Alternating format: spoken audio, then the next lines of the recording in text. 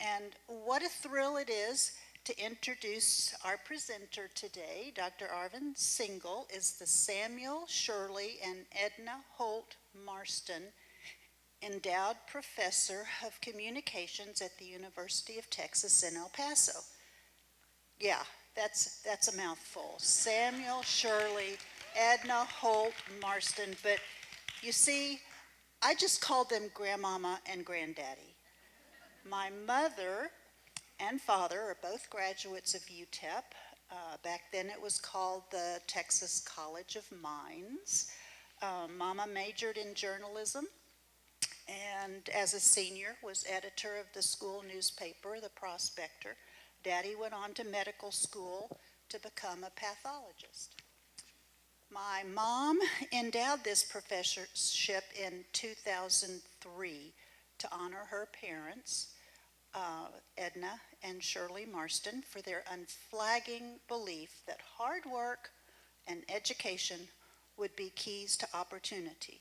It's a belief that runs strongly in my family even today. And it was a red letter day indeed when Dr. Singh accepted the Marston Professorship at UTEP, but not only is he the endowed professor of communications, but he is the director of the Social Justice Initiative at UTEP and the William Jefferson Clinton Distinguished Fellow at the Clinton School of Public Service in Little Rock, Arkansas, and the co-author or editor of at least a dozen books and numerous research papers. He is a communicator par excellence, but he's a communicator with a heart for health, education, the alleviation of poverty, and sustainable development across the globe. Positive deviance. Have you ever heard that phrase before? I know I hadn't, but I have a feeling that it will flip the way you approach your work and your life. So with an open mind, prepare to enjoy a fresh way to look at complex problems. But I guess that's exactly what Wesley nurses do every single day. Dr. Singh.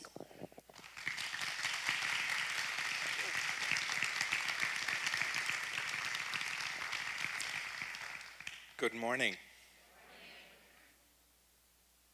I cannot recall a more joyous and a more sort of poignant from my perspective introduction as the one that Shirley Watkins just provided. Thank you, Shirley. So I bear the name of Ms. Watkins' grandparents with deep honor. I am deeply honored that her mother would as a way of respect to her parents, endow a named professorship. And I'm very pleased that the University of Texas would feel that, at least on paper, I was worthy of that title. You be the judge. My paths crossed with the Methodist Healthcare Ministries, with Shirley, and with several other colleagues, including Catalina, who's here. Catalina, where are you? You just entered. Here in San Antonio, a few months ago in April, when some of us were here at the University of Texas, San Antonio Health Sciences Center, and they had put up a special one-day conference on positive deviance. It was the first time that, to my knowledge, a university, and I'm so happy a university in the state of Texas, in your beautiful city, had put up a conference on the topic of positive deviance. And all this to say that this area of practice and work is relatively new.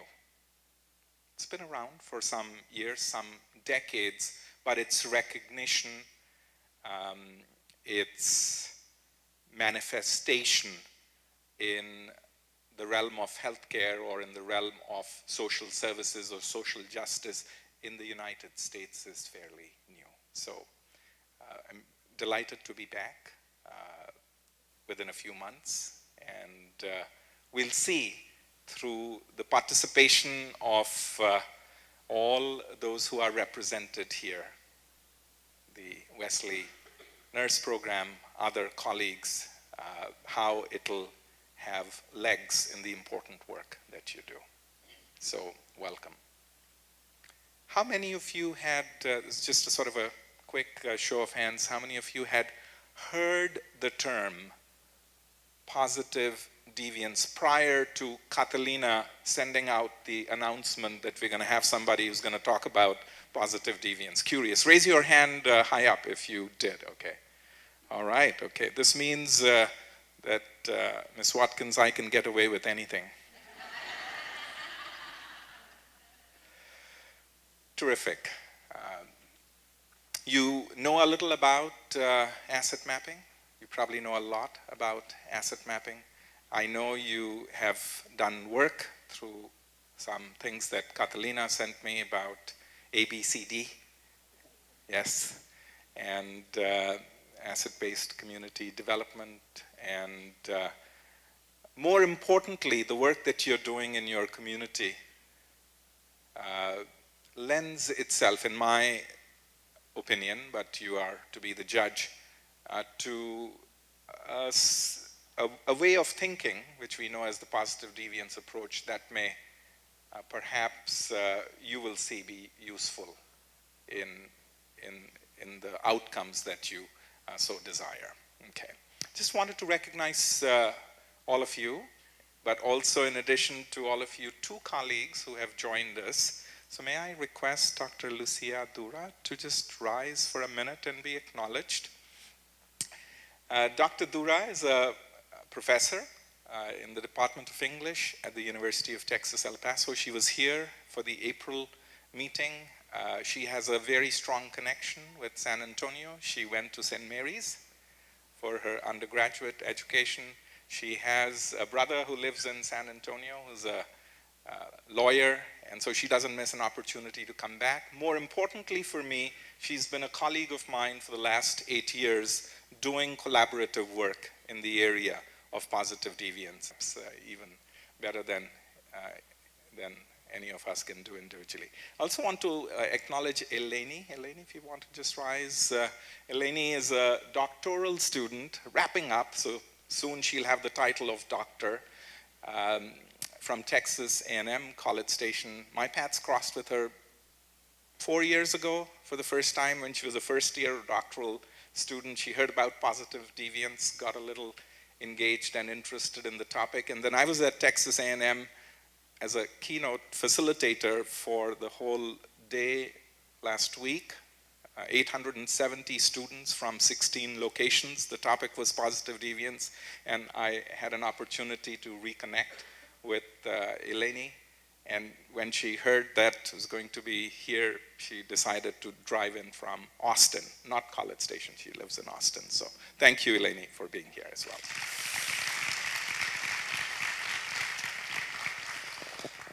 All right, let's see. I think I have a clicker somewhere in my pocket, perhaps.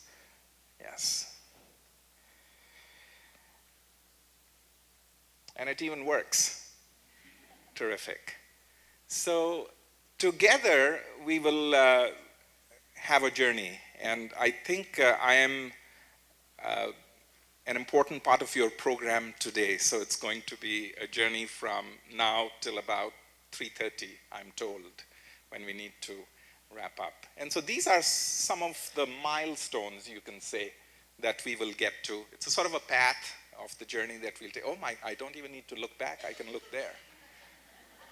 So if you're a professor of communication, you somehow like to look back, but here I can, and that's good because positive deviance is about a flipped way of looking. So now I can just be me. So we'll do a little bit of stage setting. Maybe we've already done some of it.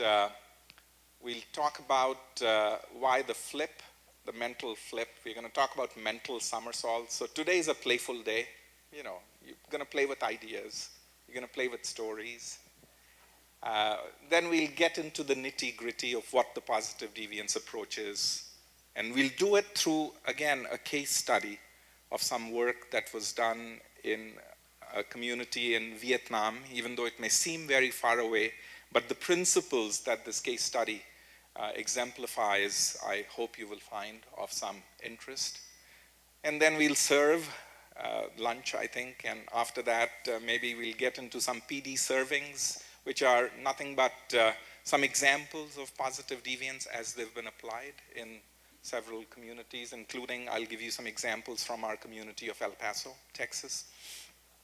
And then all through the day, I'd create some moments for you to be thinking about, and not just thinking about, but sharing in certain configurations, perhaps in small groups. And you will also be rising a few times and talking to people, and I'll create the conditions for that. You will be thinking about how this approach may apply to the work that you do.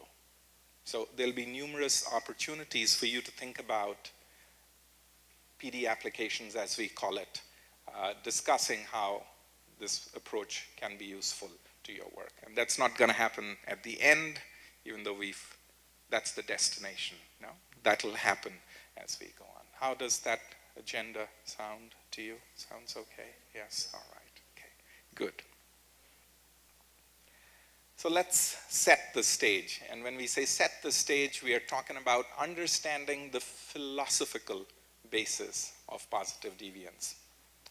And it's always good to begin with gratitude. So these are my teachers of positive deviance. Somebody that as you can see, this picture was taken some time ago. I had a lot more hair.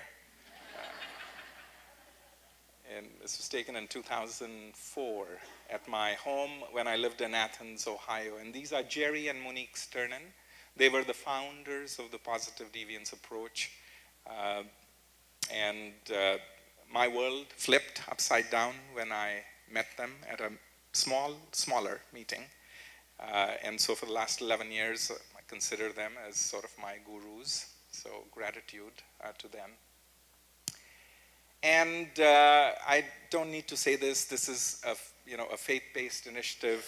Everything that I've seen and heard and read about the Wesley program, it's about the heart, it's about the spirit, it's clearly about the mind and the body as well. So the invitation to you is just be here fully to the extent that you can.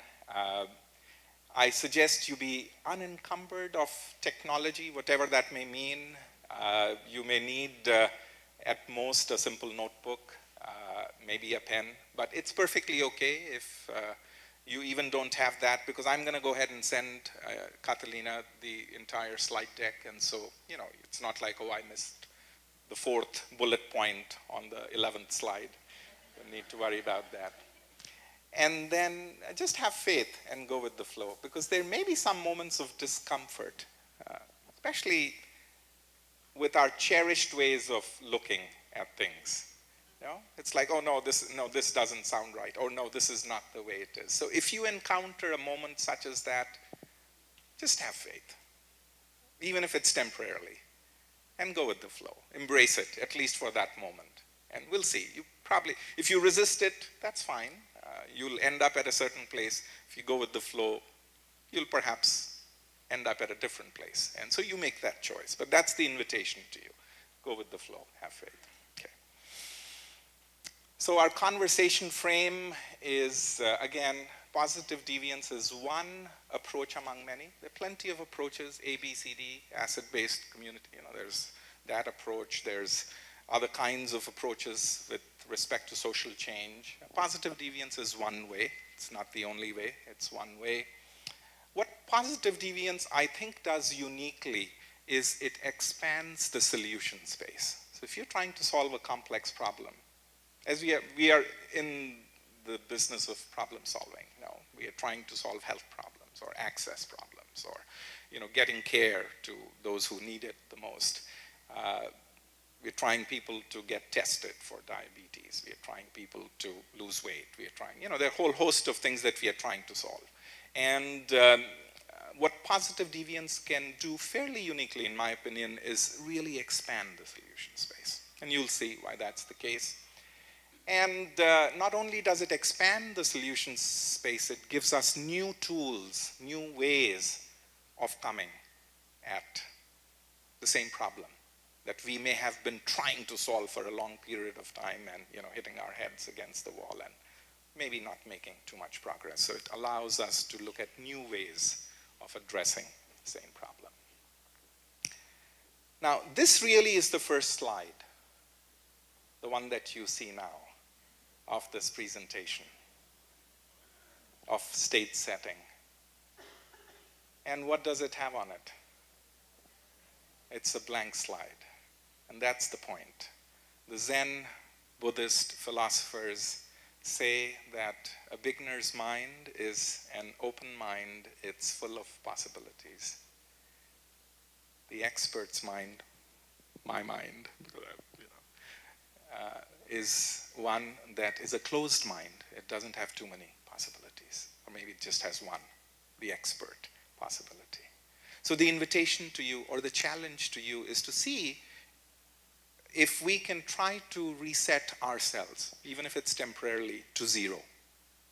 Not possible, no, it's like just completely wipe out, if you can. And the positive deviance approach invites you to do that. Blank slate, full of possibilities. So we'll be using a device. I'm going to put the microphone down. And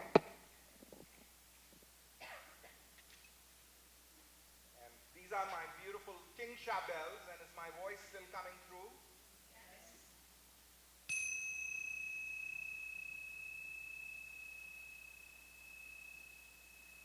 Still going?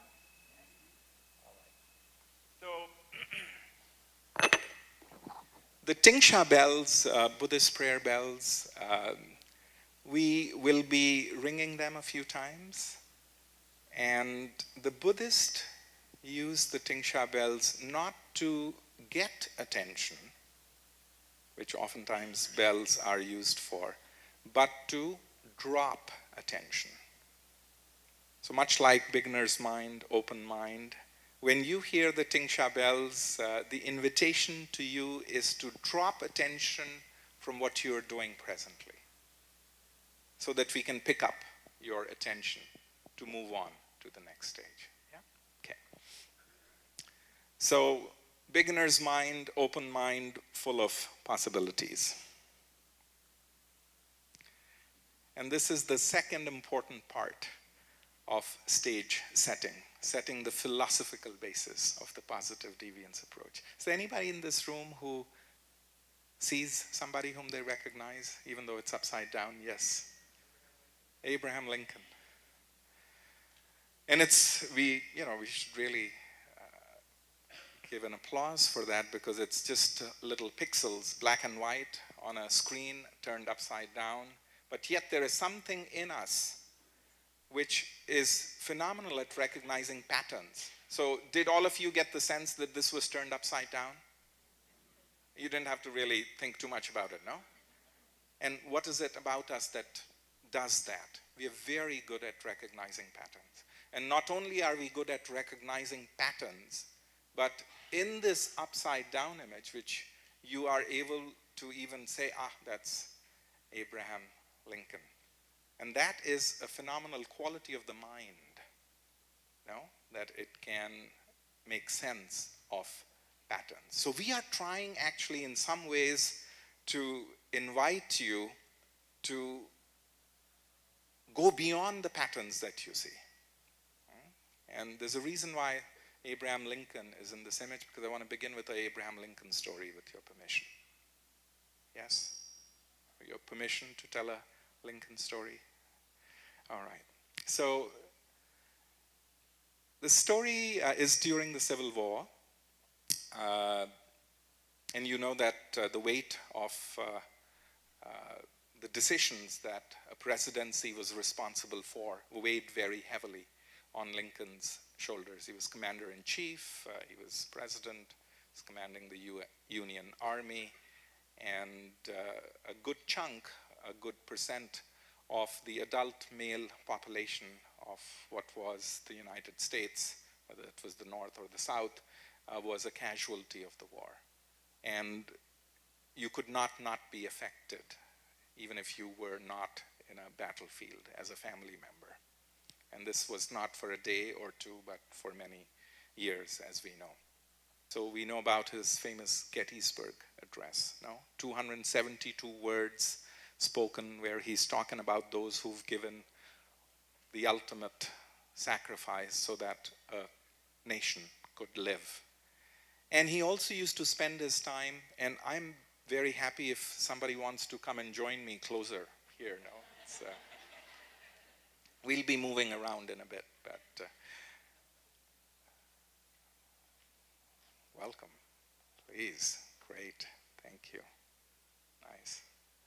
So Lincoln would spend a lot of time in battlefields and in hospitals. And so the story goes that he's in a hospital and he comes into a ward and he says, sons, they were mostly sons, I'm going to come around and I'm going to shake your hand. And as I come and shake your hand, I'd like you to say your name out loud for me. And so he goes out and he's shaking hands and he comes to a bed. There's a soldier that's lying. He hears the footsteps of the president. He gets up, he clicks his heels, he salutes the commander-in-chief. He says, I'm, Petty Sergeant, gives his name and extends his hand, only to realize that his hand needed to be like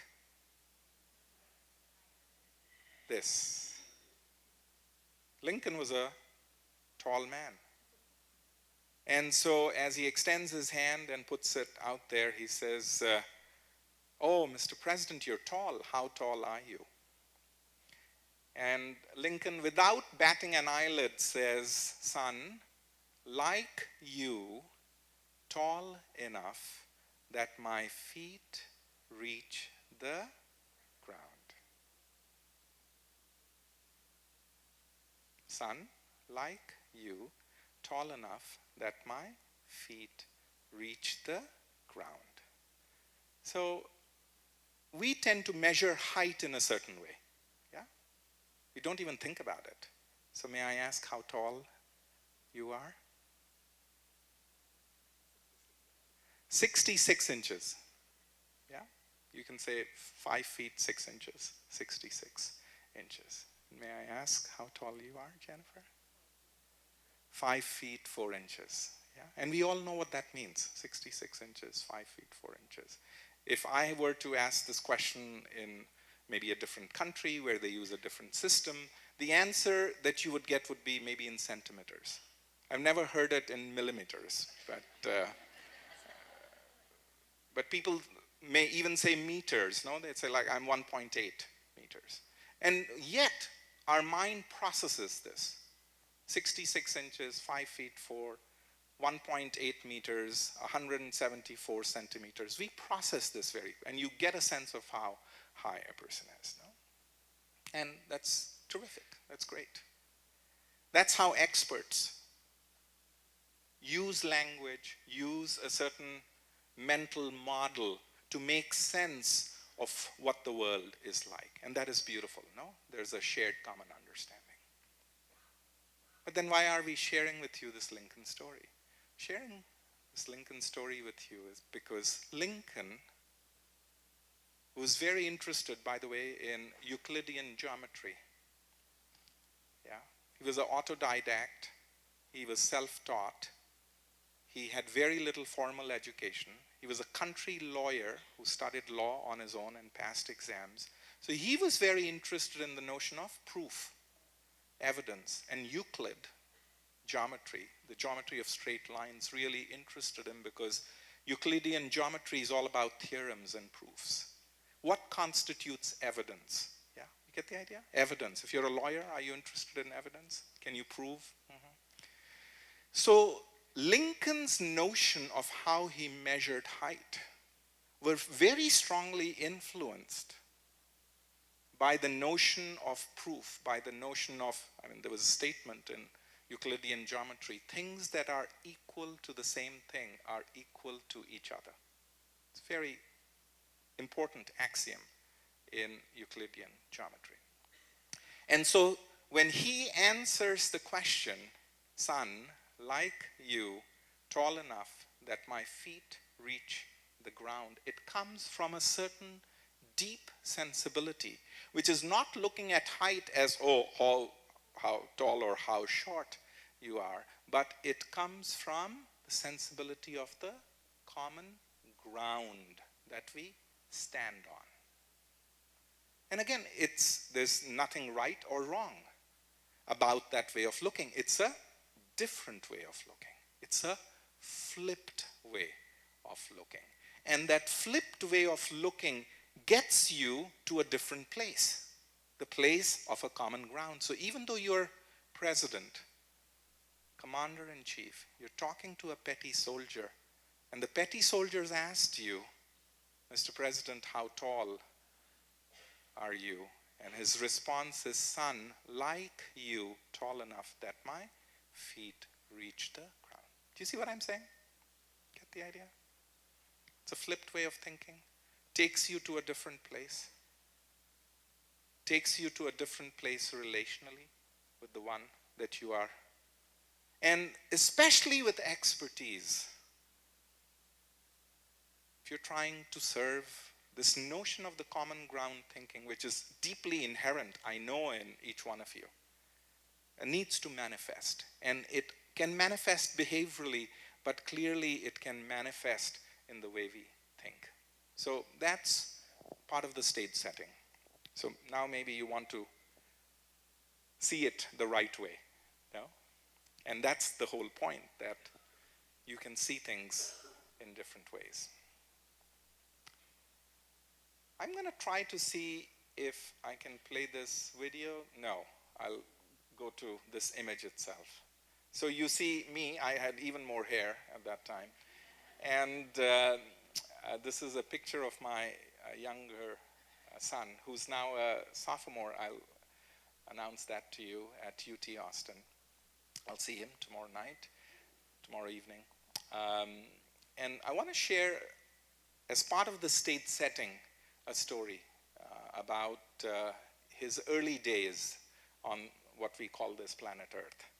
So he was born 19 years ago, and he's a rather special child because when he was born at about 28 and a half weeks.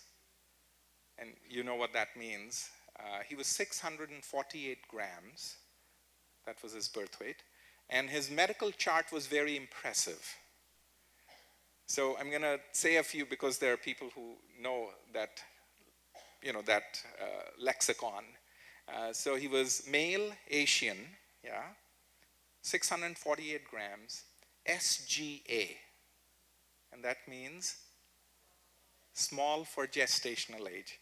He had BPD, bronchopulmonary dysplasia. His lungs were, all messed up. That's what it means because, he was on a ventilator the first 6 weeks of his life. He was at high risk for ROP for many months. ROP, retinopathy of prematurity, going blind. He had GERD, that gastroesophageal reflux disease. For the first 2 years of his life, he was fed through an NJ tube. Not NG, NJ. Nasal jejunum tube, which meant that the tube went past his stomach because he had GERD, And which means that, there were 39 times that his tube came out in the 2.5 years that he had the NJ tube. Because all you need to do is, his hand just had to go like this, and the tube moves a little, and then it means that you have to be at Children's Hospital where under fluoroscopy, you've got to wiggle that tube past his stomach into his, how that goes, and so on. So, as I said, he's doing great now, and he's a sophomore at UT. He's been through a bit, and through him we learned a lot, about health and healing, and thanks to all the wonderful nurses and doctors and medical professionals, many of whom are represented here. He's doing great, so we're very thankful. So this picture was taken August of 98, so he's about 2.5 years old, and he had had his, this major surgery, fundoplication. No? You know what that is, where you basically fix his GERD, and he was fat enough as his doctor, or he was big enough, he was thriving enough that the surgery could happen. Now, being reminded who I am.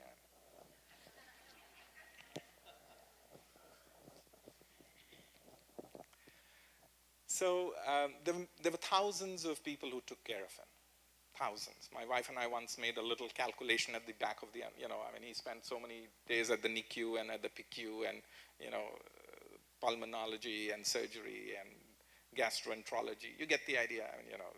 How many nurses, we could name a few hundred nurses who took care of him and so on. And there are two incidents that I want to describe to you, which are still, even though it's been 19 years, very indelibly sort of etched in our memory. One is about a way a certain neonatologist did his rounds. So he was, teaching hospital, Children's, Columbus, Ohio, many neonatologists, and they do the rounds the way they do the rounds. No? So a NICU may have 35, 40 beds. You have a team of doctors. Every morning they come in. They're wearing their white gowns. They're doctors. And, they're interns and they're residents and they're fellows. And, there's some nursing staff. And they come. And as a parent, as a caregiver, we didn't miss the rounds. We were always there. And typically the way the rounds go, as you know, is they come, what do? They circle around. Yeah? It looks like a crowd. You want to say they crowd around, but they circle around. No, as Lincoln would say, circles are better than crowds. No, they circle around. And it takes about a couple of minutes for the chart to be read. And the chart is, as I've described it to you, male Asian, 28.5 weeks, SGA, BPD, GERD, at risk for ROP, blah, blah. You get the idea. That's the chart. And then very quickly, some decisions are made, and then what do? They move to the next. Where do you think the parents or the caregivers are in this? In the circle? They're out, no?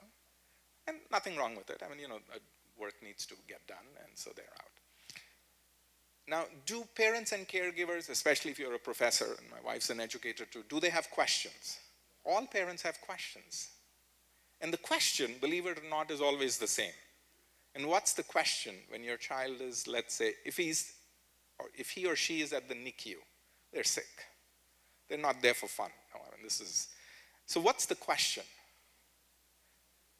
How's my child doing? Is he going to be, it's asked in different ways, but the sentiment, if you hear it, is the same. No matter whether you're describing it in centimeters or inches or feet or meters or millimeters, the question is pretty much the same. I heard it for many months.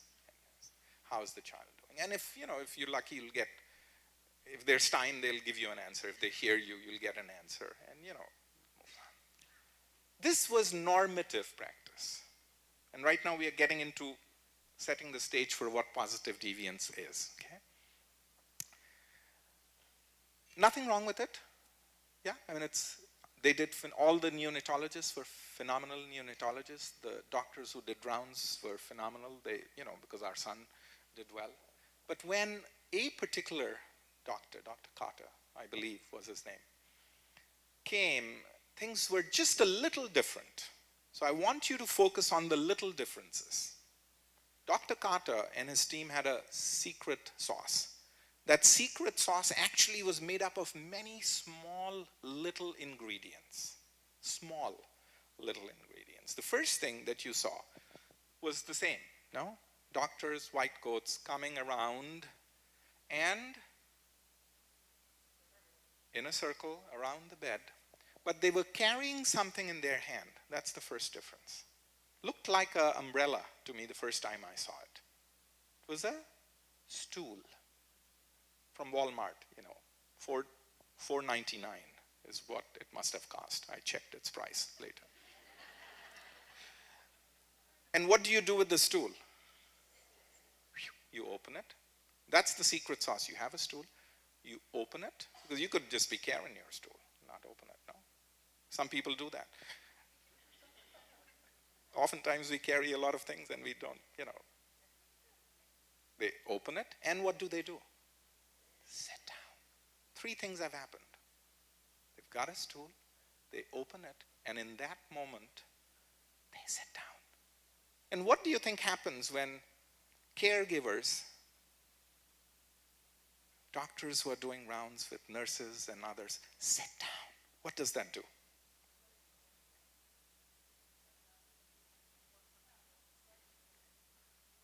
Absolutely. Exactly all of the things that you've said. Right? Yeah. Time slows down, they're at the same level. It changes. The dynamic changes. No? And then the next little thing was the lead doctor, the neonatologist, would say, Mr. and Mrs. Singhal, would you please pull up your chairs and join the circle?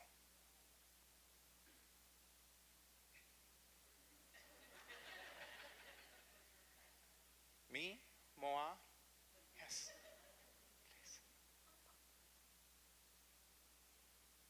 What does that do?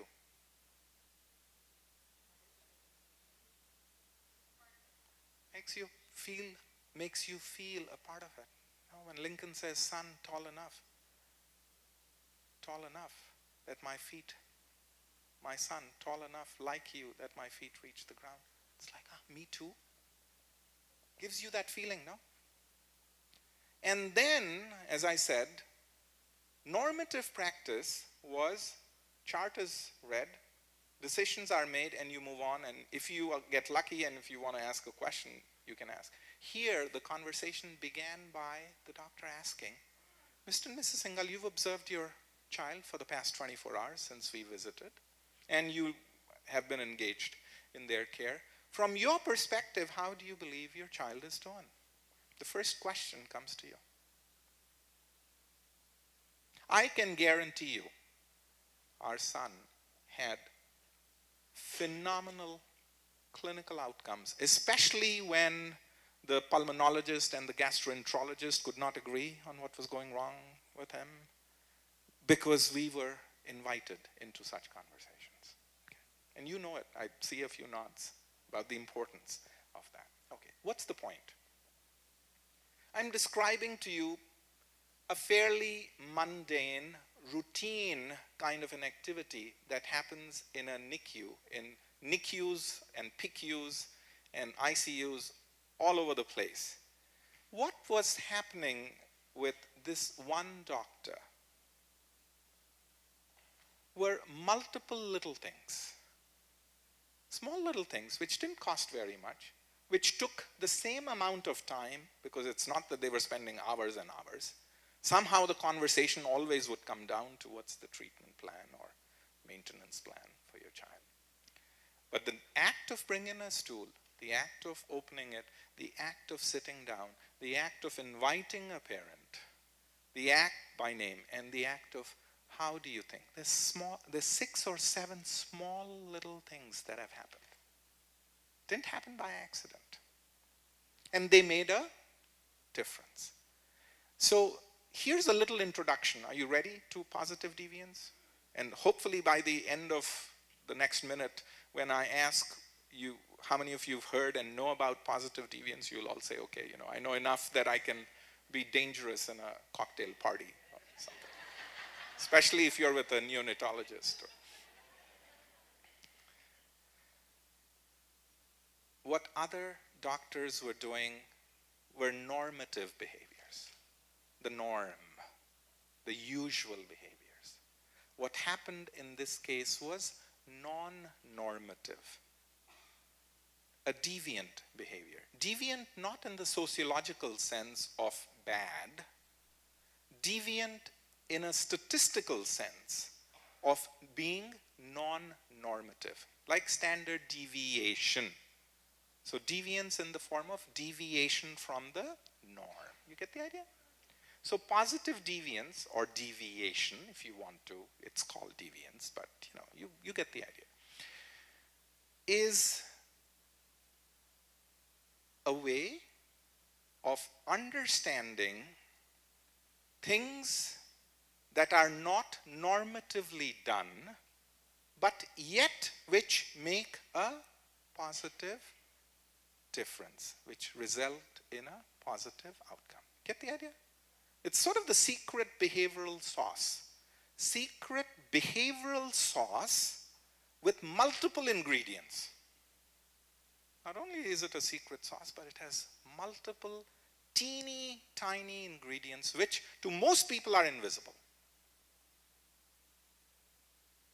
Because Dr. Carter was the only doctor who had this practice. Yeah. Okay. Get the idea? So far you're with me? Setting the stage, blank screen, flip thinking, Mr. Lincoln, experts, how they think, what becomes routine, how we ask for height, how we do our rounds, the importance of non-normativity, which is manifest in small little behaviors, and how those can deliver outcomes that are very different from. You're with me so far? Okay. How's it going so far? Okay, good. Some nods. Okay. Should we speed it up a bit? No. Should we slow it down? You're okay? You're good. Okay. So you want to see what my son looks like? This was taken on his 10th birthday. This was taken last year. And he's got his mother's good looks, as you can tell. Okay, one more story about his. He had multiple surgeries, and I would contend, argue, profess, lay a claim that one of the most difficult times for parents is when your child is being wheeled into surgery. Yeah, you can understand that. And actually, what compounds this stress is what happens if you have a child and what happens during pre-op, especially with the anesthesiology team, who obviously all means well. They don't want your child to feel the hurt. But in order to not feel the hurt, they have to hold the baby down and, you know, puncture them, puncture their skin. That's the way I'll describe it. Well, find a spot where some needles could go in. And if your child is not asleep yet, they aren't because they're awake. The idea is to get some needles in them so that they could be put back to sleep.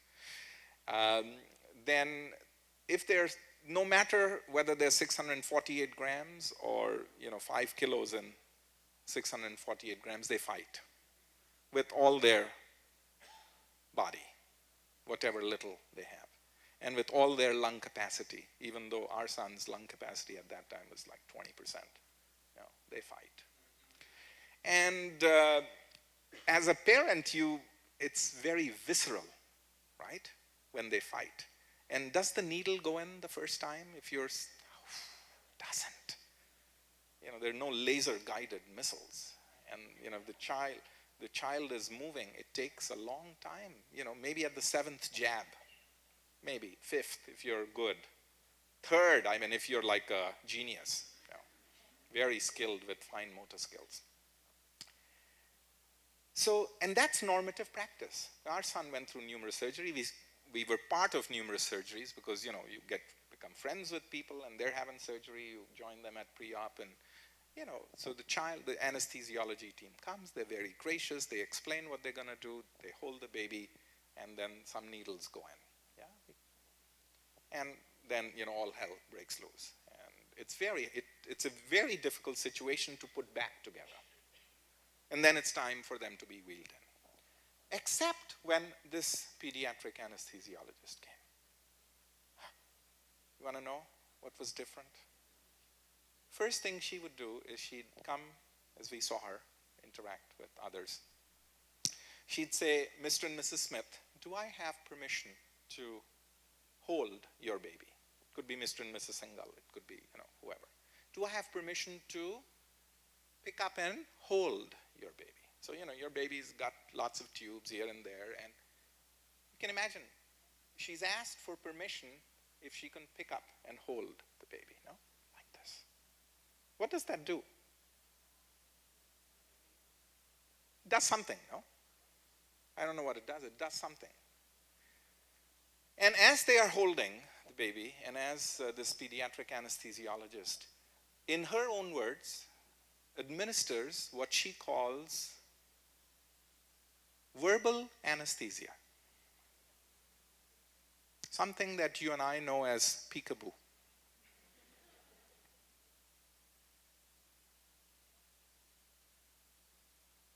What's the purpose of anesthesia? What's the purpose of verbal anesthesia? What's the purpose of peekaboo? A little distraction, a little create a, calming, smiling, fun. As she does verbal, as she administers verbal anesthesia, one of her staff in the moment has massaged the baby's, thigh or leg or arm and found exactly the right spot. And the needle goes in with no twisting and turning and flailing bodies at the first go. And by the time the child who's engaged in verbal anesthesia, peekaboo, realizes something's happened, it's all strapped and, secured, the needle's in place. And then there's Dr. Mama, who's holding the child to comfort the child. And the child may make a face and then realizes that it's okay, everything's fine. Is it normative? We didn't see that as being normative practice. So again, what was happening were a series, there was a secret sauce. The secret sauce was coming, asking for permission, lifting your child, holding the child close. Yeah, it's a series of things. Administering peekaboo. While that's happening, the child is distracted. Somebody finds the right spot. The needle goes in the first time. The needle is secured. The child is held, comforted. It's a very different outcome than what is normative. Get the idea? And then what does it do to parents when she asks for permission to walk your child to the operation theater? What's normative practice?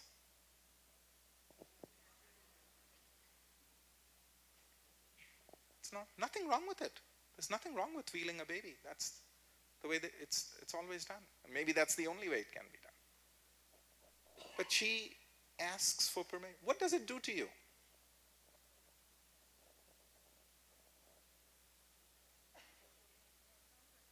It's more comforting, yeah?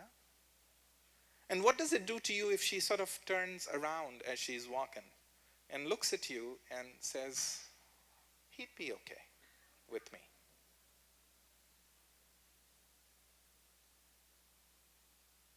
And, what does it do to you when somebody who's going to put your child to sleep and hopefully bring them back up, which all pediatric anesthesiologists who attended on our child did. They were great pediatric anesthesiologists. Nothing. It's just that they did things the usual way, the normative way. And here was one who was doing things somewhat differently. She was a deviant in the sense that what she was doing was not the norm. Okay? And what she was doing yielded, and maybe you felt it, better outcomes.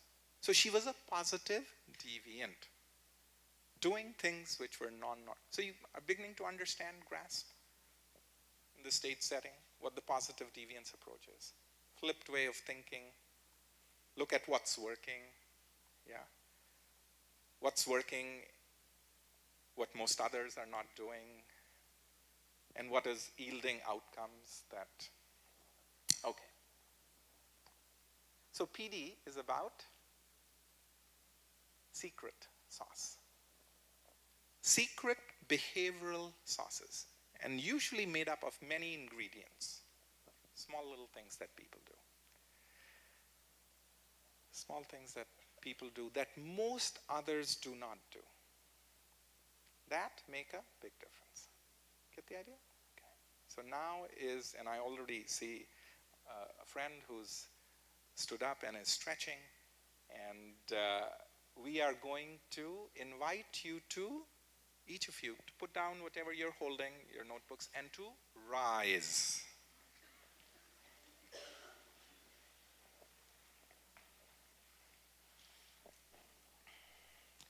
And we'll be moving around, yeah, in this. We will be discovering some secret sauces. So here's the question that's posed to each one of you. What is your secret sauce? Now, you can answer this question in whichever way you wish. We are talking about something that you do that most others don't do, which you think yields a better outcome. And believe me, you may not be aware of it. Oftentimes we are not aware of our secret sauces. That's the reason why maybe they're secret even from you. And this could be related to your profession. I mean, this is one thing which I do. I sit down when, and I don't know what it is, you bring your own stool, I don't know. Maybe you administer verbal anesthesia. So the question is, what is your secret sauce? I'd like each one of you to think about it. So basically, what is the small little thing you do that most other people do not do, that you believe makes a difference? And it could be work-related, if you want to get into that mode, but it doesn't have to be. Now, if some of you are very modest and say, well, I really don't have any secret sauces.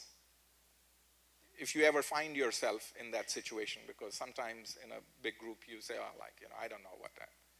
Then you can talk about someone else's secret sauce. I don't think you can see it very well, but that's what it's saying. Yeah, get the idea? Okay. We'll do this in 3 rounds. And there's only 2 simple rules. One is you'll have to stand in a way, position yourself in a way that you can look at most people. And find somebody whom you don't know very well. If you know all the 100+ colleagues who are here, then walk up to somebody whom you believe you know the least, okay? And there's a reason why we are doing it. We don't want you to talk to somebody whom you know, because they probably already know your secret sauce, okay? So that's one invitation. The second thing is that person has to be standing as far away as possible from you. I know it's tough because it's so much easier to just say, oh yeah, I need to know your secret sauce, no? The one who is. So there's movement. And these little things matter, is what we are trying to show. How we give directions matters. How many rounds? Talk to somebody whom you don't know. Move. Find somebody. Now, if somebody has a problem finding you, which can happen, no? It's like, gee, nobody's coming to me. You can certainly go find somebody. If nobody's coming to you and you need to be found, if you have that need, you can just raise your hand and say, I need to be found, Okay? You get the idea? 3 rounds, and each round will be 4 minutes, which means that when you find somebody, you will spend a total of 4 minutes with them. You can spend 2 minutes. I'm not going to time it, Spend a minute or 2 talking about your secret sauce. And probe a little, no? Why do you do it? What results does it have? How do you know? Those kinds of things, yeah? And after 4 minutes, what will you hear? Ding. And when you hear the ding, what does it mean? Drop attention. Drop attention from what you're doing. Shake the person's hand and find somebody else. Another 4 minutes and you'll hear the ding, and then drop attention, find another person, share your secret sauce. So each of you will learn not just a little more about your secret sauce, but about, you get the idea? So a total of 12 minutes. I encourage you to put yourself in a position, stand in a way that you can face most people. I don't know how you'll do it, but just do it. And I will ding the bell so that you can go with the first round in 30 seconds. So you can be thinking about your secret sauce for the next 30 seconds, okay? So,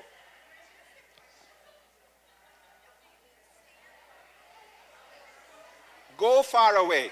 Okay, go, go.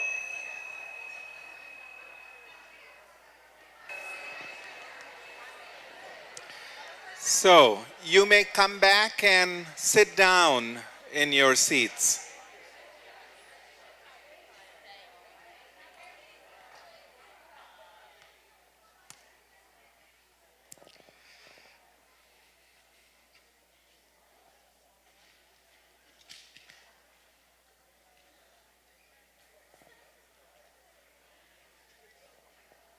All right.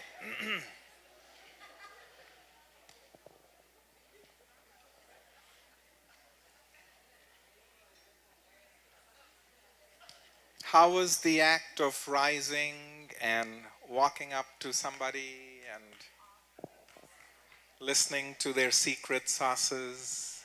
And all right. So I don't think we are going to harvest the secret sauce that each one of you shared multiple times, but I think we're going to do at least 3 secret sauces. Each person heard their secret sauce and at least 3 others, no? So, but I think all of us need to hear about at least 3 more, yeah? So the invitation to you is the following.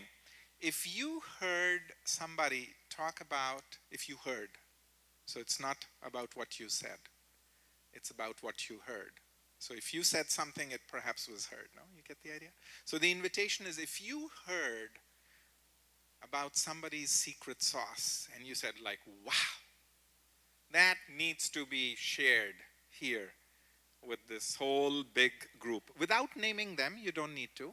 You can just say, I heard, and then very briefly in a few sentences describe that secret sauce. We want to invite 3 people based on what they heard and something that you think, well, this is something that ought to be shared with the larger group. So, yes, terrific. I'm coming to you. The microphone comes to you.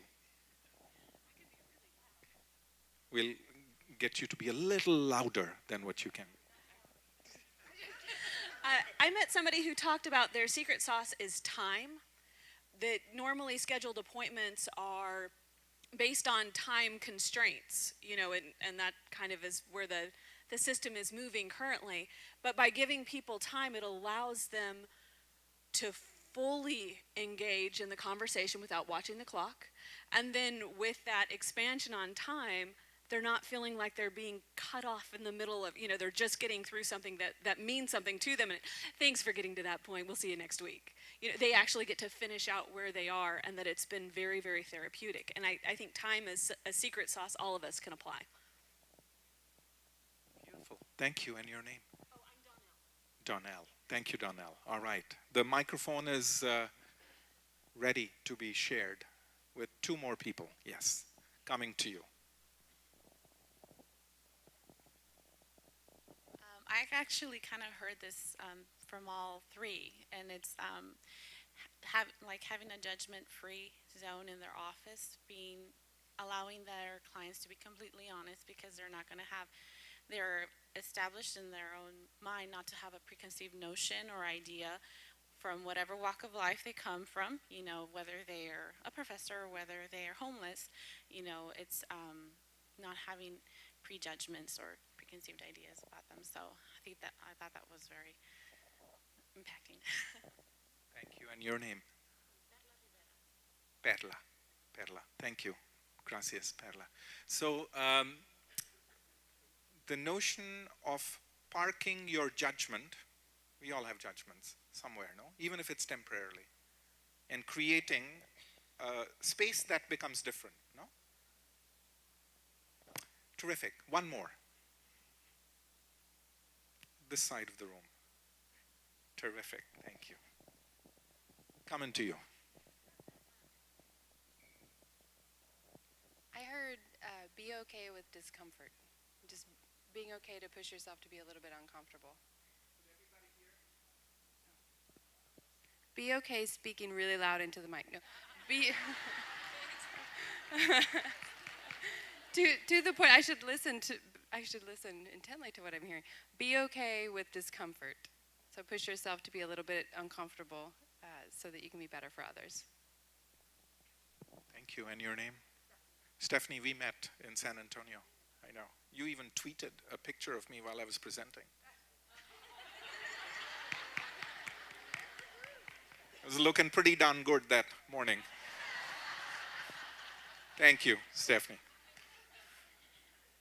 Am I correct? You did tweet, didn't you, Stephanie? You did tweet.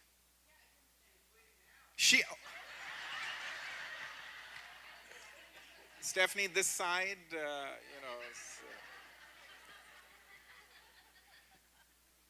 all right. Thank you, Stephanie.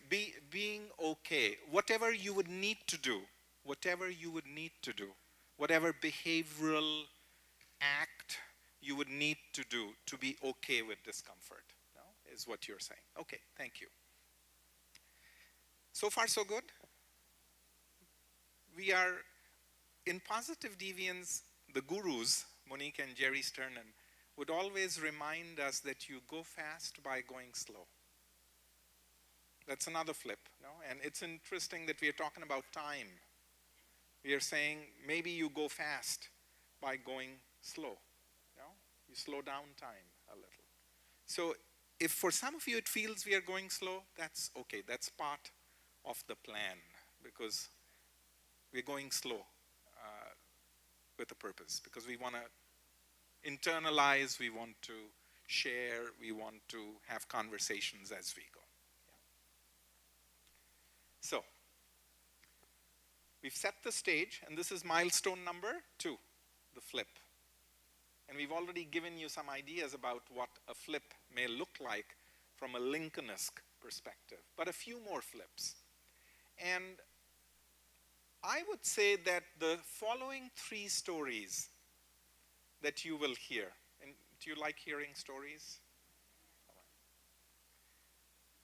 The following 3 stories that you will hear give you the fundamental framework for understanding the basic elements of the positive deviance approach. So if you left this room at 3:30 or at 4, remembering nothing else, but if you could remember the Lincoln story and a few other stories, and if you could remember them at an appropriate time to do some mental flips, I think our purpose would be quite well served in terms of forward movement. But maybe you'll do more. I know you'll do more in association with others. So the flip is a container, you can say, for us to understand the narrative elements which make up the positive deviance approach. All right, this is not flipped upside down, but let's see if you can recognize somebody. Mother Teresa. Yeah. So that is Mother Teresa's handwriting, and you see a name, no? And the letter's dated 1979, so I was 16 at that time. It's April. And that's when I started a correspondence relationship with Mother Teresa. And it lasted for many years. This was the first letter that she responded to.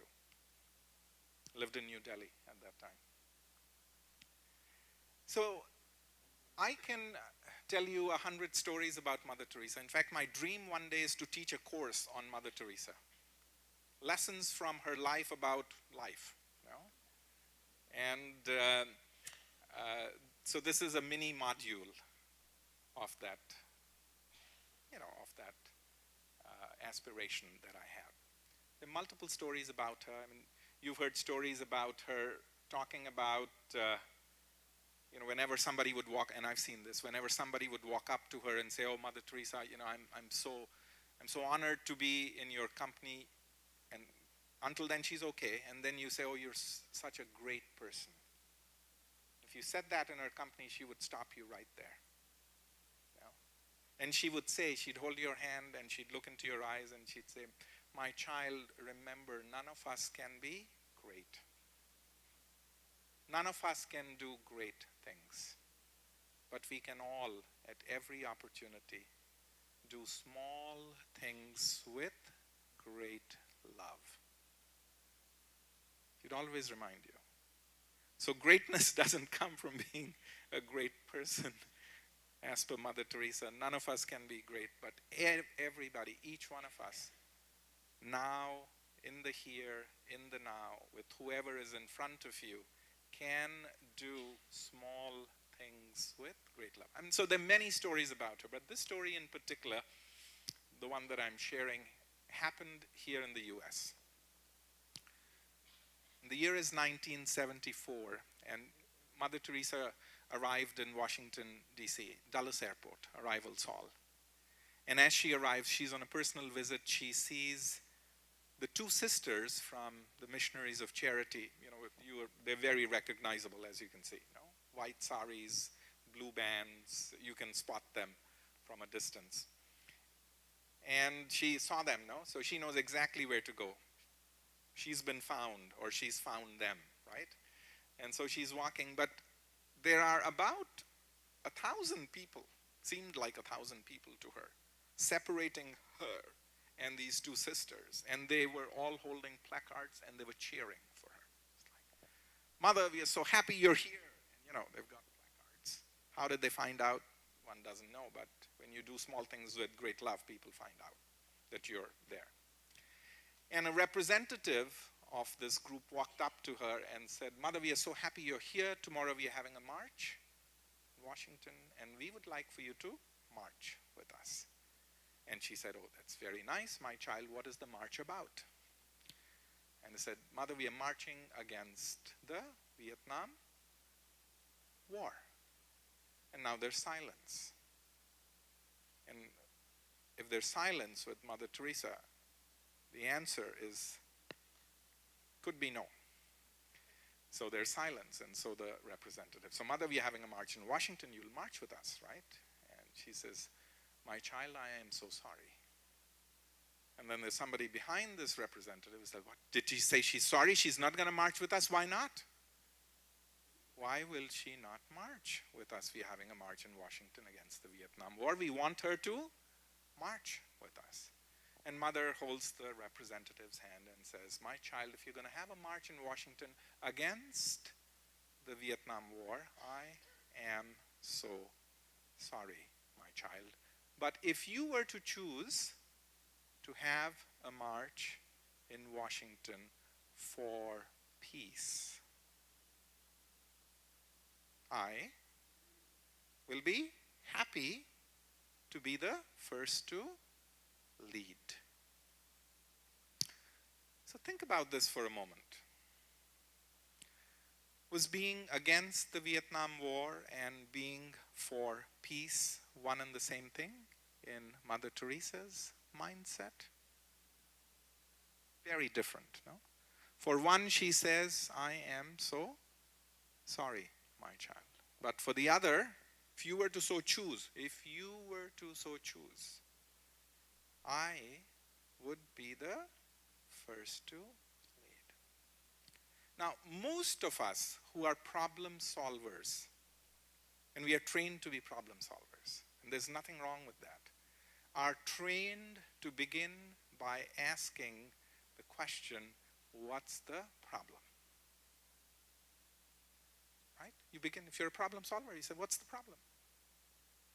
What are the gaps? What are the deficits? What is not working? Or in Mother Teresa's lexicon, what am I up against? Right? So I'm against, you can say teenage pregnancy. I'm against drug abuse. We are against so many things, no? Nothing wrong with it. But as problem solvers, if you begin with what's the problem, what are the deficits, what's not working, what am I up against, it takes you down a certain road. Yeah? Takes you down a certain road. I, as an academic, I did a lot of work. The first 20 years of my academic life was studying gaps and needs assessments and what's wrong and how with my expertise then I can fix it. What Mother Teresa is telling us is perhaps that it's okay to do that. But it's always a good idea if you want to expand the solution space as a problem solver, is maybe to flip and ask, what are you for? Maybe to ask, what are the assets? What are the strengths? What is working? Get the idea? You know about ABCD, you know about asset mapping. But that's the thinking. Can I begin, whenever I get het up, oh, this is a problem, can I begin and center and ask not what the problem is and what the needs are and what the gaps are and what the deficits are, but can I ask what's working and what's working where it shouldn't be working, and what are the strengths and assets. It'll take you down a different path, okay? Clear? So with the positive deviance approach, you're asking the question, what is working? With the pediatric anesthesiologist, there's something that is working. It's not about what other pediatric anesthesiologists are doing wrong. It's about what's working. What are you for? You're for better patient outcomes. You're for better caregiver outcomes. You're for better clinical outcomes. Yeah? Get the idea? Clear? The story. Okay. Ready for the next one? Yes? And then you'll have to string these stories together. And then you'll have the basic tenets of the positive deviance approach. And you can see there's some parallels already with asset-based mapping. But PD goes it's a little different. I think it's well, you decide. We'll see. You recognize Mr. Gandhi? And you may ask the question, what is he wearing? Not very much, no? He's got a loincloth. And who made that loincloth? He himself did, no? That was his notion of bread labor. Every morning spinning his wheel. Spinning the wheel so as to turn cotton into thread, and then spinning the thread to make his loincloth. And that was the daily discipline that he needed, physical discipline. Because if you're a soldier of nonviolence, as he'd say, you need a lot of discipline. And where does that discipline come from? It comes from spinning the daily yarn. I was at Highlander folk school in Tennessee 2 weeks ago. And so, it was where the Rosa Parks and the Martin Luther King Jr.'s and Miles Horton and other were spinning the yarn of discipline, right?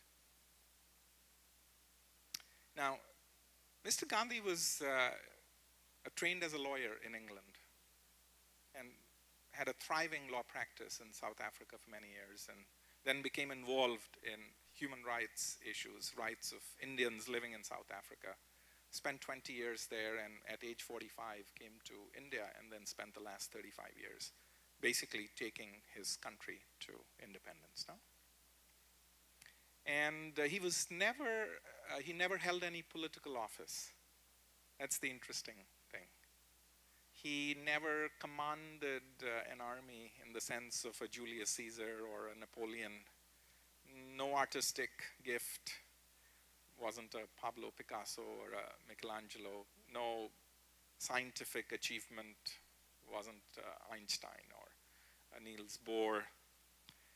He wouldn't have won any beauty contest. He was 5'4" tall and weighed 110 pounds. And His skin, in his own words, was chocolate brown. And he lost his teeth when he was a fairly young man, and his hair, and And yet, in India, when we were growing up, and I'm the first generation of Indians to be born in a free India, independent India. My parents were both born when India was still a colony of the British. We knew him as Bapu, which means father, loving father. And he was affectionately called as Rashtrapita, the father of the Indian nation. And yet, the father of the Indian nation, in this case, is traveling by train, and he is traveling, as you can tell from the left top corner. What class of service? Third class of service. So there was first class, and there's second class, and there's third class. Now, we know the Pope also travels in a Fiat 500, no? It's beautiful. You know, when I saw him come into the White House lawns riding a Fiat 500, it was like, wow, you know, he's traveling like Bapu. What's the name of the plane that the president, our beloved president, travels? Air Force One. It's Air Force One, right? And there's, you know, First Lady and First Man, and And so our father of the Indian nation traveled third class. And he only took as much space as that one seat would take. No? That was important. It wasn't just important to travel third class. But you travel and you use as much space as you would be allowed if you'd bought a third class ticket. And he always bought his third class ticket. Yes, father of the Indian nation bought his third class ticket. And this, of course, was somewhat disconcerting to some of his fellow Indians. You know? And they would say, Bapu, father, why do you travel third class? We as a country, we as a people can do better. You shouldn't be traveling third class. You know, you should be second class. You should be first class. Now, I know I do a fair amount of traveling, as I'm sure many of you do. And once in a while, when you get bumped up from coach to business, the question I ask is, have you really traveled business if nobody else knows that you've traveled business? So, you maybe tweet and you post a picture of the olives or something and say, who enjoying these olives, or whatever you may do, right? I mean, there are different ways of, if a tree falls and nobody hears it, has it really fallen? If you've flown business class and nobody knows, but have you really? That's the sentiment, that's the mentality that is usually normative. Yeah, you identify with that? Nothing wrong with it. I mean, it's a terrific mentality. It, keeps us on a path. The notion of mobility, whether it's social or otherwise. A little different for Mr. Gandhi, I mean, he would say, if you want to find yourself, this was a statement to young people. If you want to really find yourself, lose yourself in the service of others. And, that's something that part of the service metaphor, the service mandate, the service calling, which is very true of the work that you do, no? And what Gandhi is telling us is, too often when we look at assets or even when we look at best practices, we often look at the best case scenario. What's working and what's working, well for most people. What he's saying is, if you begin to ask the question from the perspective of the fourth class, I travel third class because there is no fourth class. And that is something which I know the Wesley Nurse Program does. I mean, the little video clips that Catalina sent me were about, we serve those who poor means. We serve those who are uninsured. We serve those who are hard to access. You are talking about those who don't travel first class.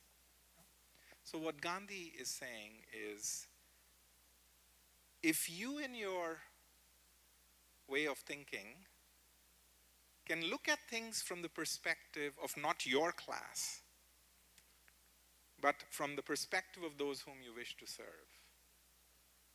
like no judgment, then you will be at a different place. So now let's string Mother Teresa and Gandhi together. What Mother Teresa is saying, there's tremendous value in looking for what's working. What are you for? And what Gandhi is saying is, yes, and look at what's working for the fourth class. Look at what's working for the poorest of the poor. Look at what's working for those who are at the highest risk. And if you can find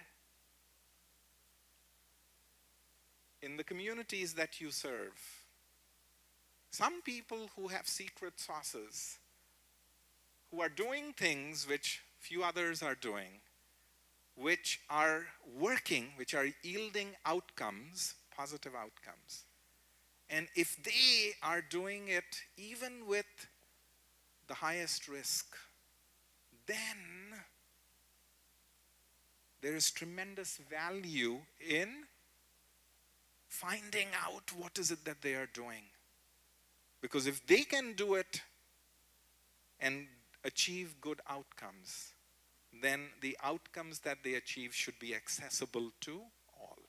A little more on this as we go forward, but are you with me so far? What's working as opposed to what's not, and what am I up against? Mother Teresa, what am I for? And with Gandhi, what's working for those for whom it shouldn't be working? Yeah? Putting on the hat of the fourth class. And now to the third story. Now this one is a fictional story, and no apologies for fiction, no, because fiction can take you places where reality cannot, right? That's the beauty of fiction. It can transport you to a place where, a Mother Teresa or a Gandhi cannot. Because you can not just spin yarn to make your loincloth, but you can spin the fictional yarn in whichever way you wish. And I know Dr. Dura teaches writing, and she's a professor of spinning the yarn when it comes to ink and flows. So this story comes, how many of us have heard stories about Mullah Nasiruddin? Anybody? Mullah Nasiruddin? Now, the stories are very popular in Central Asia and Central Europe. Originally, he comes from Turkey, in the fictional part of the world. And there are hundreds of stories about Mullah Nasiruddin. And each story has a message, a point of reflection, as Mullah says. He's called Mullah, he's the learned one. Some people call him Hoja, which means professor. So his stories create a moment for reflection. So I'm going to tell you a Mullah Nasiruddin story with your permission. And it's a very foundational positive deviance story. And hopefully it'll create a moment of reflection if you're ready. You ready? Yes? Okay. We are ready? All right, okay. So in this story, Mullah Nasiruddin, the story begins by he going to the mountaintop. Let's say to Mount Everest. And he announces to the world, he says, I am a smuggler. I am a smuggler. Catch me if you can. So the challenge is issued to, let's say, those who are in the business of catching smugglers. No? And in Texas, of course, borders and so on, yeah. So every morning, in this story, Mullah Nasiruddin, riding a donkey with other donkeys loaded with stuff, comes to the border checkpoint. And at the border checkpoint, there's a customs official, and the customs official is like, I'm going to nail you today, Nasiruddin, what do you have? And Nasiruddin says, look. And so the customs official looks, and he looks in this bag and looks in that bag and empties this and empties that and over and under, and he finds nothing of interest. So what do you do if you find nothing of interest? You've got to let him go. Off he goes. And the next day he's back. He's riding his donkey with, hordes of other donkeys, loaded with stuff, even more stuff. And the customs officials are saying, what? I'm going to nail you today, Mr. Nasiruddin, what do you have? And he says, look. And so what does the customs official do? He looks. And this time he really looks, no? Over and under, and empties this and empties that, and from this side and that side and here and there and everywhere, and he finds absolutely nothing of interest. So what does he do?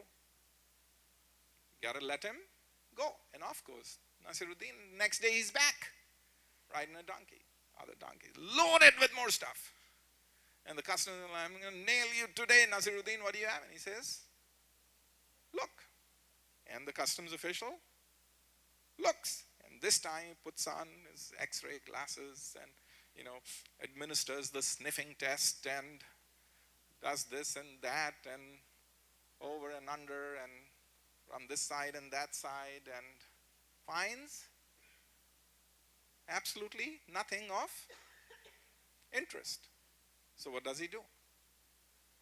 You gotta let him go, and off goes Nasiruddin. And this happens day after day, week after week, and month after month, and year after year, and even decade after decade.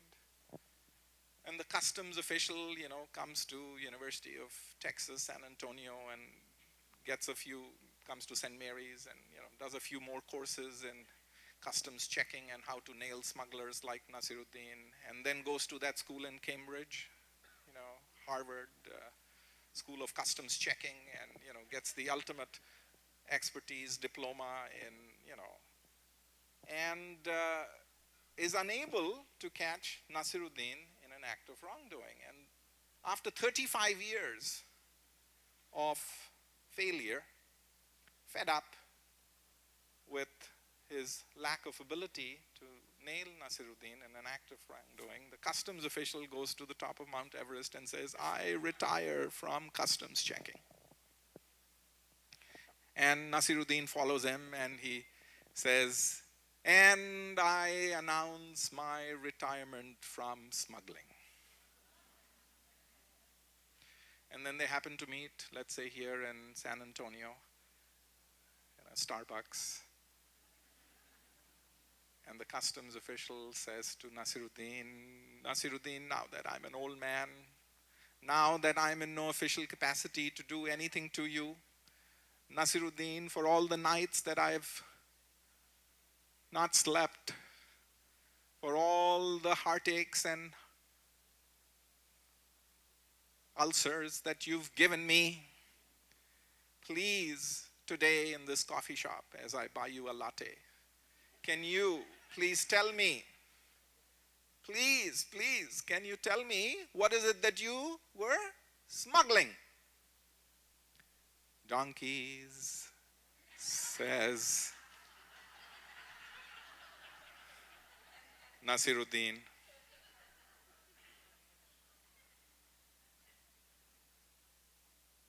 You really enjoyed this story, didn't you? I think it was that latte that I threw in which may have tilted the... All right, so the question is the following. You don't need to answer it, but there should be a reflective pause. The question is, why was the customs official unable to see what was there, right in front of his eyes all the time? That's the question to be posed. How many times did I mention donkeys and more donkeys? But we are all looking at the stuff, right? As was the customs official. The customs official was interested in his stuff. So some people study this. and they say that the customs official was a victim of his own trained incapacity. Some other people who are a little or not as kind call it occupational psychosis. And some people more simply explain this phenomena as, if you're a hammer, you look at the world as a nail. It's the folly of expertise. Beginner's mind, open mind, full of possibilities. You become an expert. The donkeys are coming and going and have been coming and going for 35 years and you don't see them. It's a foundational positive deviance story. That solutions to very, very complex problems almost always exist. But we, those who serve, those who have expertise, often are unable to see them, even though they're right there. That's the fundamental premise of the positive deviance approach. That, the pediatric anesthesiologists, they're there who are doing stuff. There are doctors who are carrying stools, and there are nurses among you who have secret sauces. The answers to the very, very complex problems that we are trying to solve are there. We don't see it. They hide from us in plain sight. So, must have the clicker somewhere. All right. So here's the positive deviance premise. How's it going so far? Good? You're going fast, slow, okay? Stories, good? It's good? That's like a very vehement, it's good. Good, okay, good. So the positive deviance premise is the following. Solutions to problems exist. Whatever problem you're trying to solve, actually, solutions to very complex problems exist. They stare us in the face. We do not see them. In fact, we are incapable of seeing them. Our training gets in the way, no? So by virtue of getting trained as a professor, as a nurse, as a doctor, we begin to see things in a certain way, which means we don't see things in a certain way now. We don't even know where to look. Where do we find the donkeys? Because the donkeys is the solution to the problem that the customs official is trying to, but he doesn't know, he doesn't even know where to look.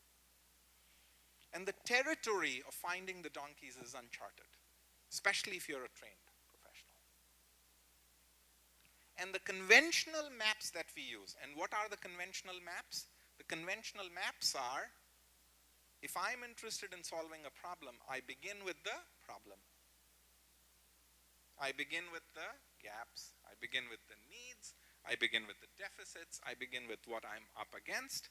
That's the conventional problem-solving map. We map all this, and those are not very helpful in seeing the donkeys. So you remember we began by saying that positive deviance helps expand the solution space.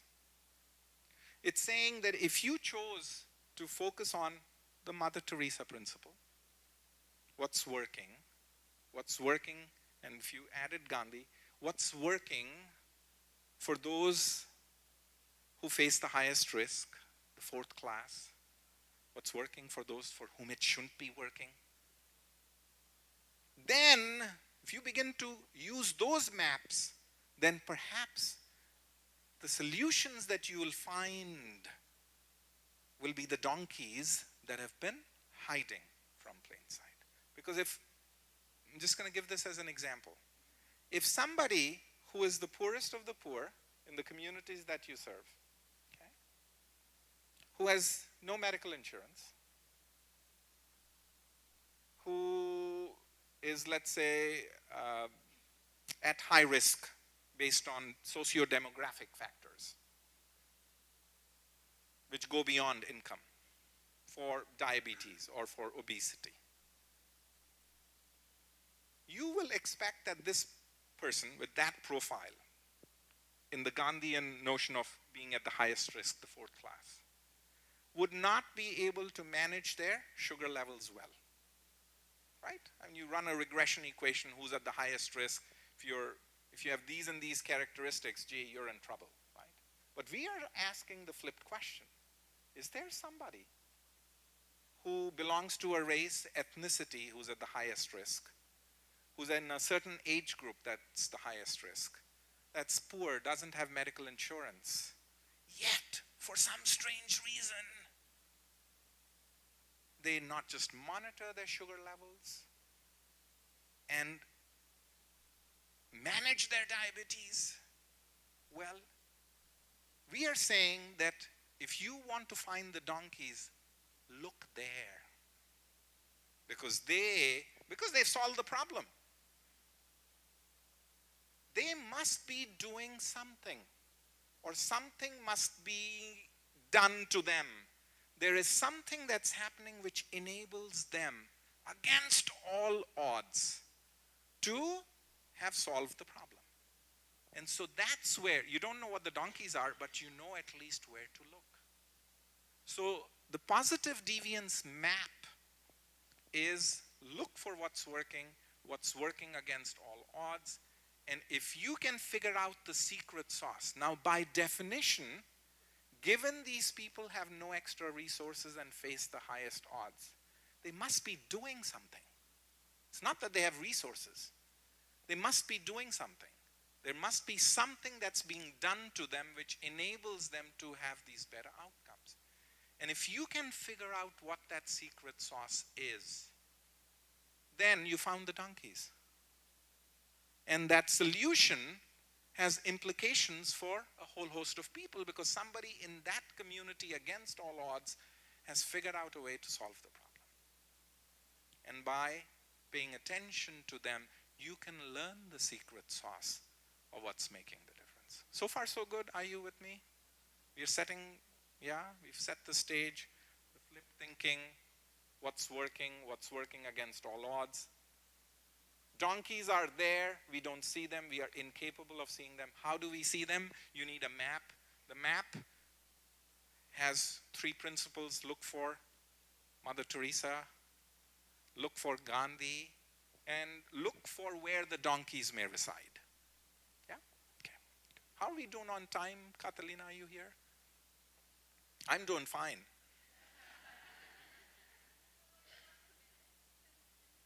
10 more minutes? Yeah. And then we take a break, is that good? Yeah, we've already covered 2 out of the 5 things we want to do. No? So we're making good progress, I think. And then we come back and go on for another hour and a half or something before lunch. And then we have a few hours post-lunch. No? You're stuck with me today. All right, okay, 10 minutes. So, Einstein was once, here's somebody who thought very differently, no? And he was once asked a question. The question was, if your life depended on solving a problem, and you had 1 hour to solve that problem, what is it that you'd do? How would you approach it? And his response was the following. I would take the first 55 minutes formulating the problem, thinking about what is the problem, if my life depended on it. I would think about the question. Because if I figured out what question I needed to ask, then I'll find the answer in 5 minutes. So one of the other things which positive deviance does, or this approach does, is it is asking us to be very mindful of the question we ask. Most of the questions we ask are, who's at the highest risk? What's not working? Why isn't it working? We just spend all our time as researchers, no? Asking that kind of a question. And that's the reason why we don't make too much progress. With positive deviance, and you will do this as we get into application. You can be thinking about, what's the question that I need to ask? Because if I ask the right question, and if that question is Mother Teresa and Gandhi and allows me to see the donkeys, that is damn good. That's very good. Because it'll take you to a place where you've not been. Because if you can formulate that question, in my life and the work that I do, what is that question that I haven't asked about the somebody who has found a way to solve a problem which they shouldn't have? And if I can ask that question of intrigue, and if I can have that map, maybe I will be a little closer to the answer. Okay. So we'll do this. Do we have 15 minutes? Can we do 15? No? Should we or no? Okay, we'll do it 10. It's no problem. I mean, we are flexible. Dr. Dura, may I invite you to come, and may I also invite our two colleagues to, maybe the three of you to come, and can we just demonstrate a circle of 5 people, yeah? And as we do this demonstration, no, at this time just watch the demonstration, yeah? And then you can get into groups of 5, yeah? So there are 5 of us, yeah? So you will find yourself in groups of 5. Yeah, that's good. And basically the question to you is the following. What implications do these foundational PD stories or positive deviance stories hold for re-scripting the way I work? So I is you, no? The way I solve problems. And this is a very preliminary, this is just to get you started on this, and we'll do a few more rounds. So the way it works is we do 4 rounds, but we'll do 3 rounds only, okay? Because we are shooting for 10 minutes, okay? We can modify, I'll change the directions. The way it works is there's always a talking stick. We are doing a conversation cafe. I've got a microphone, this is a terrific talking stick, yeah? The tradition comes from the Navajo tradition. You can create your own talking stick. Can be a pen, can be a, whatever. Could be your watch if it's an expensive one. The purpose of the talking stick is to bestow honor and respect on the one who is talking. That you are being recognized as somebody who's the holder of wisdom, and you are going to be talking. If you don't hold the talking stick, what does it mean, the other 4?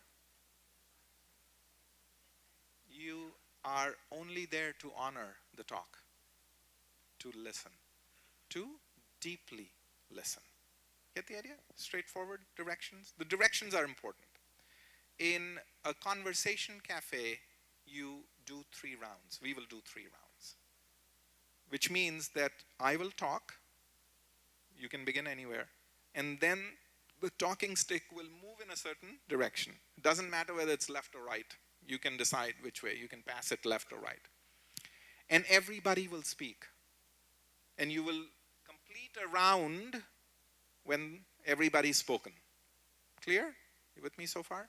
The first round is only a sentence. It's like a headline. So the question is, what implications do these foundational positive deviance stories hold for me? And you will say a sentence and you will pass it on. Get the idea? Once you've completed the round, once the talking stick comes back to the one who started it, you go into a second round. In the second round, you get a short para. 2 sentences. At most 3. And no long clauses, no colons, semicolons. No. 2 or 3 sentences. You can either widen or deepen what you've said, or based on what you've heard, you can build on that. Get the idea? Second round is over. Then you get into the third round.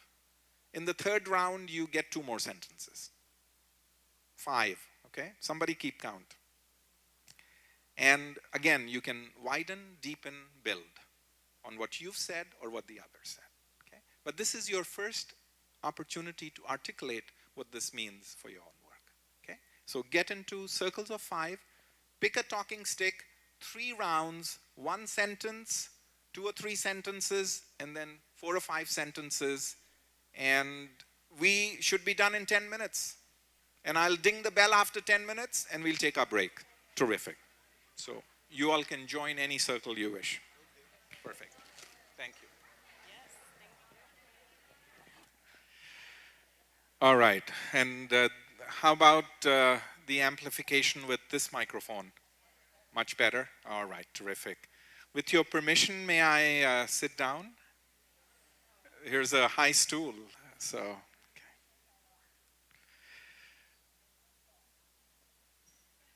All righty. Well, I know if I fall, there are lots of nurses here who are able to provide good care.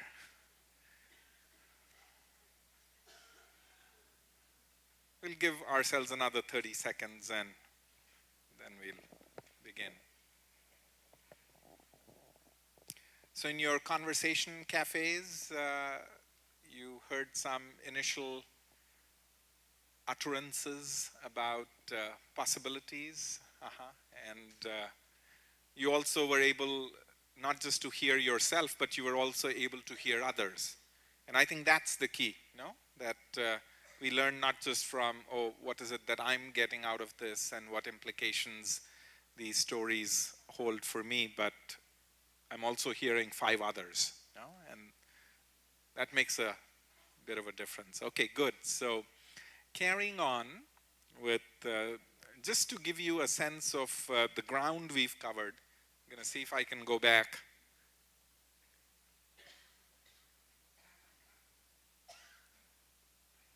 So flow of the agenda and learning objectives, we've set the stage, understanding the PD philosophy, and of course the notion of the flip, the narrative flip, and the Mother Teresas and the Gandhis and the Nasiruddin donkeys. And then you've had discussions amongst yourselves about secret sauce, secret sauces, as also an initial conversation about what this means for, you know, your work. I'm actually gonna let the stool go and move around. So now we are gonna get into PD steps. So there's a certain method, a certain approach, and we will learn about the method and the approach by talking about an actual case study. And we will go back to the founders of the positive deviance approach, Jerry and Monique Sternen, because this case study is about the work that they did in Vietnam in the year 1990. Actually, they did this work in Vietnam for 5 years, between 1990 and 1995.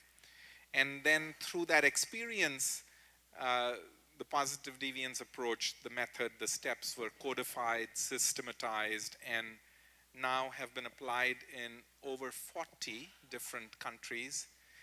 Came to the US for the first time. The positive deviance project that was implemented was in the year 2005 in hospital settings, looking at the problem of hospital-acquired infections, which, as many of you may know, MRSA, C. diff, very, very big issues. And a 4-year project on hospital-acquired infections in the 6 hospitals that were part of the pilot reduced infections by 73% in a study that was funded by the Robert Wood Johnson Foundation. So it's through that experience of positive deviance in US healthcare settings that within the US this approach has begun to go places now. But still we are very early on in the positive deviance movement, if you may. And I think your presence here and the kind of work that you do in a very distributed fashion within the communities that you live and work holds the seeds for tremendous potentiality going forward, if you think that this has meaning and value for the work that you do. So that's the hope. We'll see. Okay? So PD steps.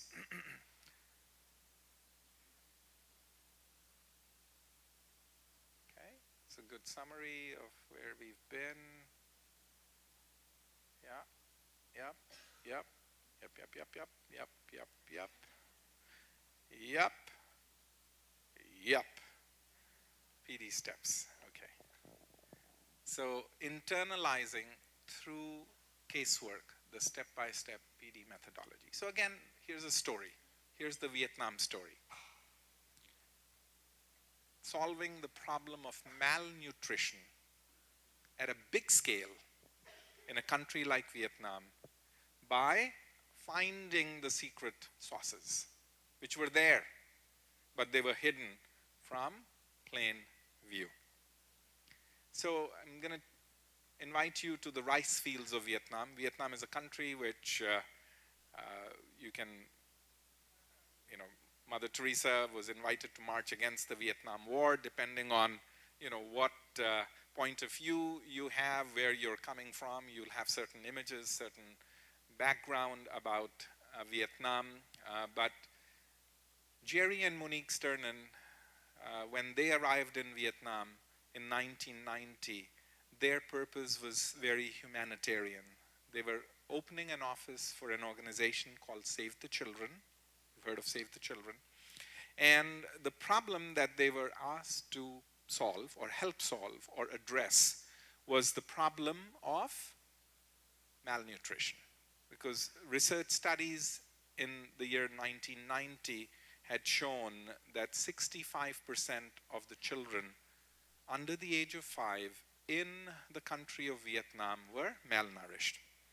And so even though Save the Children was a US-based organization, it was Save the Children USA, the Vietnamese government, with the ceasing of hostilities and given a decade had passed, had decided that it would be okay for a US-based organization to come and do this humanitarian work. Now, Jerry and Monique Sternen, prior to coming to Vietnam, had worked in many different parts of the world. As I was sharing, Jerry was a Peace Corps volunteer. Then he became an assistant, associate director of Peace Corps in 5 or 6 different countries. Very earthy, very good heart, had a good sensibility of service. As I know, your CEO also has a Peace Corps background. So they went into Vietnam not with no experiences in working, but they had gone into Vietnam with a lot of experience in actually addressing these social issues. So the story goes, and that's Jerry in Vietnam in the early 1990s, holding a child. The story goes that they arrive in Vietnam, and the very next day, after they land in Hanoi, they are summoned. Jerry is summoned. Summoned is the word, by an official in the Ministry of Foreign Affairs. And, he's sitting behind a big desk, as Jerry described it. Jerry arrives and he's asked to sit down. There's a wide gap, with a big table in between.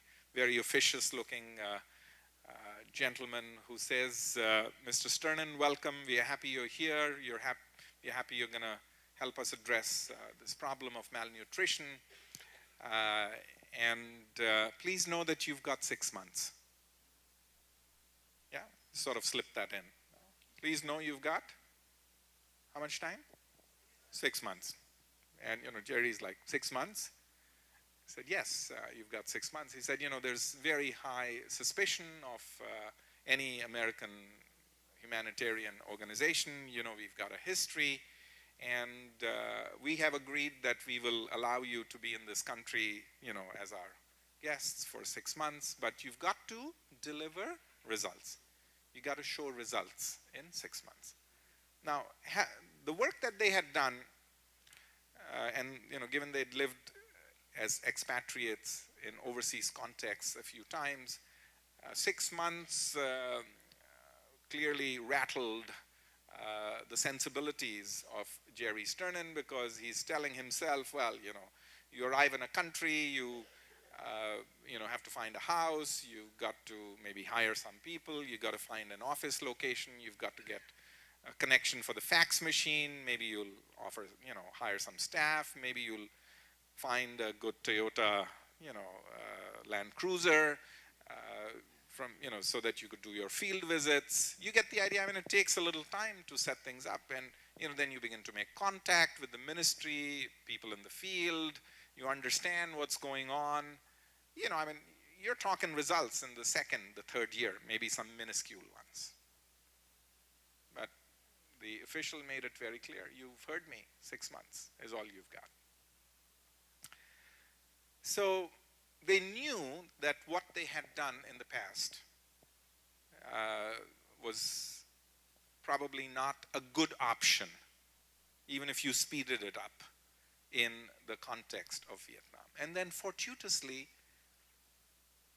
a person who was serving as their technical advisor, who actually was in San Antonio in the April meeting, if some of you were here, Catalina, you were here, you may have met her, Gretchen Bergen,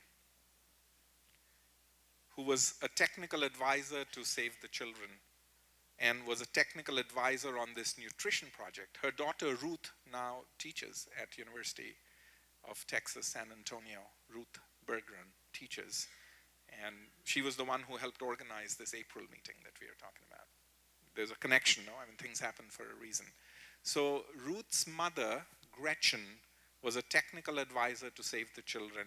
She arrived in Vietnam a month after Jerry and Monique had arrived, when time was ticking and ticking fast. And along with her, as Jerry and Monique describe it, she brought along a Xeroxed or a mimeographed copy of a book. It wasn't even published. Out of Tufts University, where Monique went to school, which has a phenomenal school of nutrition, and Tufts does a lot of work in terms of outreach in solving nutrition problems all over the world. So this book was written by a Tufts professor by the name of Marian Zeitlin. She's a Facebook friend of mine. She lives in Senegal at the present moment. She's retired.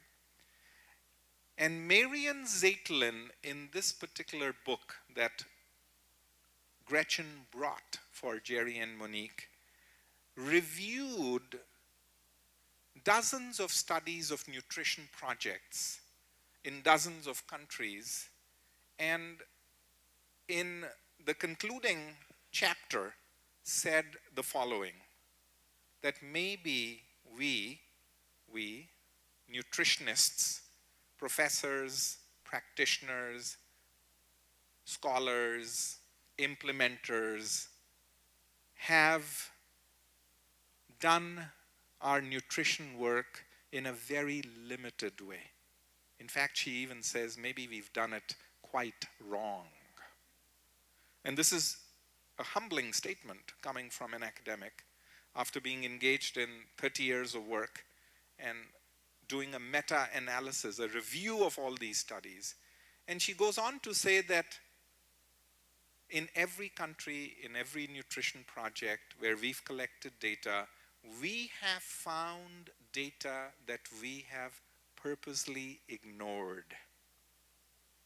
We have focused so much on what's the problem, what's not working, what are the needs, what are the gaps, what are the deficits, and tried to plug them, that we have ignored data even though it was there. And she coins the term positive deviance. We ignored the positive deviance because in every country, in every project, in every nutrition program, they had data that showed that there were some poorest of the poor households in the most rural of remote settings, whether it was in Burkina Faso or Liberia or India or Bangladesh. There was data which showed that even among the poorest of the poor, or in the Gandhian notion of the fourth class, there were some kids who were well nourished. There were a very few as a percent. There were a rounding error, a statistical rounding error. But the data was real because each child had been weighed and measured, and their growth charts had been plotted. And the circumference of their arm had been taken. So you cannot question the veracity of the data. This is not a type 1 or a type 2 error that you make. The data is there, which shows that these demographic profiles of the 4th class indeed have a few people who are very well nourished. So in this book that a technical advisor brings, Jerry and Monique Sternen become familiar with the notion of the positive deviance approach. They'd never heard of this before. This is not the way they were doing things. And so they said, because they read the book, maybe this is the way we will begin our work in Vietnam. So they began to make contacts with 4 communities. You can vary over a period of time. Know that there are about 3,000 kids under the age of 5 in these 4 communities. You can count. And they said, why don't we ask a question? Now I'm invoking Albert Einstein, yeah? Let's ask a question, an important question. A question whose answer will perhaps take us to a different place. A question that has some elements of Mother Teresa and some elements of Gandhi, and which will allow us possibly to see where the donkeys reside. You see the connections here between what we've said? So this was the question that was posed in general. This is the Einsteinian question, which usually is never asked. And what's that question? It's a very simple question. The question is, are there children in these 4 communities under the age of 5 who come from the poorest of the poor families? So, that was measured. You can have some measures of that. So the size of the land that they have, the number of milch animals that they have, do they have a kitchen garden? You can measure poor along multiple domains, whatever may be relevant. What's the size of the home that they live in? Yeah. In El Paso County, you can often look at a zip code. You can say, okay, in 79901, right? And you know that that is a very poor zip code. So there may be different ways of coming at it. In the case of Vietnam, in the 4 communities, they just asked this very simple question. Are there children under the age of 5? Children, you can measure that, no? Under the age of 5, you can measure that. Who come from poor households, poor defined in a certain way, is measurable. Who come from rural areas where you would think malnutrition is high, which was the case, you can measure that. And, of course, the twist being, who are well nourished. Right? That's a question that's usually not asked. Because we are asking who's at the highest risk, what's not working, what don't they know, why aren't they favorably disposed, what don't they practice, the gaps, and then we as experts try to plug those gaps. No? Nothing wrong with it. It's a different way. Here, the simple Einsteinian question that was asked was the following. And when you ask a question like that in a community with 3,000 kids, you can weigh these 3,000 kids, right? Which they did with the help of community members. They borrowed scales from UNICEF and this and that, and 5 scales, and took them 4 days to weigh all the 3,000 kids. And the Vietnamese kept good records, so you could plot their growth charts, and you measure the circumference. And you could tell, as you looked at the data, so the data gathering process sort of looked like this. The community was involved in collecting the data, in weighing the kids, and then in mapping. You know about mapping, you know about asset mapping, but this is visualization of what you see. And in positive deviance, visualization is key, so that people can see what's happening. So think about this. So think about a map of these 4 communities, a physical map, And each household in this community being represented with, let's say, a little rectangle. Yeah? And inside this rectangle, one way of visually mapping it would be, let's say you have some dots. And the dots represent the number of kids under the age of 5. And if it's a green dot, what does it say? The child is well nourished based on their growth charts. And if it's a red dot, what does it say? Child is malnourished. Simple enough. So you weigh the 3,000 kids, which is what they did in Vietnam, and then they plotted it visually. And actually, these 4 communities approximated, 3,000 is not a small number, the national level data. So what do you see? Do you see more red dots or green dots? Red dots. So basically, if you're like, damn it, I mean, we've got a big problem, right? But if you're in the positive deviance approach, where do you begin? With the green dots. But really, you are beginning a process of eliminating, and I'm going to underline this word. If there's one word that you need to write, it's the elimination of the green dots. You're saying, really? What does that mean? I'm interested in the green dots. If you are interested in positive deviance, you are interested in the green dots that should be red. Okay, it's very important inside.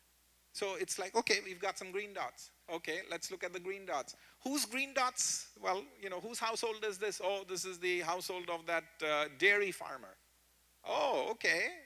How many? Oh, he's got 7 cows. Okay, lots of milk. Oh yeah, there's beef. And, he also has some chickens and they lay eggs. And you would expect those green dots to be green.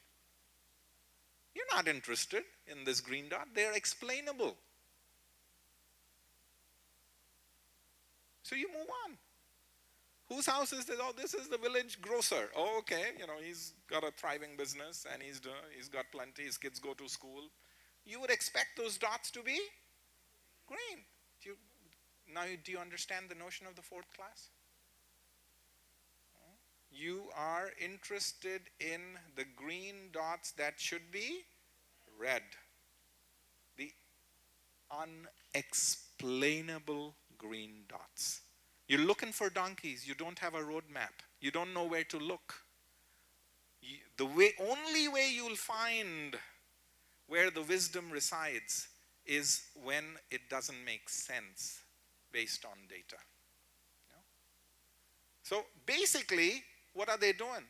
Explainable, explainable, explainable, explainable, explainable, explainable, check, check, check, check. Whose household is this? It's got 2 green dots. Oh, this is that single mom who lost her husband during the war, who has the teeniest parcel of land, and well, she has no animals. Are you sure? Did we measure the kids? That's the starting point of a PD inquiry.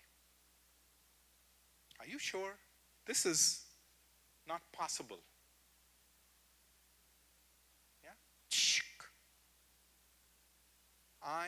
And it answers that question, no? It basically answers this question, right? Because this woman, because of her poor status, her remote, rural, whatever, should not have kids who are well-nourished. Check. I am really interested in finding out the donkeys. Why? Because this woman and her kids have solved the problem already. But I didn't see them until I plotted the data. And right?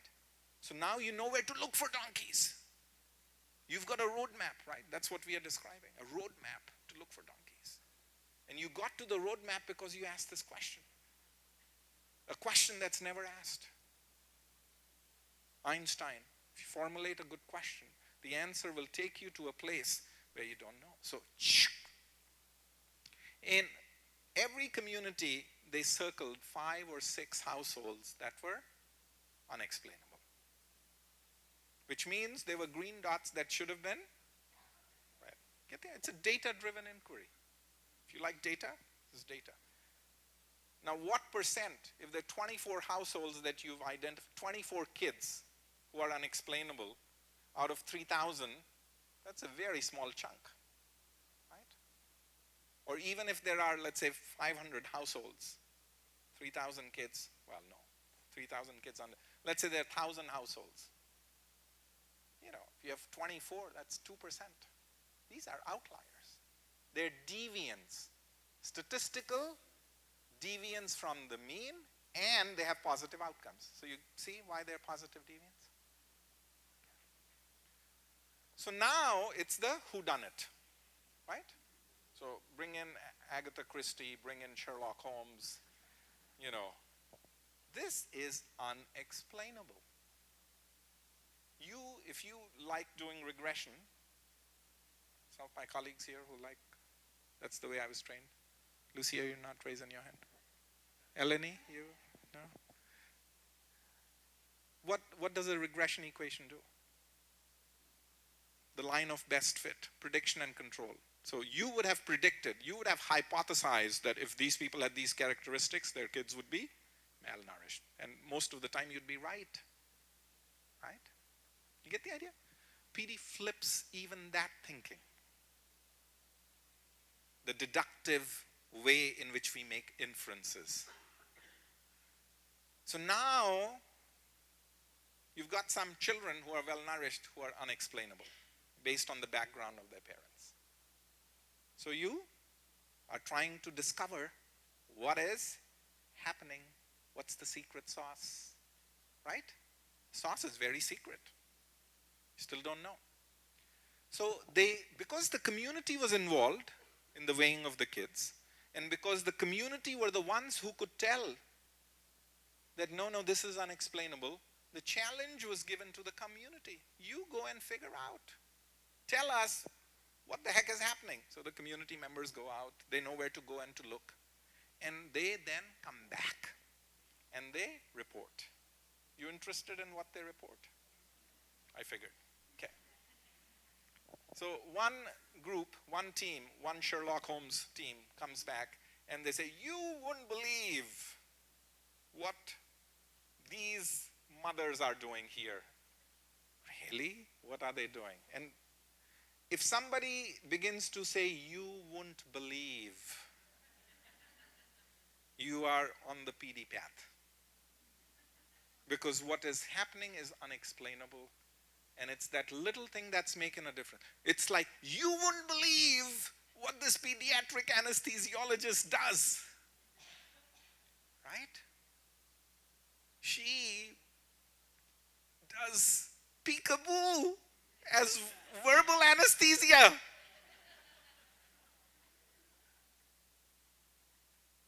They're always little things. And she does a little more than peekaboo, right? There are strings of things. You won't believe what this neonatologist does when he does rounds. His team carries a stool. You get the idea? So you wouldn't believe what this mother does. What does this mother do? And you really shouldn't believe because, there's no reason why this child should be well nourished. This mother adds the greens, the shoots of sweet potato plants to the child's pho or rice.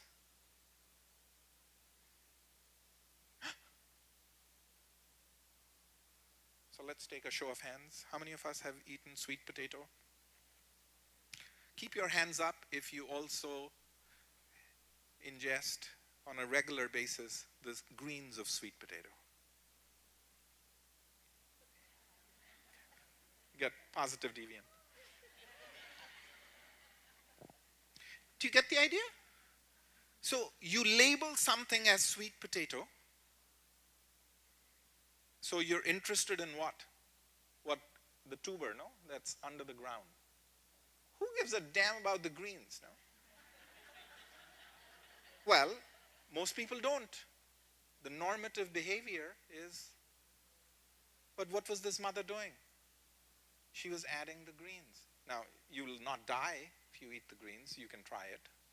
In fact, if you do a nutritional analysis, if you're an expert, of sweet potato greens versus spinach, Popeye's spinach, an ounce versus ounce comparison, sweet potato greens will win hands down. Why? Because what does sweet potato have? Vitamin A, beta carotene, the miracle vitamin for children. So UNICEF and Save the Children are doing,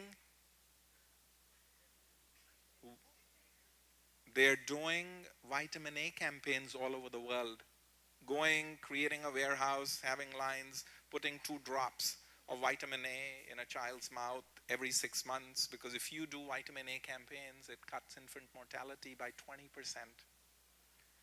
What?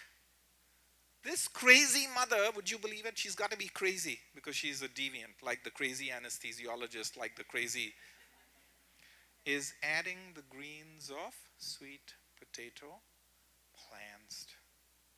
So you ask the question, right, ma'am, how long have you been doing this? Oh, this is the way, I've raised my 4 kids. The donkeys have been coming and going for?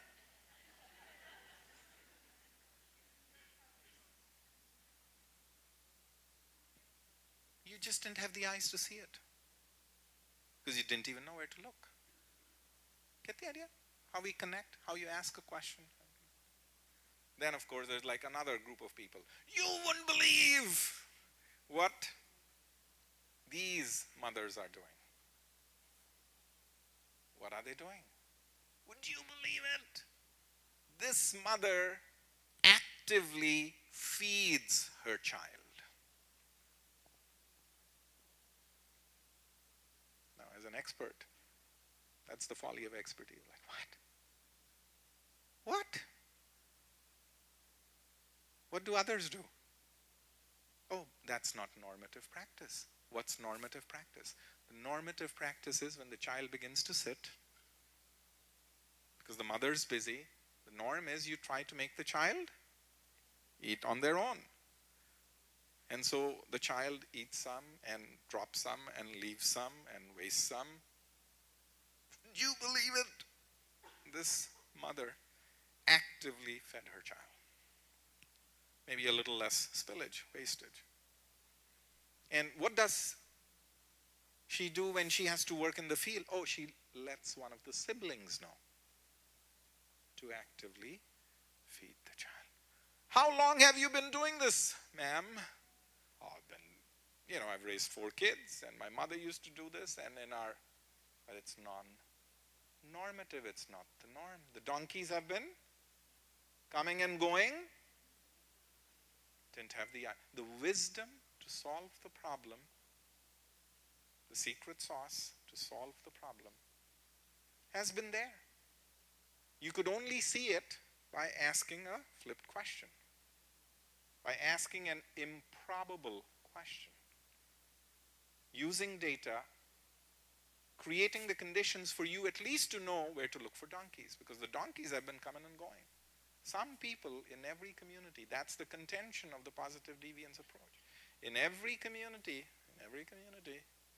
there are individuals or groups who have, for some strange reason, unexplainably figured out a way to make sure they manage their diabetes, even though to make sure that, they are walking and, they're doing stuff which others aren't. It's a different way of problem solving, right? You can keep solving the problem the old way, nothing wrong with it. You'll get somewhere as you've gotten somewhere. PD approach, as we said, what does it do? It expands the solution space. It looks for what's working and what's working within the context and within the challenge of that environment. So the more challenging the environment, as many of you work in very challenging environments, the more at risk the populations that you work with, I would contend, the more value the PD approach can add to the work that you do. I cannot think of any, as we were talking, I cannot think of any other organization actually, given the work that you do, who may actually, in some ways, be able, because you work in the conditions that you do, figure out, expand your solution space. Because the donkeys are there. They've been coming and going. You just don't have the eyes to see it. But you can develop the eyes to see it by asking questions that you've never asked before. Get the idea? Are we bringing it back together? Okay, on with the Vietnam story. Let's do at least one or two more you wouldn't believes. Yeah, you ready? So what have we done so far? Sweet potato greens, active feeding. Okay, here's another one related to active feeding, a little more subtle. You wouldn't believe what this mom does. What does she do? She feeds her child 4 times a day. And what does the expert say? This is completely, you don't see that, right? Like, okay, 4 times, yeah, I mean, every child should be fed 4 times a day. What's wrong? Oh, but that's not the norm. What's the norm? In Vietnam, a child is fed 2.5 times a day. A big meal in the morning, a big meal in the evening, and maybe a little something. What? Really? This mom feeds her child 4 times. But then you say, so the child is getting more food, more resources, right? Because with PD you're thinking about no extra resources. Says, yeah, see, that's the funny thing. It's not more food. What? This mother takes the same amount of food, let's say you're giving a child 200 grams a day, as opposed to 75, 50, and 75, she breaks it up into 50, 50, 50, and 50. Why would she do that? We don't know, but she does it. Why would she add sweet potatoes? We don't know, but she does it. And you can nutritionally explain why sweet potato makes a difference, why active feeding removes wastage. You can now give your expert opinion that when you break a meal into 4 multiple smaller portions, what does that do?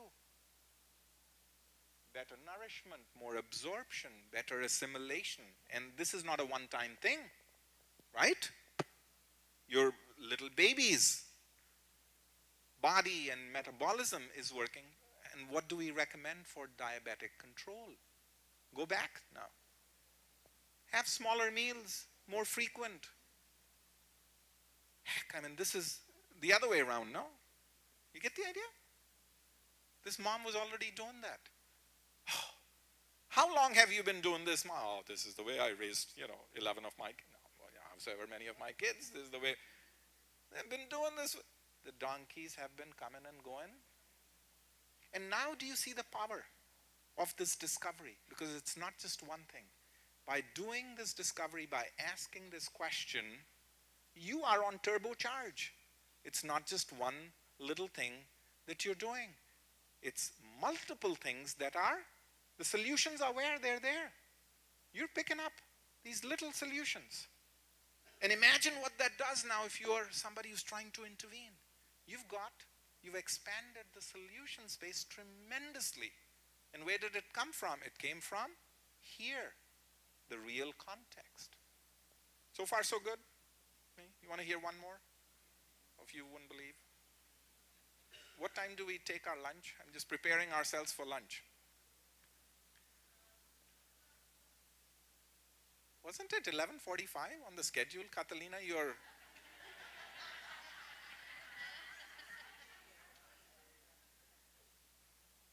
12 is okay?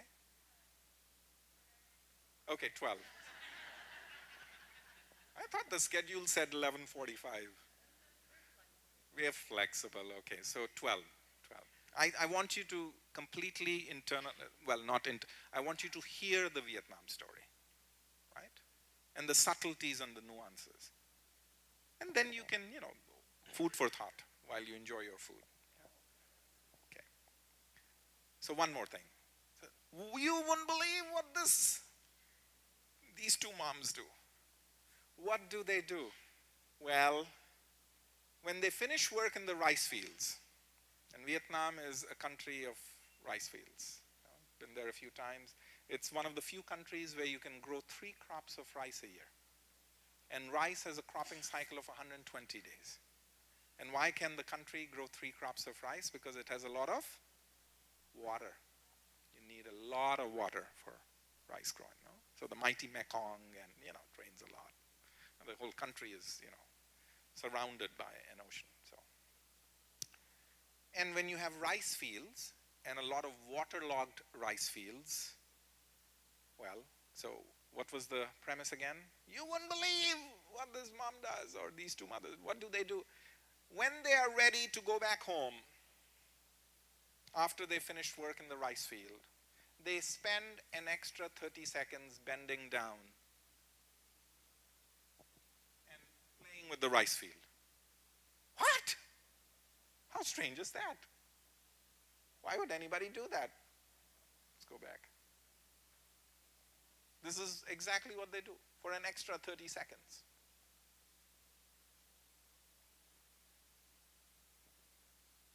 The experts like, this makes no sense.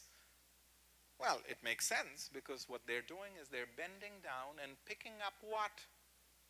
The teeniest of the tiniest shrimps, and the teeniest of the tiniest crabs, and the teeniest and the tiniest shellfish, and there are a whole host of other crustaceans. It's organic matter. But the shrimps and crabs and the shellfish that the Vietnamese eat, where do they get it from? Ocean, river. They're not rice fields. That's chicken food or duck food. So every evening a farmer will bring their flock of chickens and ducks, and they will pick up these tiny shrimp. What do these mothers do? They pick up these teeny tiny shrimps and crabs, which are there for the taking, for the plenty. And they come home and they remove the crust.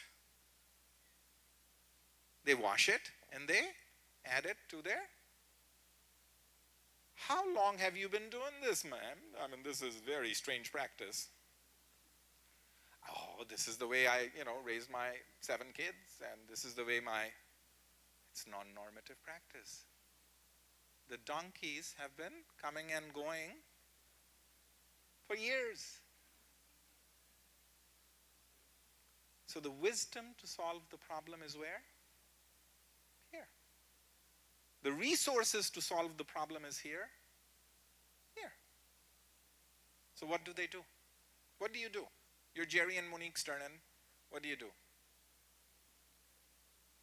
You try to replicate. You have found the difference that's making the difference. With PD, this is key. You're always looking for the difference that's making the difference. The difference is the secret sauce. The secret sauce is behavioral, always. It has to be. It's not a resource-based, because those people, poorest of the poor, have somehow figured out a way. So they must be doing something. Something must be done to them in order for them to have the results that they do. Get the idea? Resources are here. The wisdom is here. Somebody in this context is doing it and is making it work. So the notion of social proof. The discovery is made by the people. It's not an expert. The expert is clueless.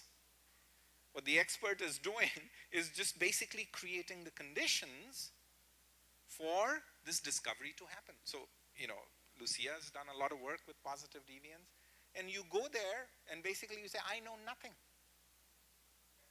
You asked me to solve this problem of infection control. I don't know what MRSA is, or who he is, or she is.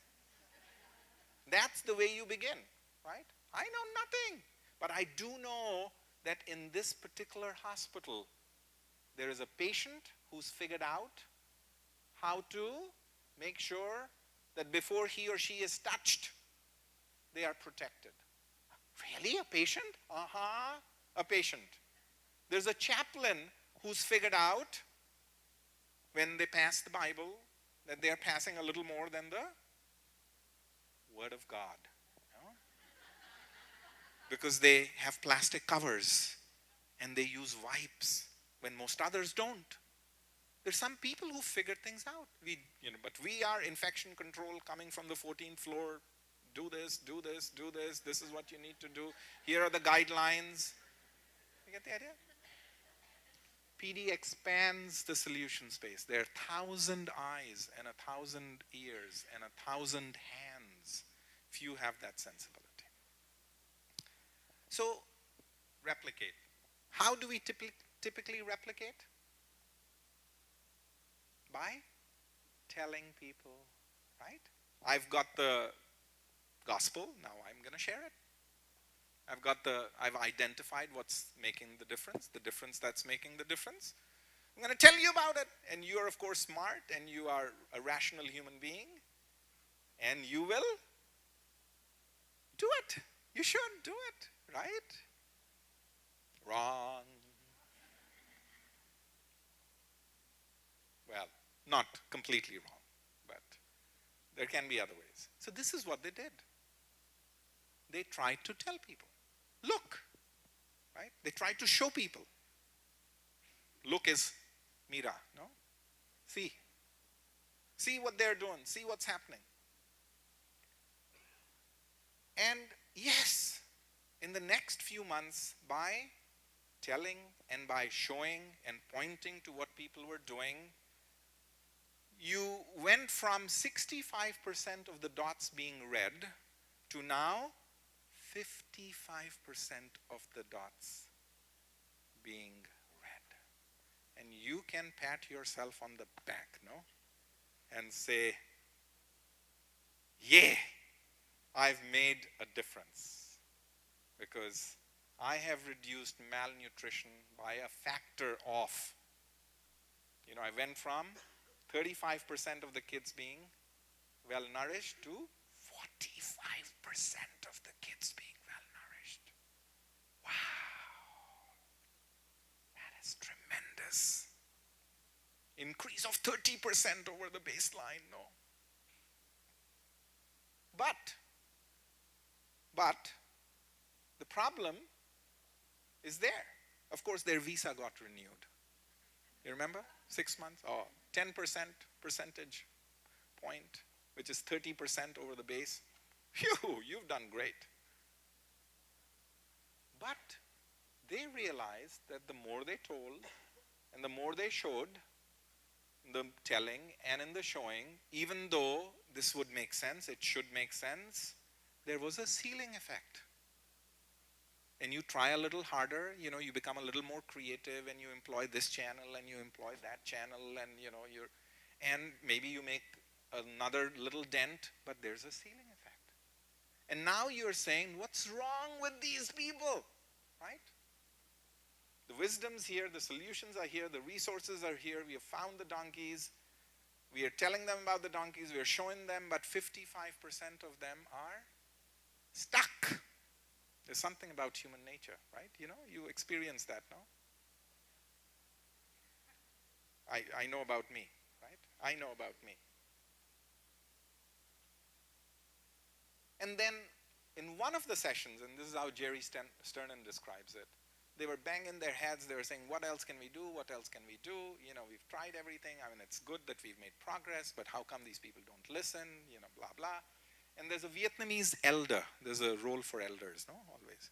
Who's listening to people, hitting their heads against the wall and saying, and the elder comes and stands, and the way Jerry described it is, he says, or she says, when I was a little child and growing up, my elders used to tell me that 1,000 hearings, not earrings, 1,000 hearings is not worth one seeing, and 1,000 seeings is not worth one doing.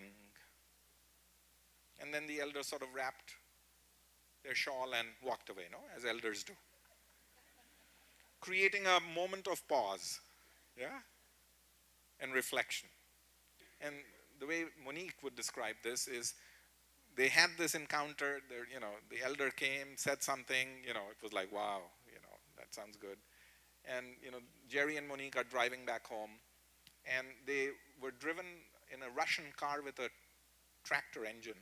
Why that was the case, I don't know, but this was Vietnam in early 1990s. And the tractor engine suddenly died.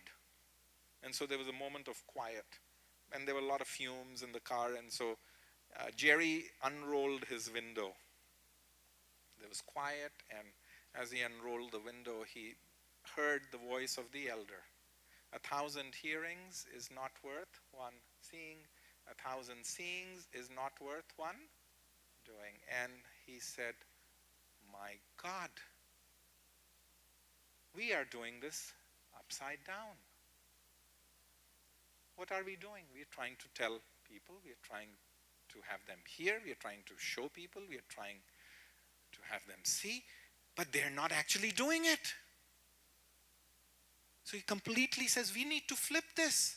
As interventionists, we need to flip it. It's not about telling and showing, it's about doing.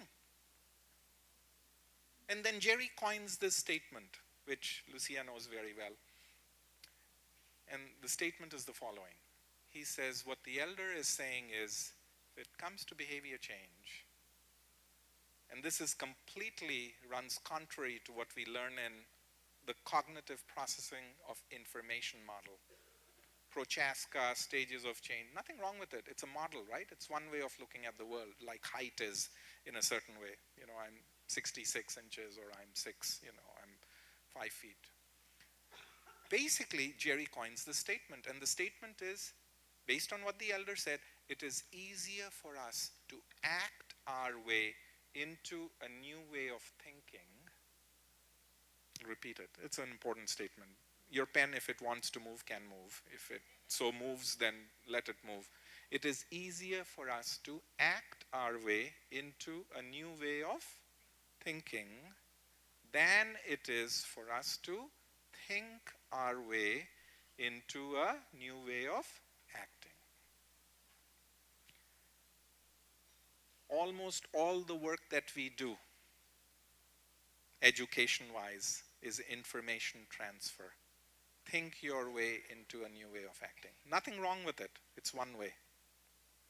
All the models that we have, you go from Psychology 101 to 501 to 1001, begin with stages of change, even going back to pre-contemplation. Pre-contemplation to knowledge, to contemplation, to comprehension, to intention, to attitude. I mean, that's, and you ask the question, what stage of change are you? Or your client, right? Nothing wrong with it. It's a mental model, but it's a very cherished and dominant mental model. What Jerry is making sense with respect to what the elder has said is, begin with doing.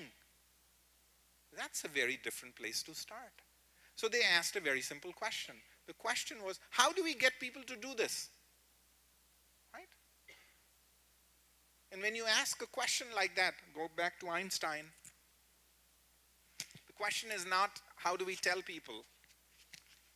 And how do we show them? The question is, how do we get them to do it? If you ask that question, the response would be very different. And then the answer emerged. Well, in Vietnam, women get together and cook. Oh, they do? Oh, yeah, they do, as in any other part of the world. And guess what? If you're the host, somebody hosts, right? If you get together to cook. And if you're the host, then what privileges do you have? You can tell people what they can bring. In Vietnamese, the context, the custom is called the price of admission. If you are the host, you can tell people what the price of admission is. It's a reasonable price of admission. Really? Okay. See, you've asked a different question. How do we have people do? So now you're saying, well, people actually do this. They do cook. Oh yeah, they do cook. Okay, and the host has certain privileges. Okay. So now imagine you're the host. Right? And you have certain privileges. You invite some women to get together and cook. Whom do you invite? The ones who are still green or red? Red. And what do you ask them? So what do you ask one of them? What should she bring? greens of sweet potatoes. And she says, what? And yeah, you heard me. Would you please get me some greens, the freshest greens from your sweet potato? Really? Yeah, So what do you have to do? You've got to go to the fields. And you've got to bend.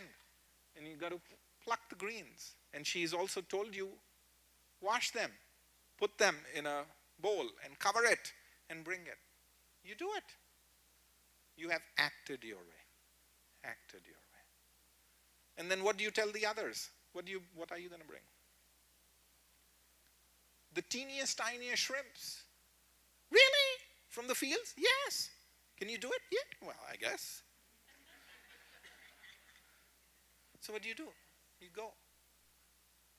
You bend. You pick them up. You remove the crust. You wash. You put them in a bowl. You cover it. You bring it. These are multiple acts. Doing, right? You pick up the kid. You ask for permission. You pick up the kid. You hold the kid. You administer verbal anesthesia.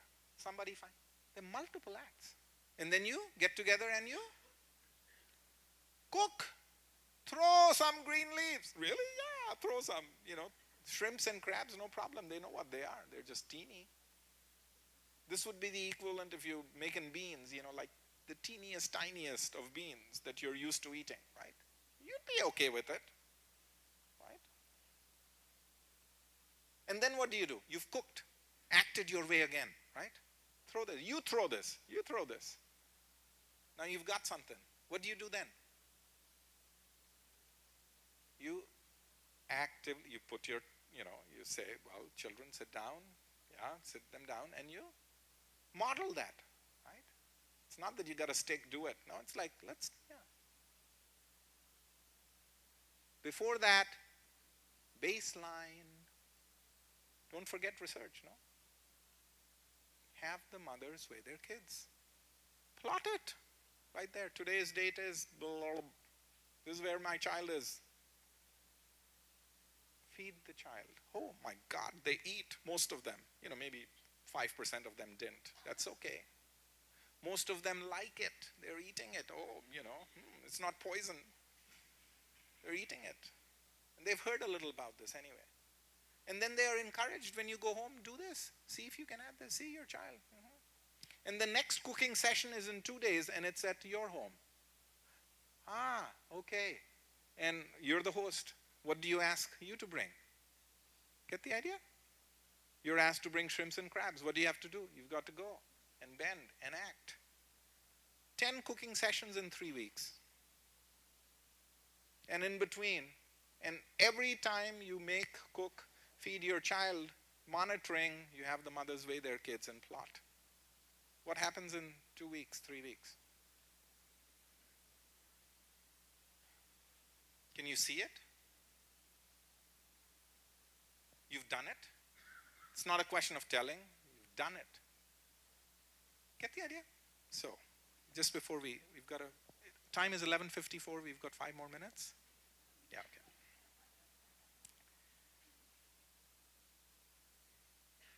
So the process here that's important is self-discovery. That the community self-discovers what is uncommon. Because only the community knows what's uncommon. The expert may not know.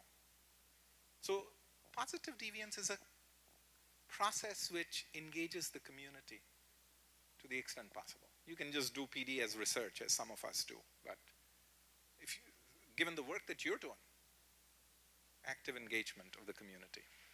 This is one of the cooking sessions. And do you think you can locate Monique? Is she standing up and talking down at them? She is with them, no? In the blue with jeans. I cut a long story short. You can read more about this. I can send you. It was a special issue of the Food and Nutrition Bulletin, which is a peer-reviewed, top-of-the-line nutrition journal. Came out of Emory University. 16 peer-reviewed articles on the Vietnam case. This was very well studied. And it talked about how, using the positive deviance approach, this happened in Vietnam. Not overnight, not over 6 months, over years. Did the solutions vary from community to community? Yes. In some places there were more chickens, they were using eggs. In some places there were eels, they were using that. Some places they were using spinach. Some, you know, yeah. So the Vietnam case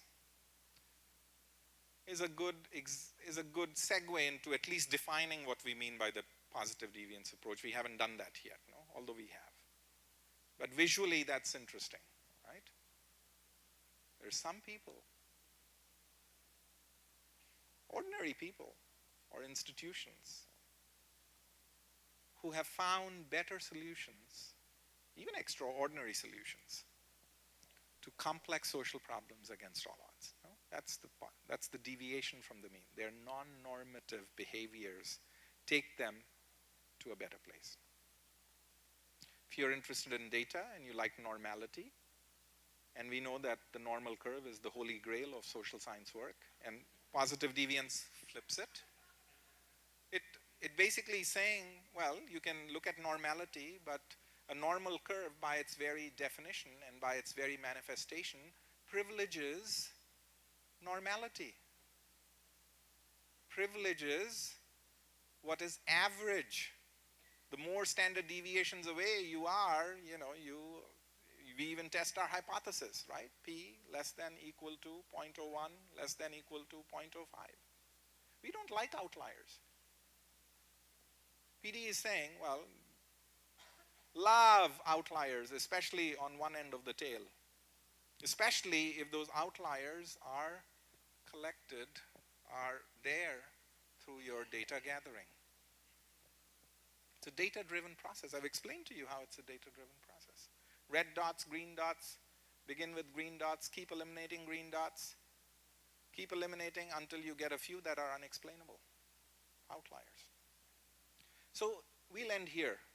Before we end, of course, here are the PD steps, because that was the mandate, that was the milestone. You always begin at the bottom. What's the problem? A clear definition of the problem that I'm trying to solve.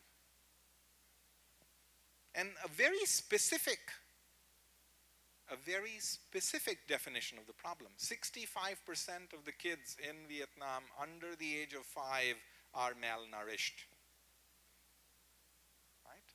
It's a very clear definition of the problem.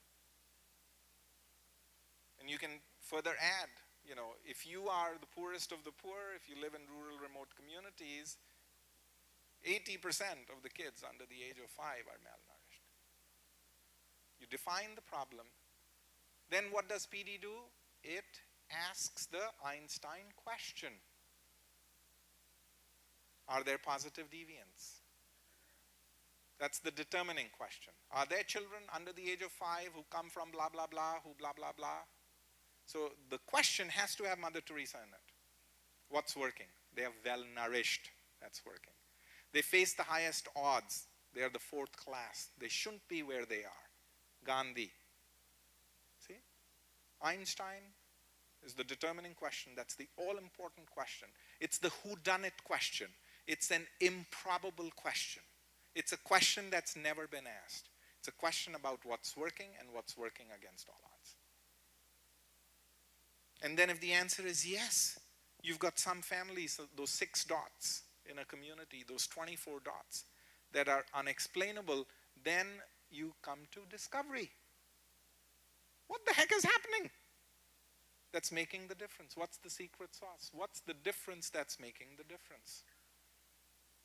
Discovery, self-discovery, community-based discovery to the extent possible, because they will know what's uncommon. You may not know. And then you design an intervention. But what's the principle of design? Is it tell? Is it show?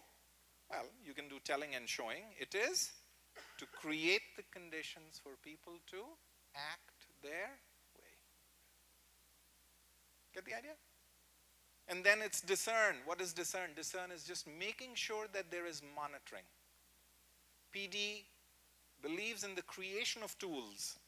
Visual mapping, red dots, green dots, rectangles, circles. the mothers weighing their kids, plotting. You are always creating the tools. The community is creating the tools so that they can discern their progress. So when we are doing work with hospitals, each unit had to, how many MRSA infections we had 3 months ago, that particular week, and how many did we have 2 months ago, that particular week, and how many did we have last week? And you see that, no? They are discerning the progress they're making. So if there is a red bar, it's like, oh my God, somebody here screwed up. Until it gets to 0, right? Discernment. So the monitoring is critical. And PD works with the community to create those metrics and measures and disseminate. And then it has a scaling dimension. How do you scale it? PD scales in a very different way. It's not like replicate, multiply. But we won't talk about that because even before you get there, you've got to make something work. So once you make something work, we'll talk about scaling. It works in very different ways. Yeah. Okay. So PD servings, food servings, yeah. So we'll save PD servings and PD application for post-lunch. But thank you all, you've been great.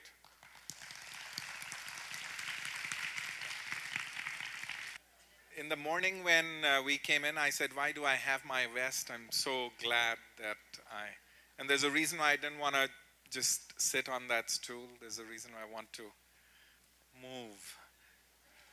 All right, so welcome back to our afternoon session. And Catalina, you're here someplace.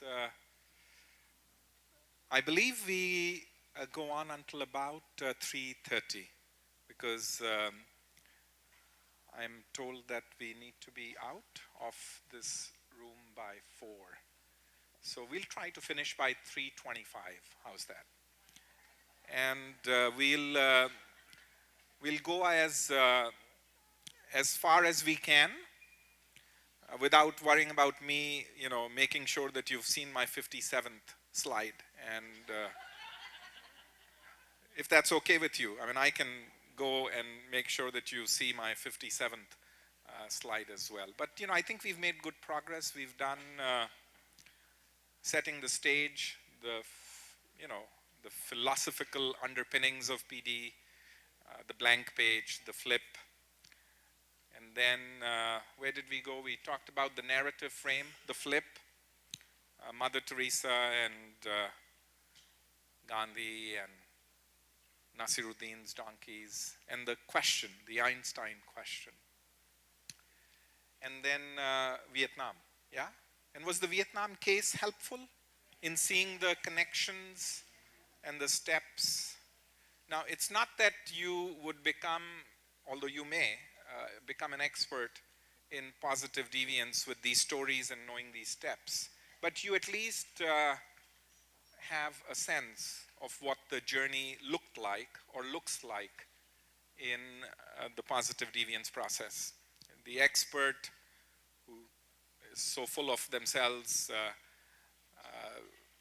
here has to recognize that the wisdom, the solution, the answers really reside with the people. And so you are trying to guard against the folly of expertise, of finding problems, what's missing, and creating the conditions for the wisdom that already exists to surface. Yeah? Okay. As you can see, I'm just engaging in chatter while everybody settles down. I may be sounding very erudite, but okay, now that pretty much everybody is in place, we'll go to some PD servings. So by servings, well, you know what servings are. So PD has been served, or PD has served communities in different parts of the world, and I thought I'll bring some examples to you. So we go beyond Vietnam. It's the classic case. Everything is not as neat or as neatly defined as or narrated as it was. So let's talk a little bit about some other experiences. And then depending on where we are at, So Catalina, we promised we'll finish at 3:25. Yeah, before 3:30. And are you sitting close to some resources, Catalina? So what Catalina is holding up are, so the Social Justice Initiative that Dr. Lucia Dura and I direct at the University of Texas, El Paso. We have been at the forefront of, I think I can say, at the forefront of systematizing and codifying the positive deviance work. And so we have some publications in collaboration with other publishers. And thank you, Catalina, you're doing a great, yes. And so there's some few of our publications that you can get from Amazon. That's probably easiest if you have Prime and so on. You know, you can order them. But if some of you get intrigued enough and you think you may want to pick up a publication or two, we use the funds that we generate from the publications for social justice activities, and also the price that we are able to offer you at is at a 25% discount price than Amazon. So it's here if you have an interest. It's available in the here and the now. And I think we say cash is good. We say checks are phenomenal. You can make them out to UTEP because the Social Justice Initiative is part of UTEP, so the money goes directly. And credit cards are also possible. So, and for that you'll need to be in touch with me, because on my iPhone I can now be a vendor, apparently. So it's all possible if you so choose to. All right, so PD servings. Analyzing PD applications in community settings to address complex social problems, okay? So let's give you some examples. So as I think we've said, you know, the approach has been around 25 plus years. Conceptually, it's been around even before that, you know, arguing that there are outliers, there are positive outliers, and that it was operationalized at the field level in Vietnam, codified, systematized, studied, you know, brought to the attention of the world, and it has gone on. It has had legs since then. But we've still scratched the surface. For those who may be interested, the positive deviance approach has about 200 peer-reviewed articles only. Yeah? If you want to just think about how many peer-reviewed pieces there may be just on diabetes, and those who are at the highest risk for diabetes, you're probably talking thousands. Okay? So here we are talking about an approach that's applicable to solving complex social problems, going beyond obesity, diabetes to include, and we are at a very early phase, which means any work that you think you may do with this approach, you will be pioneers, the first wave, really. The world will notice, I think. And there's mounting evidence of effectiveness under certain conditions. You know? Okay. So there are some resources which are available.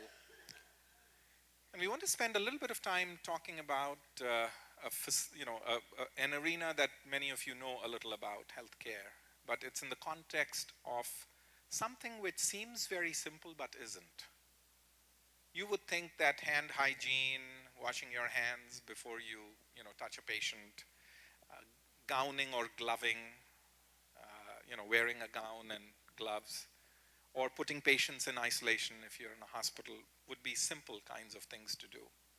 But they really aren't if you look at the data, because there's ample data to suggest that there are about 3.5 million hospital-acquired infections in this country, the United States, a year, no? 3.5 million. And you would guess that these infections are preventable. There are 3.5 million preventable infections. And there are about over 100,000 deaths. Okay? That's more deaths than breast cancer and road accidents and whatever else combined. It's under the radar. You go to the hospital to get better, and then you hear, oh, he's got an infection. And how did that infection happen? It happens because somebody did not follow hand hygiene protocols or gowning and gloving protocols or isolation protocols.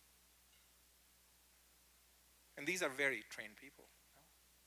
Do you know who the worst offenders are? If I were to just say physicians versus, get the idea? And do you know among the doctors who are the worst offenders? You get the idea, okay? Yeah, data, right, okay? I'm not saying every surgeon, but we're talking in aggregate. I mean, that's what data does, is it aggregates. So people die when they shouldn't, because they're preventable.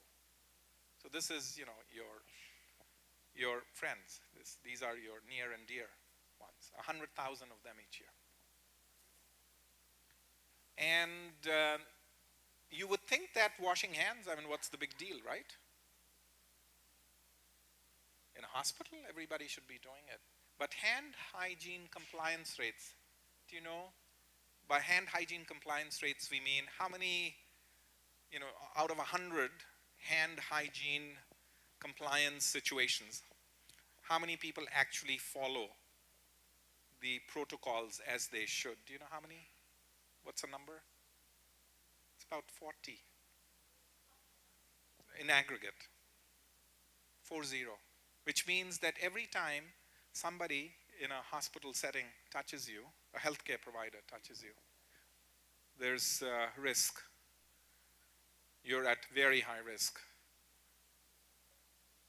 2.5 times, the bad kind of risk for that touch being a vector of infection transfer.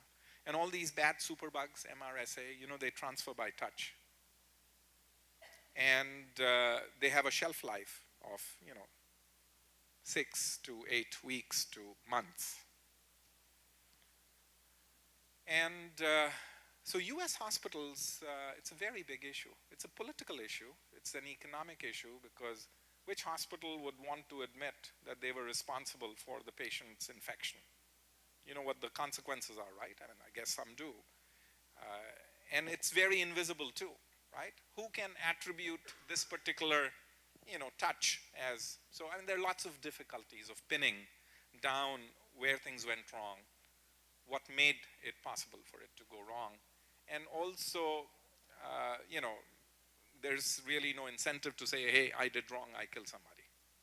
About liability and insurance, and you're not going to get paid for, the extra stay that you get. So it continues. The MRSA rates in US hospitals are going up, continue to go up.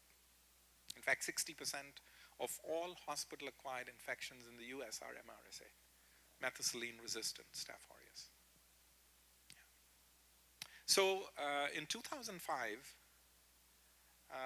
6 hospitals who had sort of hit their heads and who cared, and I think all hospitals care, their CEOs basically said, they heard about positive deviance, and it was like, is this something which we can use for infection control? Was the question that was posed.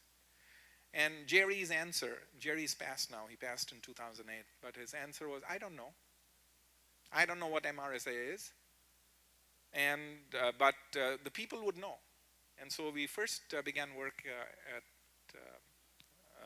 the VA in Pittsburgh. And I was sort of the scribe. I was writing the Pittsburgh story of what was happening and so on. And 3.5 years later, the answer from these 6 pilot hospitals was yes. You can reduce hospital-acquired infections and MRSA infections by a whopping 70+% by using the positive deviance approach. So that was sort of the first test of the positive deviance approach for a problem that was going like this, and the trends had been like this, in some places where it was applied, now you'd say, well, this must have been gobbled up by other hospitals, right? You know, you would think. The VA actually did a pretty good job. But, and that's the nature of change, no? That's the nature of how things work. So some very simple questions were asked in these hospitals. Because positive deviance believes fundamentally that wisdom is distributed, right? Expertise is distributed. You know, with the mother who adds shrimps, the one who bends down, the one who, that solutions don't always, in fact, very rarely do reside with experts. The belief, fundamental belief, is that wisdom is distributed. And it often lies in places that you least expect. That's where the donkeys are, right? They lie in places where the expert least expects. Like the customs official who's looking everywhere but missing the donkeys. So the general question that was asked in these hospitals was, does the wisdom reside with people from all walks of hospital life? Not just with the infectious disease specialists, okay? That is a big leap that you are now including and inviting, and that's the reason why this book is titled Inviting Everyone. It's available here. Healing Healthcare Through Positive, because everybody was invited in these hospitals. Everybody, not just the infectious disease people, to see if there was hidden wisdom. And you know, the story is very well documented. I'm not going to go into the details, but I'm going to give you some simple examples so that you can see how, by posing a different question, is wisdom distributed among patients, among their family members, among their children. Children? Oh yeah. Among chaplains, among transporters, among ambulance drivers, the people whom you ordinarily would never, the housekeepers, because they are the ones who take their mop from one room to the other. You know what happens when, and some of them have certain practices which make sure by dipping their mop in a certain something every time. And you would think that happens all the time. It doesn't. There's some who do it. And who do it in a certain kind of a bleach or a certain kind of a this thing which, and you'd say, really? I mean, that makes a big difference. As I've told you, most chaplains don't, but there's some chaplains we found who, for some strange reason, had a plastic cover on the Bible and used wipes before they. That wasn't normative practice. But they were doing it. The wisdom was there. We found Daryl, a patient, at the VA. I'm going to tell you Daryl's story. So Daryl made sure before any healthcare provider touched him, he was safe. How many patients can say that they can ensure that? Daryl pretty much had nailed it. And we found him because we asked a question, you know, are there patients who are doing this? And the nurses said, oh God, try going into Daryl's room. You know. They'd been there, right? So what happens when you enter Daryl's room? If he doesn't hear you go for the wash basin, or he doesn't hear the alcohol, you know, dispenser go squish, Daryl looks at you, invites you, smiles at you, looks at you as you come in, is very respectful, and then he very gently looks away. You know, it's like looking at you, like, hello, welcome, you're here, you're not going there, you should be. Wash your hands, you're not washing your hands. You're not doing that. And so he'll smile and he'll look away. Now what does that do when you look away? It's like, and then he smiles, of course, as he's looking away, no? And then he'll look back at you. And now with a nod and a wink. And he doesn't say it, he doesn't use words. That's the genius of Daryl. That's the secret sauce. It's playful, it's manifest in making eye contact, welcoming you, and then The simple act of turning his face. And then keep smiling, look back.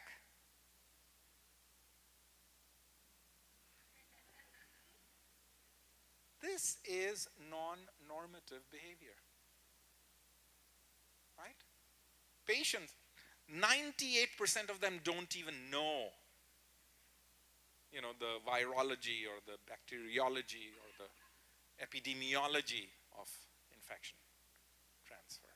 If somebody's there in the room, they're happy. Maybe.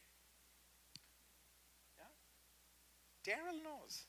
And because he knows, and because even though he's one of the few who know, even among those who know, he has figured out a way in a very polite, playful manner. So where does the wisdom lie? With the patient, whom you least expect. And you can unearth this wisdom, and then what do you do? Okay, so once you've discovered, I'll go back to the Vietnam steps. You've defined the problem, MRSA in this hospital, 65% of new infections are MRSA, and healthcare providers don't wash their hands. Are there some folks who, blah, blah, patients? You find Daryl.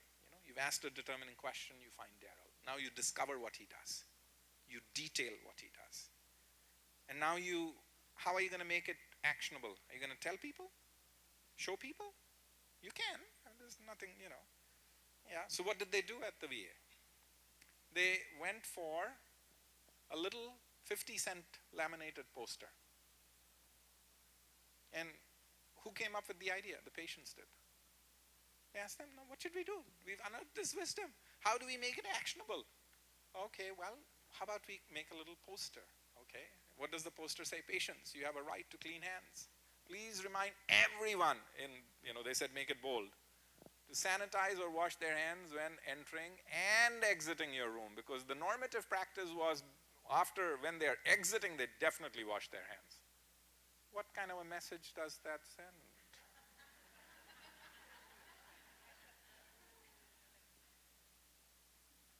Get the idea? So these words came from them.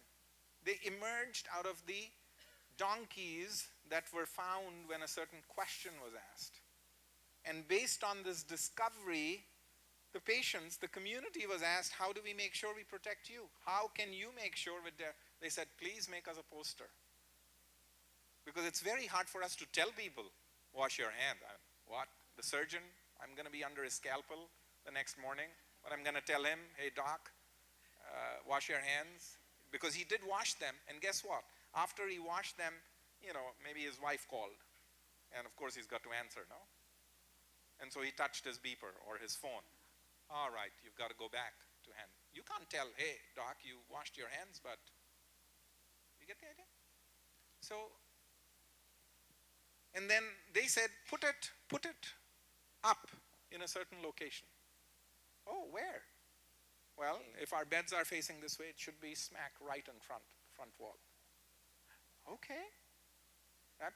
Then you don't need to be a Daryl in terms of theatrics, right?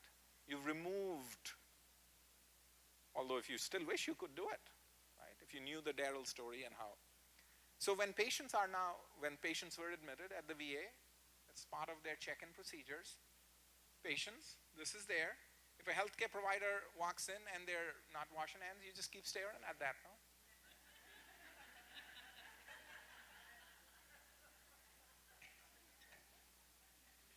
And if you've been given the poster treatment 1 or 2 times,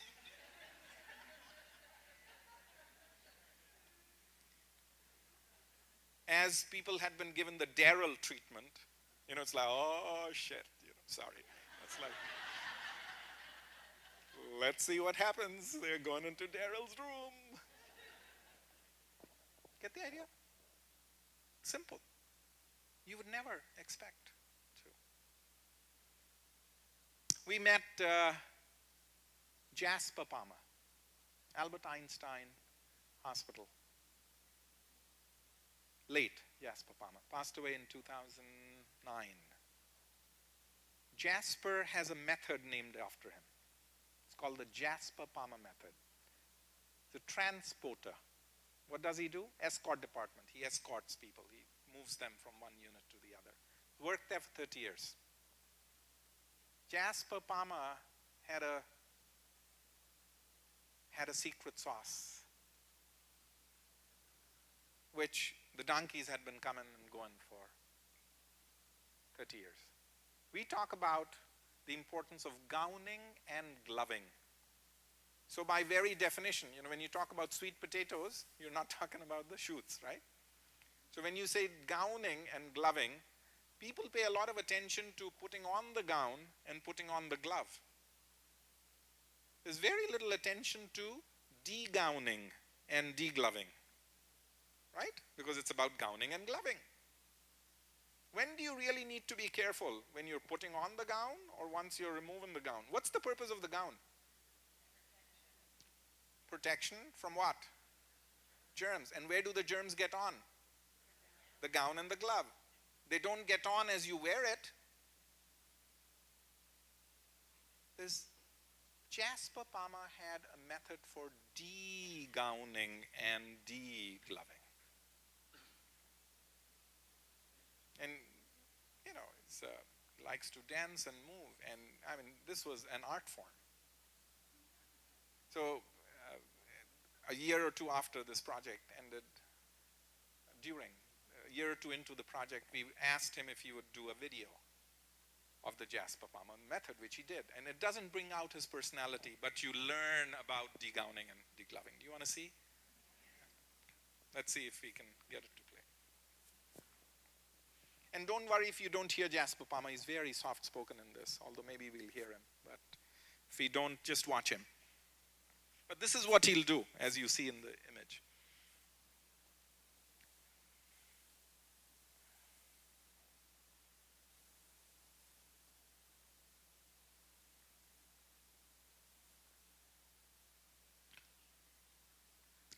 Okay.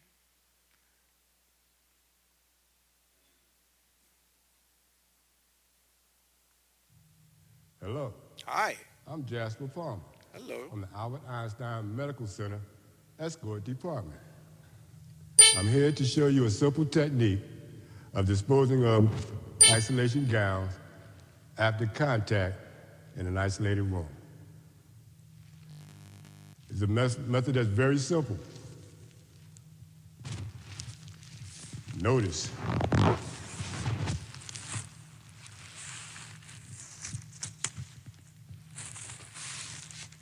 He's doing it very slowly here. The gown has been inverted. Now, Inverted. I start to make a nice little ball. This prevents air from getting in, making it too hard to handle. Nice slow roll, over and over.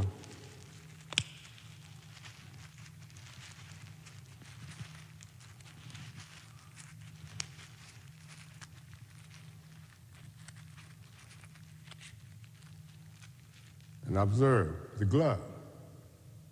Grasp in the middle. First one goes over the top, and the second one goes over that, creating a nice little ball that you can now dispose of in a trash can, anywhere from 50 to 150 with low spillage. Thank you.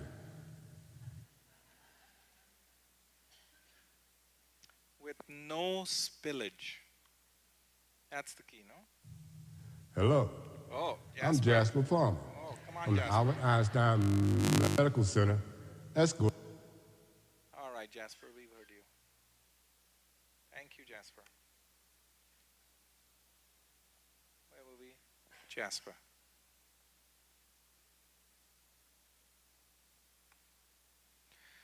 Get the idea? So they did a little study, no? Quick and dirty with glow germs. If you use the Jasper Palmer method versus the traditional method, and you know what that looks like?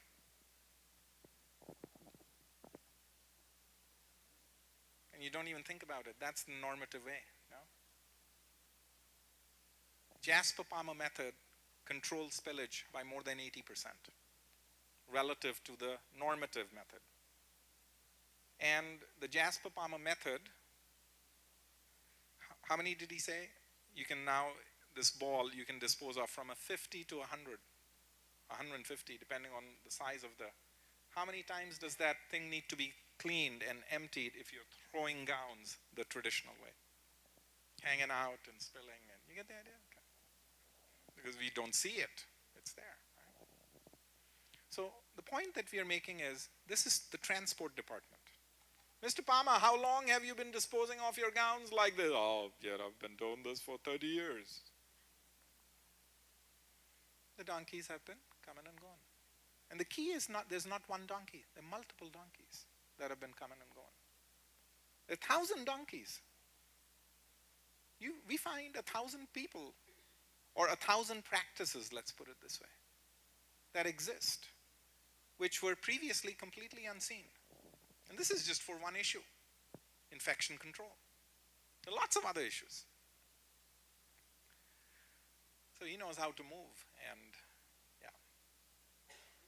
So we found a nurse who, her morning practice, this is at Billings Clinic in Montana, morning practice when she came in and she washed her hands and sanitized her hands, she would, a lot of you deal with gloves. When you pull out gloves, how many do you pull out? You're saying, what kind of a strange question is that? A pair, right? Typically, I think that's normative practice. A pair. That seems to be the norm. This nurse, when she came to work, she would put her hand in and pull out as many pairs as she could. 15, 20. Oh my God, what's wrong with her? Right? And she would put it in a sanitized pocket. She's an ER. She works emergencies. And let's say there's a code red. And what's happening? Blue? Blue. Mix my colors. These are important colors not to mix. And let's say the people know, and let's say the patient has an infectious agent. What does she do? She stands outside and gives them. This is non-normative practice. Why do you do that? Well, I don't know. I just do it. Oh, okay. Because she has 20 pairs of gloves in her pocket, she can do it. So we find another nurse. She must have been from Texas, because she carried something in a holster, or what looked like a holster. It was, prettier than a holster. And she carried a bottle of Purell. That wasn't normative practice. Her hand hygiene traveled with her. And she could stand and, give you a little shot.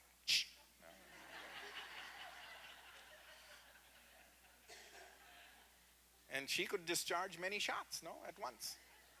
She could just keep going, bam, bam, bam, bam, bam, bam, bam. This isn't normative practice, is it? So then you ask, how can we, it's like, oh no, I don't want that holster thing, right? But the nurses decided, well, maybe we can have pendants, chains in which we can carry our Purell. Ah, okay. So you make it actionable, right? The wisdom is there, you find it, it surfaces, and you figure out a way to make it actionable so that people are using it, so that they're acting on it. Not tell them, carry your hand hygiene with you. Get the idea? So and you can read, there are hundreds of little things that came up just by asking a question, like a Mother Teresa question or a Gandhi question, and a question that in its very essence had a quest to look for the donkeys.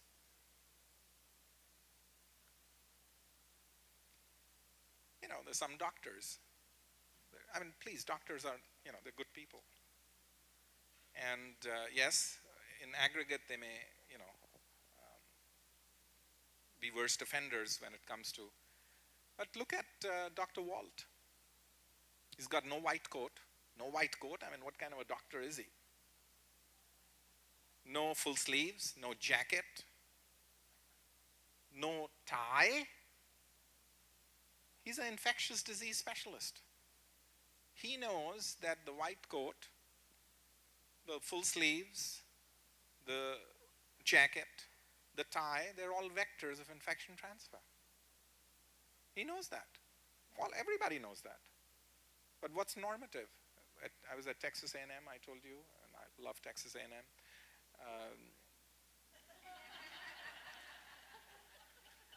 Eleni, and I was speaking to medical students.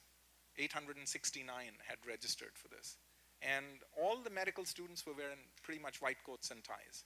All of them who were in the room. There were 300 in the room, and then there were, and of course I had to tell this story, in great detail.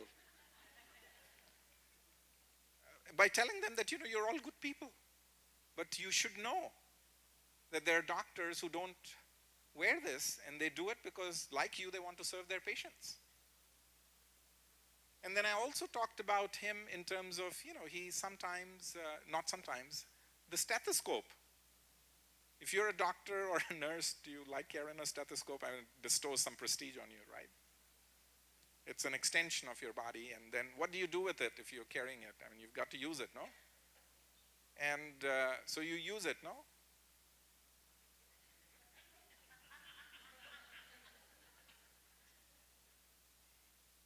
It's like unprotected, whatever, no? But there's some who would wipe it with an alcohol swab before they use it. That's not normative practice. Is that normative practice? Hopefully, good to know.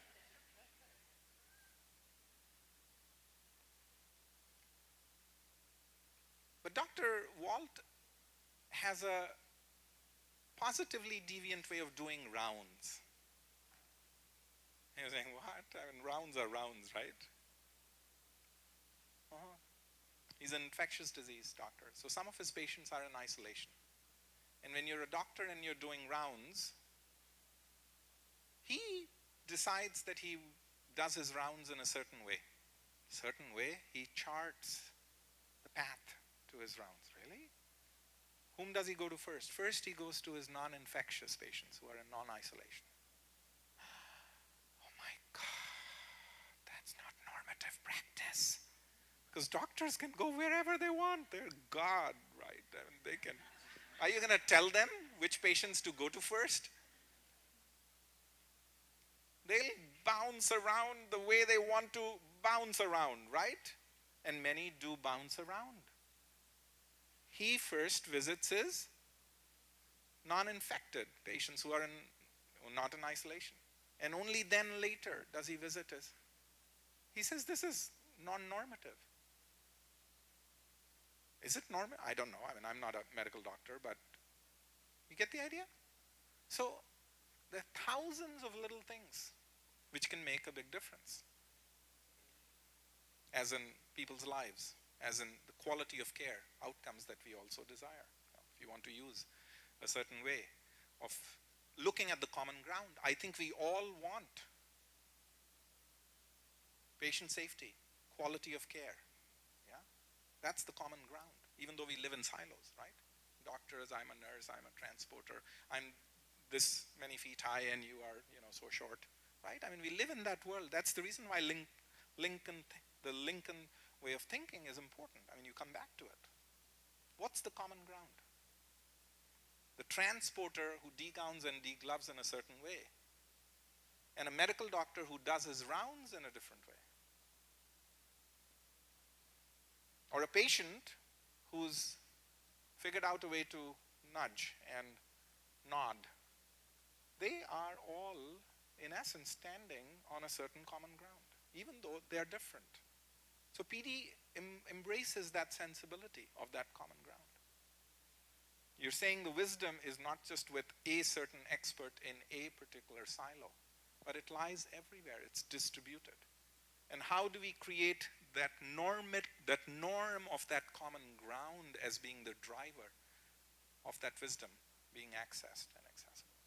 Yeah, I had to somehow loop back to Lincoln because we've been looping back to Mother Teresa and to Gandhi and donkeys, but a good idea, no? To bring Lincoln back and the notion of the common ground. Yeah? You like the fact that we knit these stories into data points and a way of thinking? Because if you were to only remember these notions, wisdom is distributed, lies with the common ground, forget about silos, oh, I'm this tall and you're that tall and I know in inches and you know in centimeters. If you get rid of all that, at least conceptually, thinking-wise, you will be at a different place. And then you add, the Nasiruddins, the donkeys, and the Mother Teresas, and the Gandhis, and you'll be at a very different place. So this is what happened in these 6 hospitals. And some hospitals have continued. In fact, all the 6 have continued. And they've now, once you begin to think in a certain way, and you begin to think in a certain way for infection control, you begin to say, well, heck, I can apply this to pain management. Big issue, no? Is it? Very big issue. There's some nurses who are far more adept at calling a doctor at 1 a.m. in the morning to make sure that they can, on behalf of their patients, get some pain medication than most others are. Most are like, what, I'm crazy? You think I'm going to call him or her at 1 in the morning? And they figured out a way. Well, what do? They first call the pharmacist in the hospital. Why would you do that? Because the pharmacist knows the history of every individualized patient. The pharmacists have a very good idea about the range of pain medication that a particular doctor prescribes or has prescribed for their patients. So this nurse first has a conversation with the pharmacist. I'm sitting here, I know the doctor's prescribed some medication for her, you have the range order, whatever, and the patient needs more, is in deep pain. And what do you think? He said, I would think that she has an informal, she calls it a curbside conversation. It's not a formal conversation. Yeah, it's on the side. Those are their terms, they aren't mine. They have a curbside conversation with the pharmacist. And once they know what's happening and what is possible, then they call the doctor. Even if it's at 1 a.m. And of course, they know that they've created the conditionality for some irritation, because that phone is going to ring and it'll be answered. And so they're very precise about the first phrase, the first sentence that comes out. It says, Doctor, I'm so sorry I have to call you, but I know you care about your patient.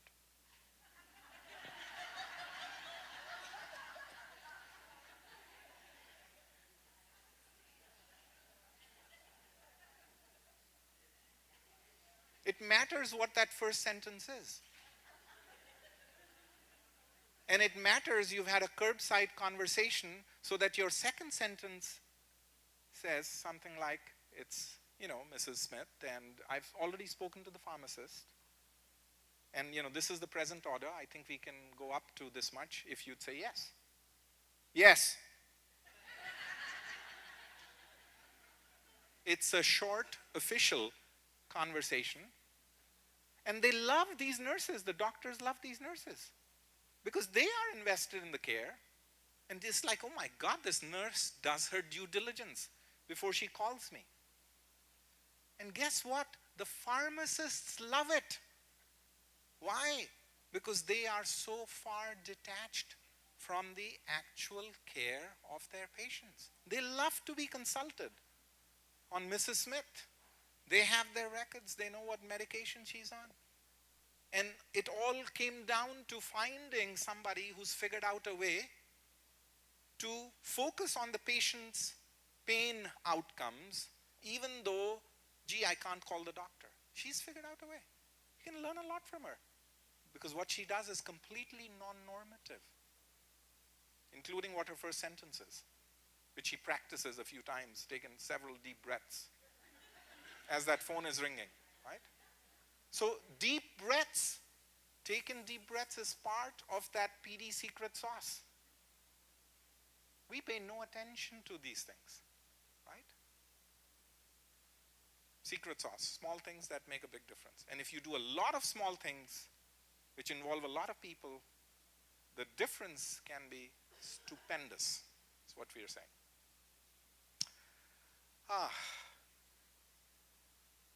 Do you want to hear a few more cases from outside? Danish prisons, big problem. Well, actually, they're one of the finest running prison systems, as measured by recidivism. What is recidivism? Repeat offense. What's the purpose of a prison system? Is it in part rehabilitation? Should be. I mean, what's the purpose of a hospital? Is it in part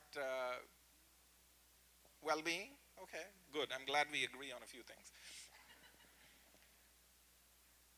Yeah, I mean, so then why are they getting infected if that's the, or if they are in, okay, so if they are in the prison and they're spending time, why are they coming back, right? You get the idea? I mean, so fundamentally you've got to ask, what are prisons, what's the common ground that we can all agree on? Okay, the task is rehabilitation. No repeat offense, no, that's recidivism. You know what the rates of recidivism are here in this country? If you look at, you have to always count time, right? In how many years were they back? 5 years? It's about 70%. Do you know what the recidivism rate is in Denmark? It's a little higher. It's about 15, which is great. 15%. But they have a big problem. The prison system, gee, I mean, you can say, phew, good job. 5 times better than the US. More, actually. But there's a problem. And this is the problem that they were trying to solve in Denmark. The problem is those who work in the prison system. If you're a prison guard, official, you are absent on average 35 days more. Get the idea? In a year than other government officials. You have 3 times the number of mental health prescriptions. You have very high rates of turnover and burnout. Average age of retirement for a Danish prison official is 48.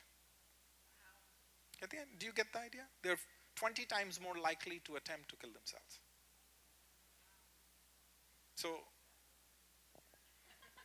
So there's a prison system, and this is a wicked situation. A prison system that's, whoa, good, but then at a cost. It's a problem, especially for the Danes, no? I mean, Scandinavia, right? Where you really take care of your people. You pay taxes too. But,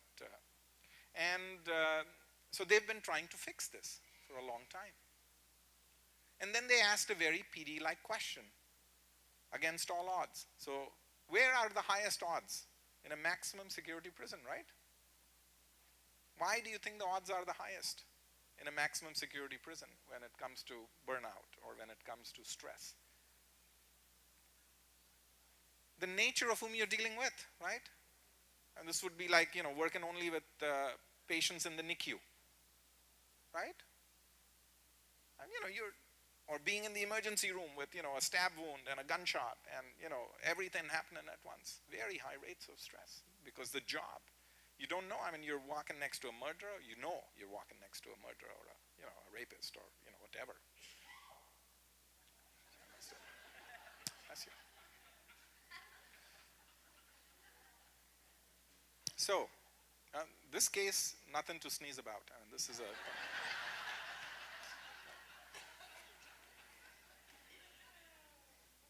Did that go? I mean, I thought I'll make a try and see if, some people would, oh, good, I'm getting good at this.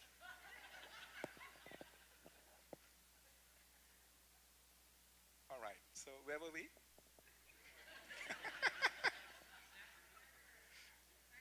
Okay, so if you're in a maximum security prison, you are at very high risk for all these things. Huh? Yeah, exactly. Because stressful. There's a maximum security, there are locks after locks after locks. And the people who are there need to be locked up after, so nothing to sneeze about, as I said. So you're looking at the worst case scenario, right?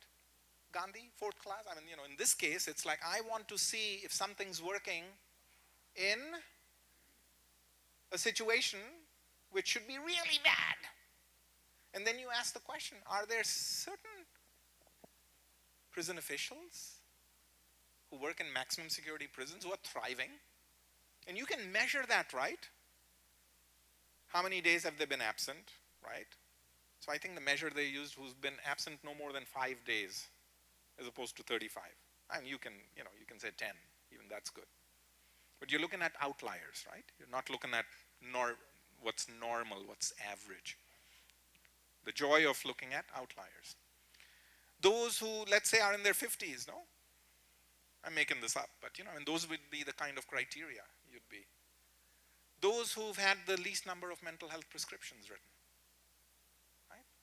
So that's what makes them an outlier, that they're a prison official working in a maximum security prison, very low absenteeism, and among those, very low mental health prescriptions. Among those, you get the idea? It's like all these variables are sieves, right? And the answer is yes, there's some. Oh, really? There are some. It's like the whodunit. I mean, these guys should be going crazy, right? Why aren't they? Why aren't they? And of course, the answer is you won't believe what they do, right? What the heck do they do? You want to know? It is the whodunit. You want to know. That's the joy of PD. That's the reason why researchers like Dr. Dura and I find it interesting. If you're a researcher, I want to know the unexplainable. I want to know what the explanation is, because the explanation by definition should surprise you. It's given. It should surprise you. So what do they do? Well, some of the prison guards have just made an informal pact with themselves, and maybe with one or two other people, that they will not read the dossier of the prisoner who comes in. What? How crazy. And the first thing you want to do is read, no? Who's here, right? Like, oh, boy, impressive record, no? 11 murders and...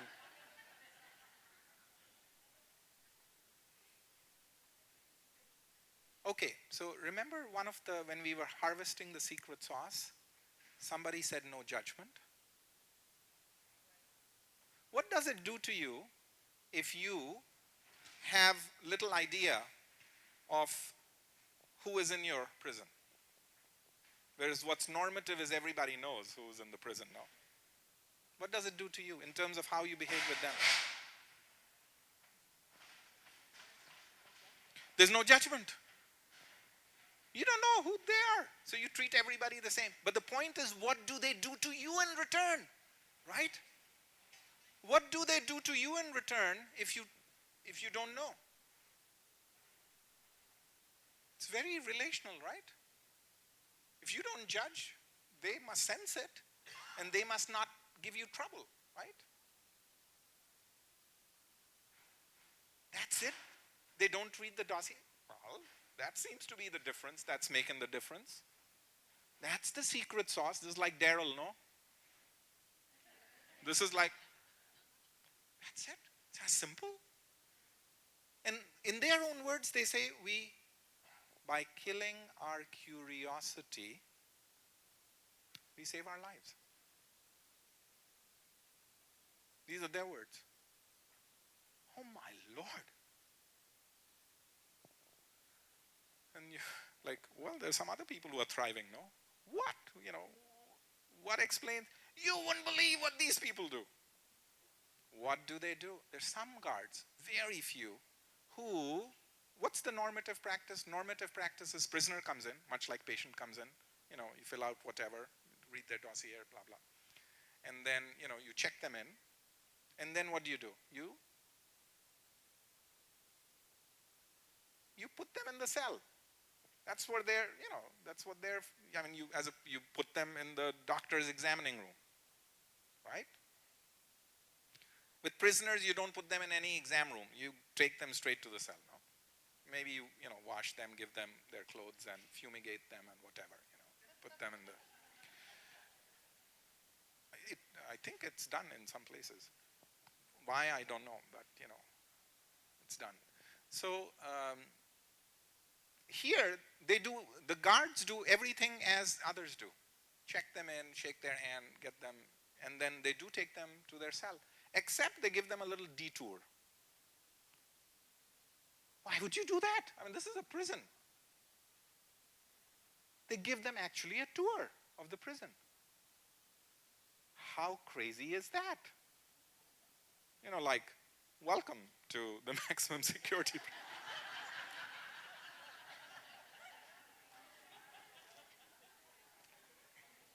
And let's walk through the gymnasium, and you know, we've got weights of different kind, and you know, there's a pool, and you know, you can dip yourself, and the water is at a temperature of, you know, whatever, and here's a jacuzzi, and you know, you get 15 minutes, and you know, the water is just right, and you can blow bubbles if you need.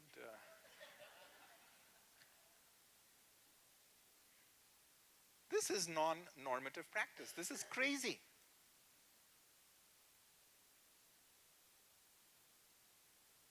What does that do? That's the question. With PD, you always ask, what is it that somebody is doing? What's the difference that's making the difference? But you also ask, how does what they are doing make the difference? It's not just the what. It's getting a little more deep into PD. How is what that they do make the difference? How does the adding of it's not what they do. Oh, I add sweet potato shoots. How does what they do make the difference? Oh, it's rich in vitamin A. It's rich in, oh, when you break the meal. You get the idea? So the question to you is, I've told you what they do. How does what they do make the difference?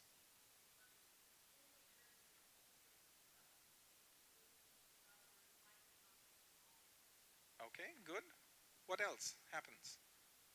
What does it do in terms of the prisoner's orientation towards you? If you've been given a tour, whereas most others haven't been.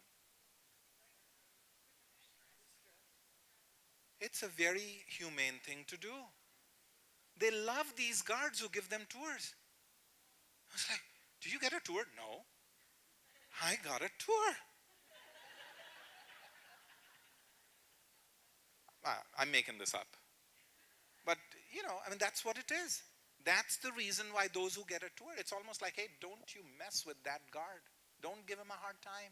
It's a good guard. The prisoners protect you. The ones who've gotten a tour. You're just giving them a tour. You have no idea that it's protecting you. You're thriving. Because you know, it's like, and when you see that prisoner again, does that make a difference? Does it make a difference when you say, oh, gee, I wish we had that nurse?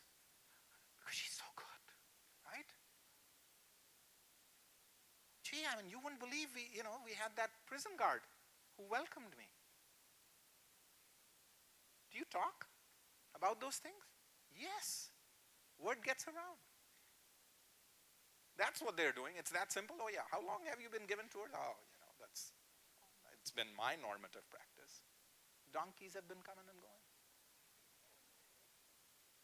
Then a few prisoners were interviewed. Who are the guards whom you really, like don't give a hard time to? Because the stress comes from the hard time. Incidents of violence and so on. They say, oh, we love the guards who respond when we ring the buzzer right away. Really? So think about this. Danish maximum security prisons don't have a toilet within the cell. There's plumbing and so on, and maximum security, and we know about some cases recently, right? Plumbing can. So you've got to ring a buzzer and be ushered into, the toilet area, and the guard allows you to do so, right? So guards, what kind of a life do they lead? I mean, what are you doing when, you're close to the maximum security cells? You're just sitting there, you're swatting flies, if there are any flies. There probably aren't in Denmark. You're, playing cards, watching TV, And then the buzzer rings. And this is the scum of the earth, right? Their words, not mine. So what do you do if the buzzer rings? Let's do 2 more rounds of poker before I respond, right? Well, let's finish this. There's no hurry, right? I mean, they can wait. Let them squirm a little, no? Even if it's a little. But there are some who respond right away. And the guards would say, not only do they respond right away, but as they walk, they jingle their keys. So we know they're coming.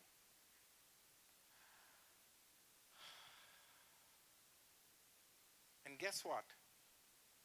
Unlike most guards who just shove the key in and open the door, because that's their privilege, because they have the key, they actually wait outside and knock. I'm here, are you ready? What does that do? How would you like it if somebody just barged into your home because they had a key, or into your room just because they could enter?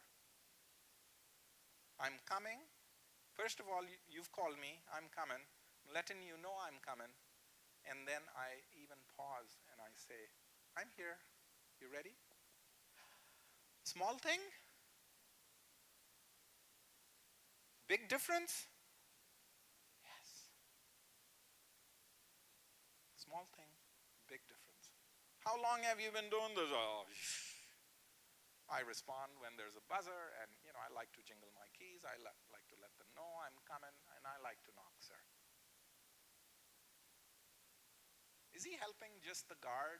Is he just helping the prisoner go to the toilet, or is it a little more? He's protecting himself. He probably doesn't even know he's protecting himself that way.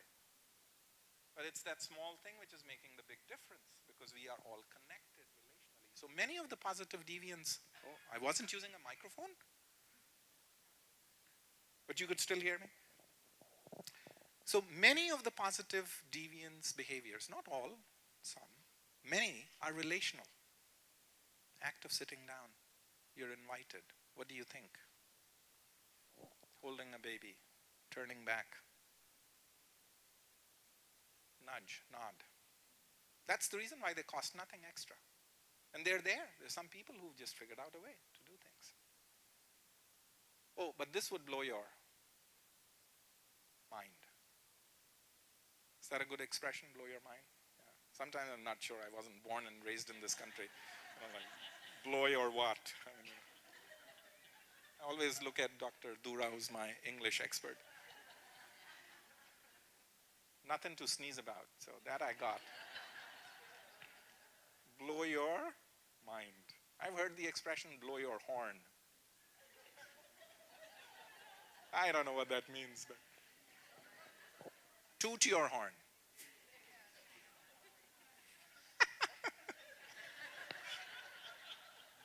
Anybody here who's been to India? If you are following a truck, Lucia, you have. If you're following a truck, and there are trucks everywhere, right? And if it's a Tata truck made by the company Tata, at the back in big bold letters is written, blow your horn. Which basically means, just keep blowing your horn as you go. Anyway, I don't think we're talking about blow your mind. So this will blow your mind. So we've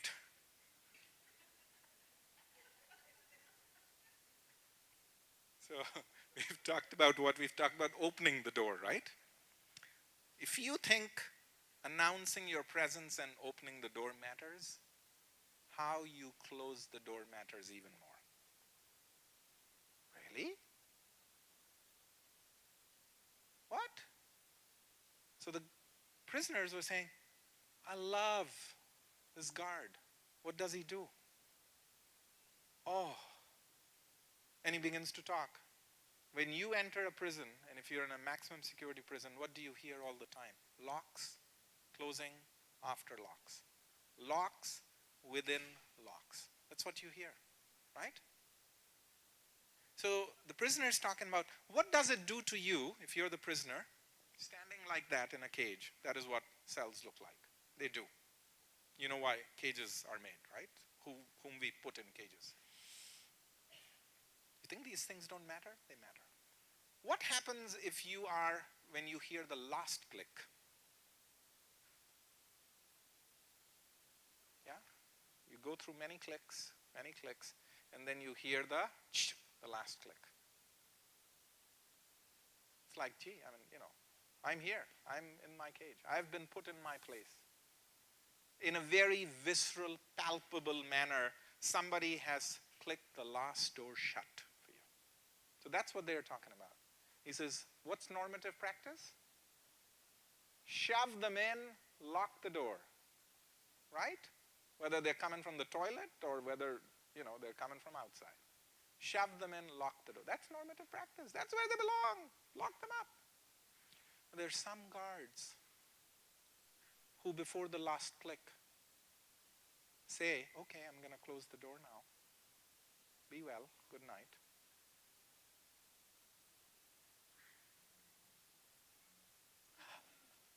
Wow.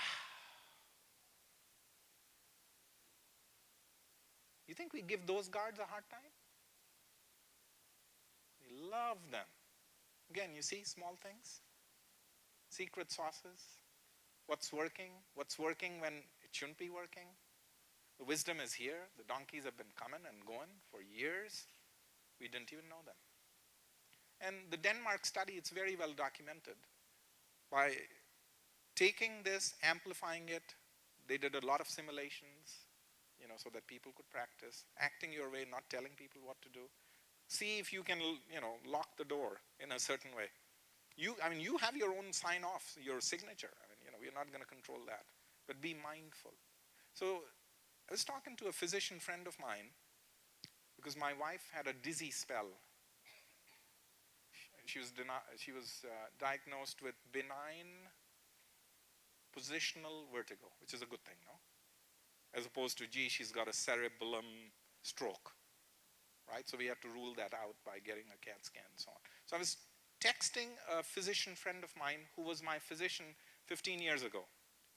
And in this texting, I was talking about my wife, he said, Arvind, I learned one lesson from you 15 years ago when you were my patient. I've got this text from a few days ago. Like, really? I mean, you know, you've been so helpful to me. You learned a lesson from me? He said, yeah, every time I would do a procedure on you, including putting my stethoscope, you would say, hey, Mahesh, that was his name, would you tell me what is it that you're doing? As you do it, would you tell me what is it that you're doing? And I do this of my current physician too. Would you tell me what you're doing and what is it that you're finding out and the decisions that you're making as you are doing them? It's the same thing, no? I said, gee. And he said, now I follow that practice with every single patient of mine. Wow, I didn't even know I was being a PD patient in some ways. But he's a much loved, admired doctor. His patients love him too. His patients love him. Why? Because he just explains what he's doing. Okay, I'm going to put the stethoscope and, you know, I'm going to listen to your lungs. I hear some deep breaths. Oh, good lung movement, no, whatever. You know. He's just talking. Does it make a difference? I mean, half the time you have 95% of the time you have no clue what's going on. Or we're going to do a CAT scan. What's going to happen in a CAT scan? You know what? You have no clue. So simple, small little things which can make a very big difference in terms of, so hospitals, educational institutions, prisons are very hierarchical. Just by their very nature. Power differentials. So relational issues make a very big difference when it comes to the common ground, as you've seen these examples. Catalina, we're doing okay on time? We're good? It's 2:20, so we have an hour. Do we need a break? Are you all okay? A little break? 5 minutes? Will you stick to 5 minutes? Will you stick to 4 minutes and 45 seconds? Okay, go. All right, so welcome to my prison. got another 55 minutes to go. So I would suggest do a couple more stories, including two from El Paso, one dealing with teenage pregnancy and one dealing with diabetes. And both of these were actually small little research projects that came out of the University of Texas, and Dr. Lucia Dura was involved as well as advisor on them. And then maybe the last 30 minutes or so,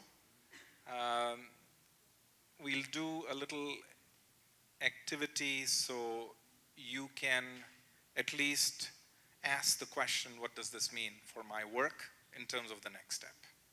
Would that be a good place to end? Yeah, Catalina, you're okay with that? Yeah? So we get into PD applications a little, okay? So. Oh, the text is, you don't need to worry if you can't read it. You'll get the slide and I'll read it for you.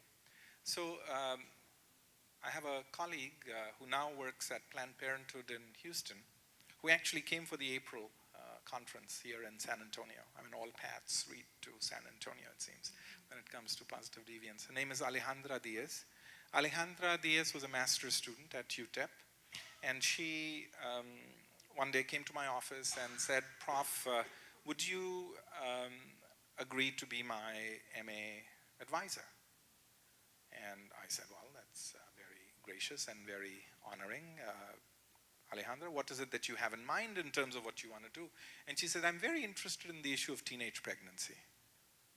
I said, okay, yes, that's an important topic. And she said, I'm very interested in looking at it from this lens of positive deviance that you've been talking about in your classes, and I've taken a few with you. And she worked quite closely with both Lucy and I on the social justice initiative.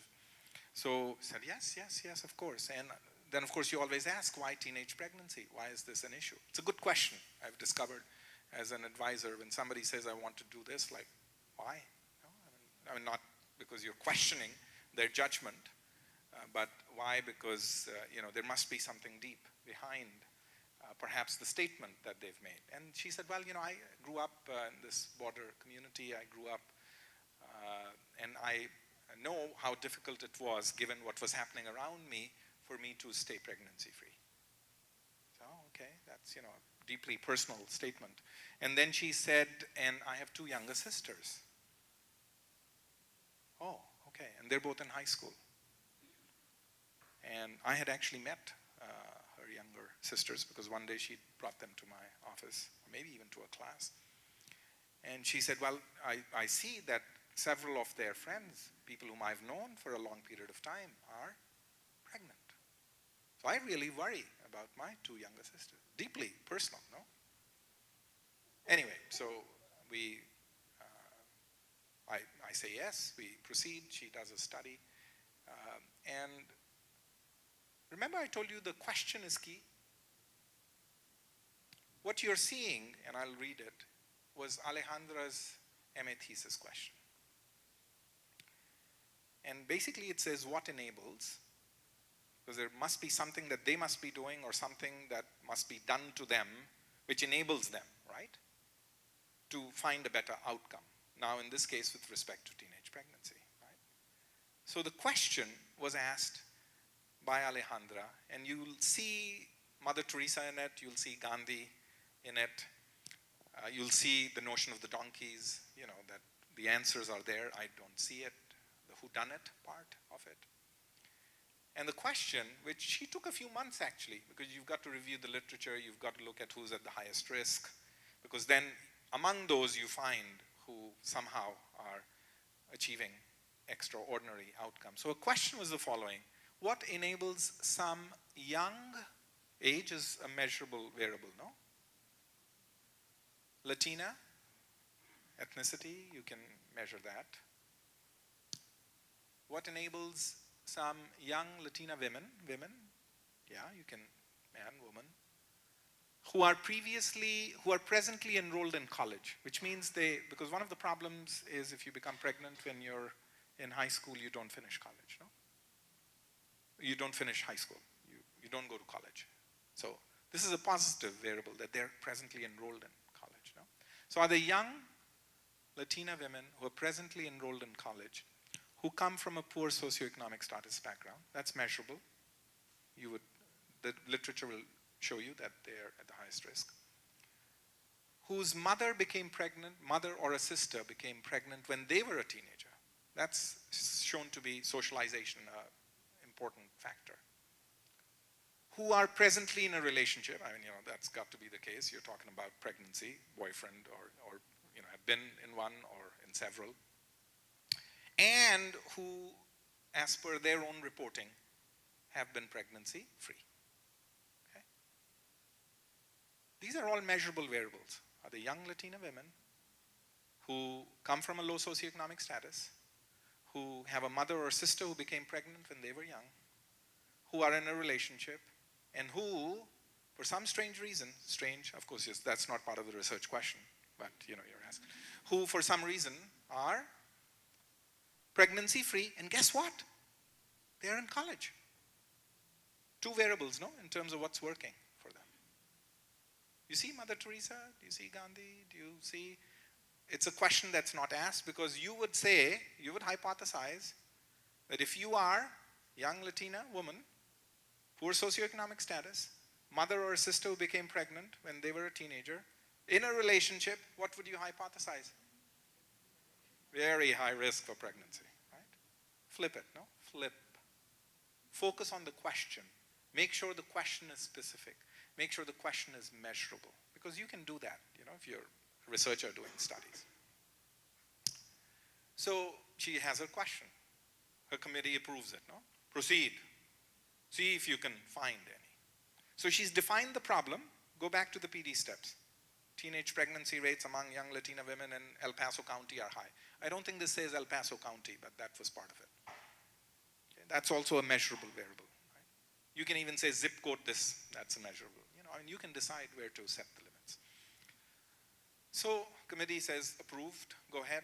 So now it's like, how do I operationalize this? That's part of this thing. And she operationalized it quite simply. She basically interviewed about, I think it was 764. Oh, don't worry, it wasn't really that much. You're saying, oh, poor thing, no? How many years did she spend getting her? She graduated in a semester after she started. Because there was clarity in terms of the question. She decided that she would collect data from students at the University of Texas, El Paso, who were women. Does that take care of a few variables already, too? You're in college, and you're a woman, right? And she had to go to 760, she went to a few classes, and she had a 6-item questionnaire. No happy faces and sad faces, no Likert scales, no, just a simple binary dichotomous variable, yes, no. So 2 variables are taken care of. The rest are yay or nay. Check, no. And age is a continuous variable. What's your age, blah, blah. What if you had all 6 yays? That yes, I'm young, Latina woman, I'm, blah, blah, blah, blah, and I've been pregnancy free and blah. You are a outlier. What if you don't have? What if you have 3 yays or 4 yays?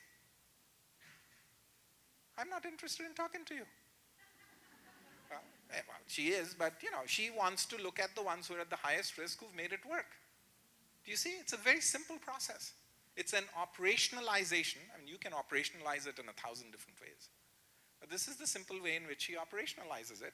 University students, women, and I'm going to ask them 6 questions. You just say, check, yes, no, whatever. No? And if you've got all yeses, then there's a little thing which says, if you wouldn't mind, if you've got all yeses, would you be willing to be interviewed? Informed consent, right? So I don't know exactly what the numbers were, but I think she had like 35 yays, all yays. So what percent is that if you're dealing with about 800? 35 out of 800, 4%, 4.5%. Of the 4.5% who had all yays, 8 didn't want to be interviewed. So she's down to what? 27, 26, whatever. And then of those 26, she realizes that 3 or 4 have parents or, family members who work with Planned Parenthood. They have access to extra resources, right? They're explainables, no? Are you interested in the explainables? Remember? Elimination. You're only interested in the improbable, the unexplainable ones. So she's left with 22 who are willing to be interviewed, and she interviews them. Do you know what she finds? How do you think I should begin? Would you believe?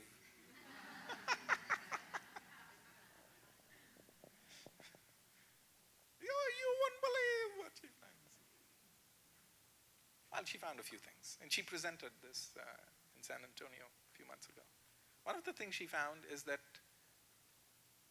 the mothers of these 22 young women rarely, if any, had ever had a conversation with their daughters about the issue of sexual responsibility. What would the expert think? I mean, the moms are chatting up. They're just, every moment they're talking about, don't have sex, no, stay away from that good-looking guy who's wanting to take you out dancing and so on. Apparently, her research seemed to suggest that the conversations were not in that domain of, like, don't do this. But the conversations were more in the domain of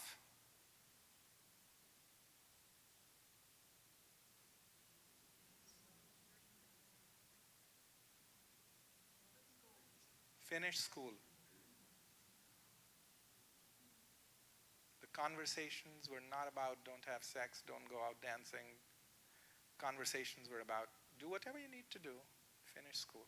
You've got to finish school. Look what happened to me. You've got to finish school. And that conversation happened multiple times a day. So there was no conversation about don't do this, a few, not every day, but multiple times a day. Remember, Mihita, whatever you do, look what happened to me, I had you. Got to finish school.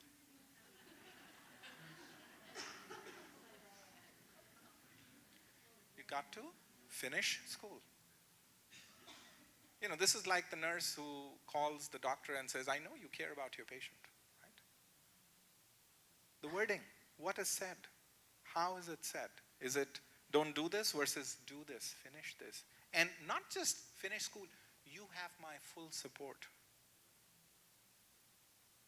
I'm working hard so that you can go to school, that you can finish school. And that support is also manifest, it's palpable. So these are not empty words, finish schools. You mean it, you convey that meaning, you affirm it, you validate it, you repeat it, and you engage in behaviors that are supportive, right? And these are really okay. Wow. And what do teenage pregnancy campaigns do, typically? Whom do they target? Young women. Don't do this, not good. Why? Because that's the problem, right? The problem is teenage pregnancy, so the solution is don't do teenage pregnancy. Right? That's the way we think. What don't they know? Why aren't they favorably disposed? What intentions don't they have? What behaviors don't they practice? You just go down that path. Nothing wrong with it. It's one path. PD takes you to another path, can take you to another path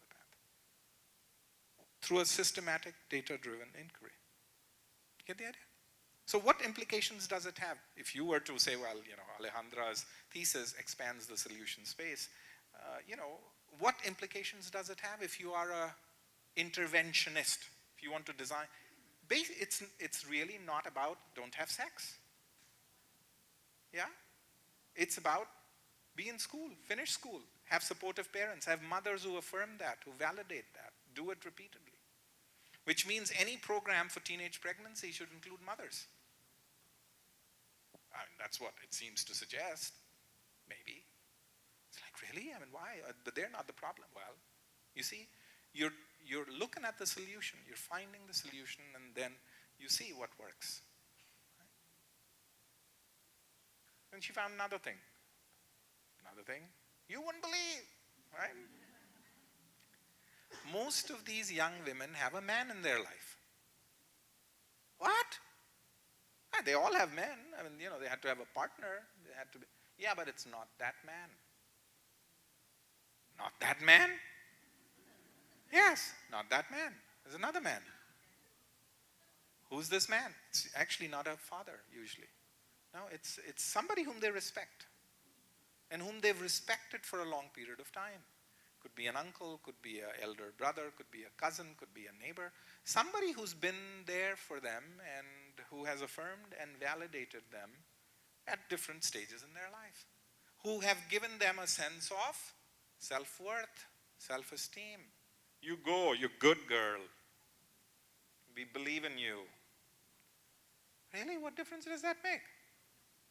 In their words, they're saying that having that affirmation, that support, that male role model, gives me a sense of self-worth. That my identity is not tied to me giving my body away to. Okay, wow, that's insightful. So if you are an interventionist, if you're designing a program, what does this say? Is it just about the girl, the problem? Don't have sex? Well, maybe there's some value in having mentoring relationships. Maybe. Maybe? Get the idea? So I'm just giving you this as an example. And Dr. Dura's done quite a few studies using. So one of your studies was with medical students? Just give a little, 1 minute? Yeah? Maybe invite her?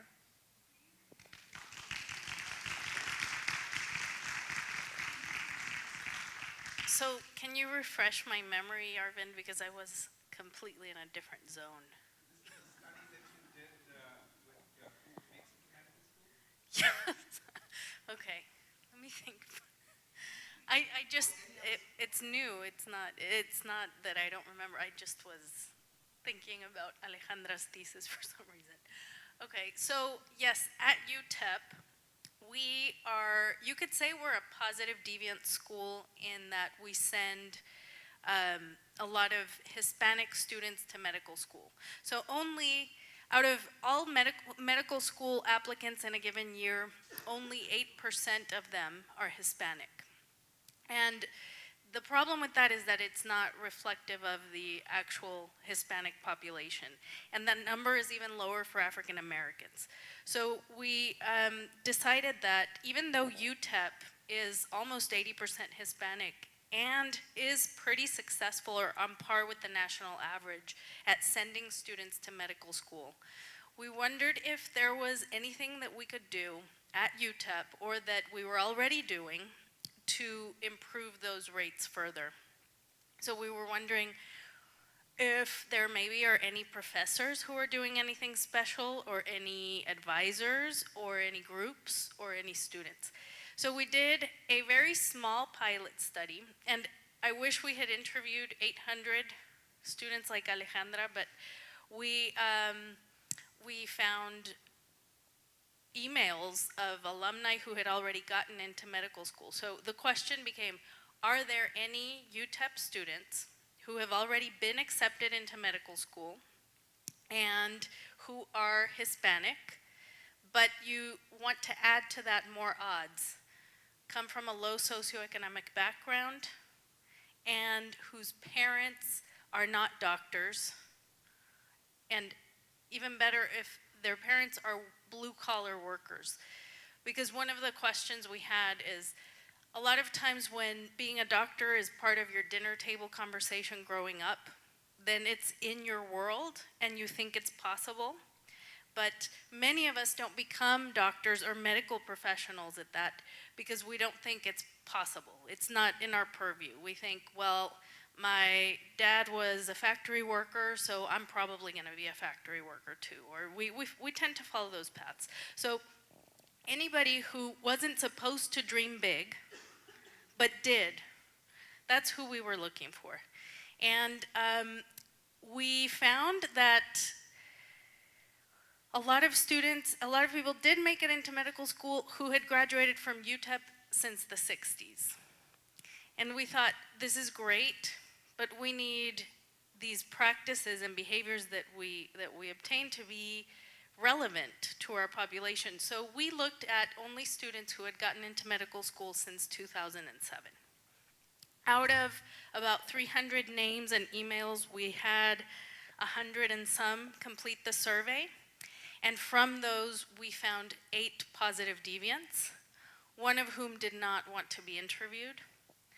So we interviewed 7, and one of the most interesting, I think, behaviors and or practices that came about was by a girl's mother. So I don't know how it is here or how you grew up. I went to St. Mary's, so I stayed at the dorms. So studying was very easy for me. I had a desk, and yes, I had a roommate that brought a Rottweiler in one time to live with us, and a few things that were sort of unexpected that made studying hard, but I always had a place to go. This one positive deviant student from El Paso, she lives about 40 minutes away from the university. So her commute without traffic is 40 minutes. And parking, etc., if she wants to go to the library, it's going to be an hour of her time. So in order for her to study at home, she lives with her family, her extended family, in a small house. So you can imagine that there's always somebody coming and going, and there's a lot of distractions. And for the MCAT, her mom decided to help her, so she supported her. And she not only put posters up of the different things that she was studying, so she helped her kind of decorate their house with visuals for the test, but she also put up a curtain in the living room. And when it was time for this girl to study, the mom drew the curtain, or she drew the curtain, and everybody else who was living with them knew that this was her time to study, and that they had to be quiet just for that particular time. So for me, that was wonderful, because it's a very small thing, the curtain, not expensive, and yet it made a big difference. It gave her that time and that space, and it showed, as Arvind was saying, how, right? So not just the what, but how. What does this do? It gave her the support that she needed. It showed that her family encouraged her to pursue this very, very challenging dream. So we had, I can't remember, I can't think clearly, I'm having like a memory lapse, but there was another student who said that he was a hustler. And I said, okay, so how does that help you? Because I said, what do you do differently? What do you think you do that makes you a successful student? You know, when we interviewed him, he said, well, I hustle.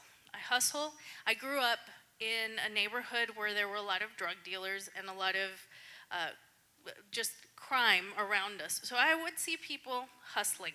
And I decided to change in my mind what a hustler was. So I would be a hustler of a different kind. I was, you know, drug dealers and criminals who are very successful, he said, are there all the time. They're working.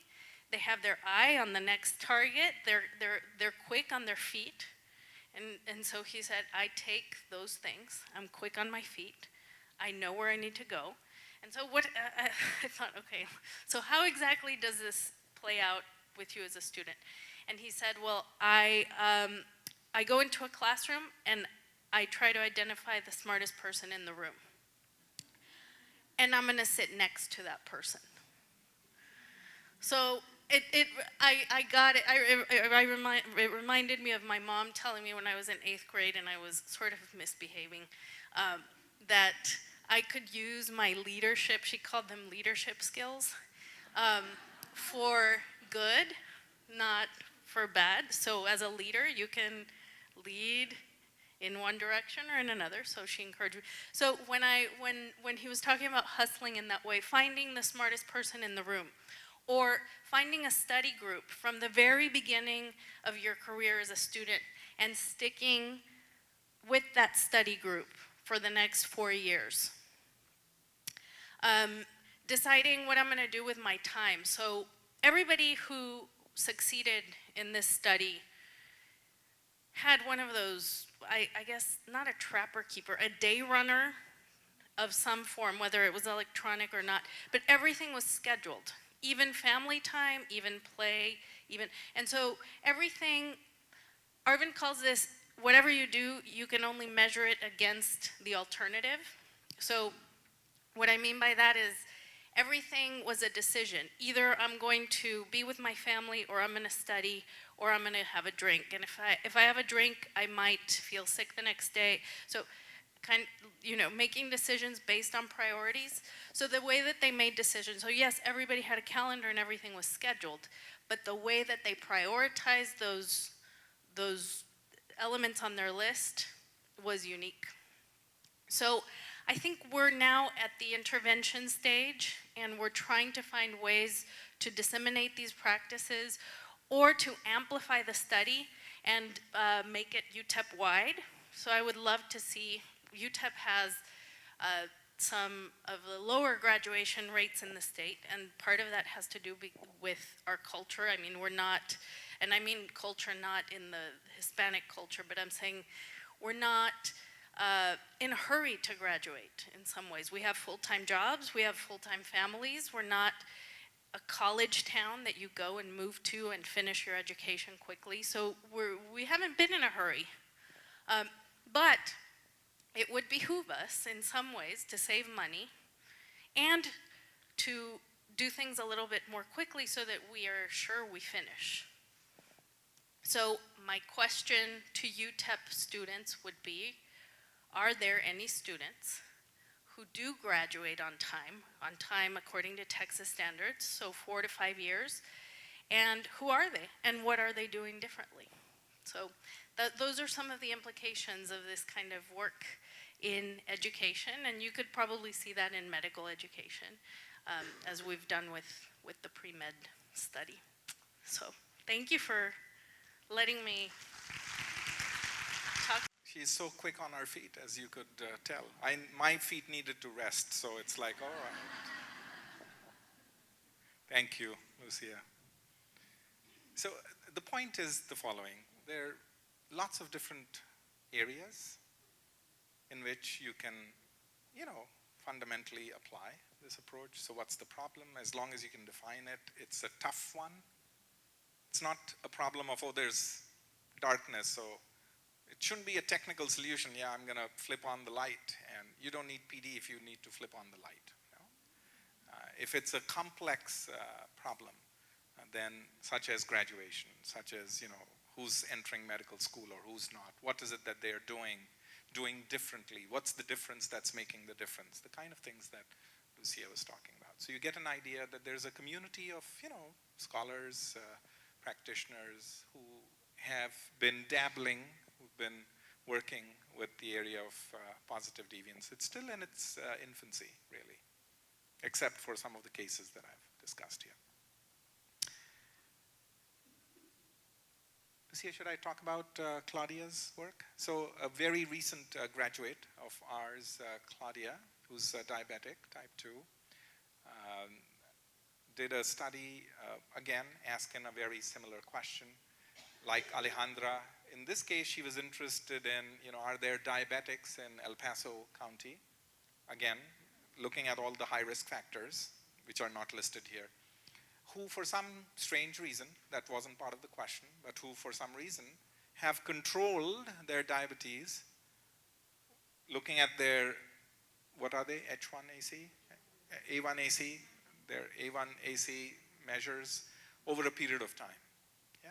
Because which means they've been tested and so on and so forth, no?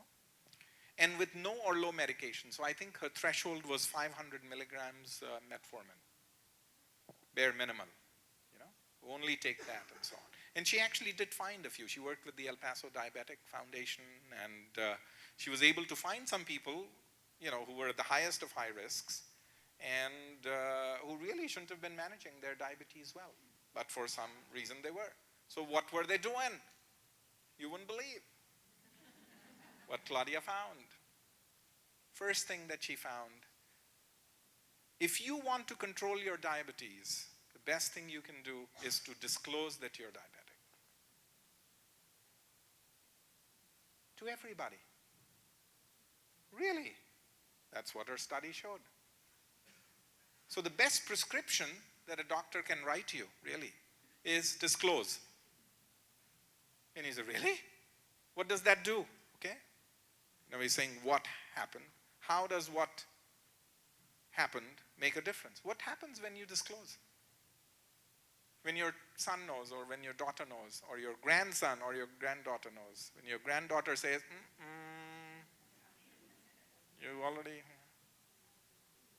Everybody is engaged in your care. That's the simple thing that she found. You want to take care of diabetes? Disclose it to everybody. Or at least that's what the positive deviants are doing. No stigma. In fact, by disclosing, they're saying, here I am, take care of me. I need help, help me.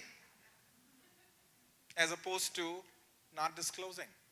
And then you end up at a friend's place and they've cooked you a feast and you are eating and you don't want to. And now the friend is watching and saying, hey, you had a little too much of that. No? Let's go for a walk. So by disclosure, what are you doing? You're creating an ethic of care with others that didn't exist.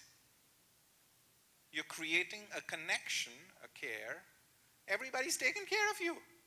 Best thing you can do. So it's not metformin or it's not glucophage or whatever else. It's not. Disclose, because that will make possible all the other things. Wow, okay. It's like going to the mountaintop. I have diabetes. No, that's the way it is. Take care of me. Okay, wow. Gee, that's what we're finding. Disclose. Okay. A few other things. Hand recording. Really? What? Hand recording of what? Your sugar levels. You record in your own hand with a date what your sugar levels are. What does that do? I don't know what that does. But they talked about, gee, when I am recording by hand, I'm looking at what the numbers were before. So I have begun to, I've lost a little bit of weight, some people say, like 10 or 12 pounds. I mean, it may not look as if I've thrown my weight around, but I have. And one of the things I've begun to do, Lucia knows about this, as do many of my family members, is this heart app. So today I have walked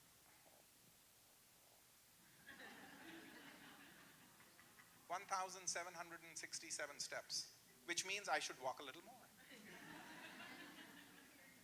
Right? I know how many steps I've walked. And if I know in real time how many steps I've walked, I can walk a little more, as I'm doing now. If I record things in my own hand, I know what my sugar levels are. It's like, gee, I mean, where have they been? Whoa, really? That makes a difference? It's like reading the dossier. That makes a difference? Seems to. If you get into the habit of recording in your own hand. Recording your, A1C levels every 3 months. Oh my God, I was at 9 point this, then I was at 8.7. And now look, I'm 7.3. I need to get to 6.4. Basically, it's feedback in real time, which gives you at every moment, it's like the daughters knowing every moment, finish school, knowing every moment, dance, move. We're just sharing with you some findings. One more thing, what else? They have their glucometers and their diabetic supplies lying all over. Lying all over, what does that mean? They are there in plain view. It's not hidden in a closet. It's there on the kitchen counter. What does that do? If you have your supplies for testing right there, what does it do? It's there. We have our toothbrush and our toothpaste and our, whatever there, and it reminds us we have soap there. And imagine if you had to bring the soap out every time you needed to use it. It's there. These were the small little things that she found. Okay, now I'm not saying this is going to change the world of diabetes, but these are really good insights because they're non-normative. Disclosure is non-normative. Recording by hand, I don't know. I mean, maybe people do it. Some people do it. But those who shouldn't be doing it, who do it. We're talking about those, right? We're not talking about those who should manage their diabetes well. We're talking about those who shouldn't be managing their diabetes, but who for some strange reason are doing. What they do, they disclose when most others don't. They record by hand. And they leave the supplies close by. Get the idea? Okay, so we've got 20 minutes. Good. So we get into PD application. And now is your opportunity to take some steps with me. So please rise. And we'll end with this.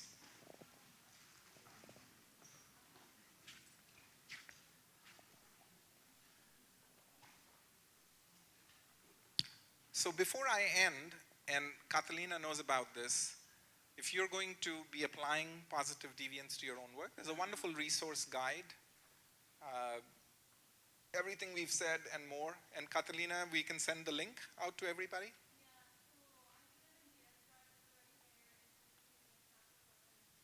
Okay, so it's called the Basic Field Guide to the Positive Deviance Approach. So what should you do next if you're interested? See if you can access this, and it provides some ideas on, it's a very, and Catalina, you liked it, no? Yeah. Step by step, it describes all these processes and, how to get the community engaged and blah, blah, and so on. So it may have some relevance for you. But what we're going to focus on is this. Okay? That's the question to you. And I want each one of you to think about this question. So it's an initial exploration. In the Conversation Cafe, you had some even more preliminary exploration. What is the one complex challenge or challenges that you're trying to solve for which you believe, based on what you've heard, that the positive deviance approach can be useful for your work? Let's say for your work.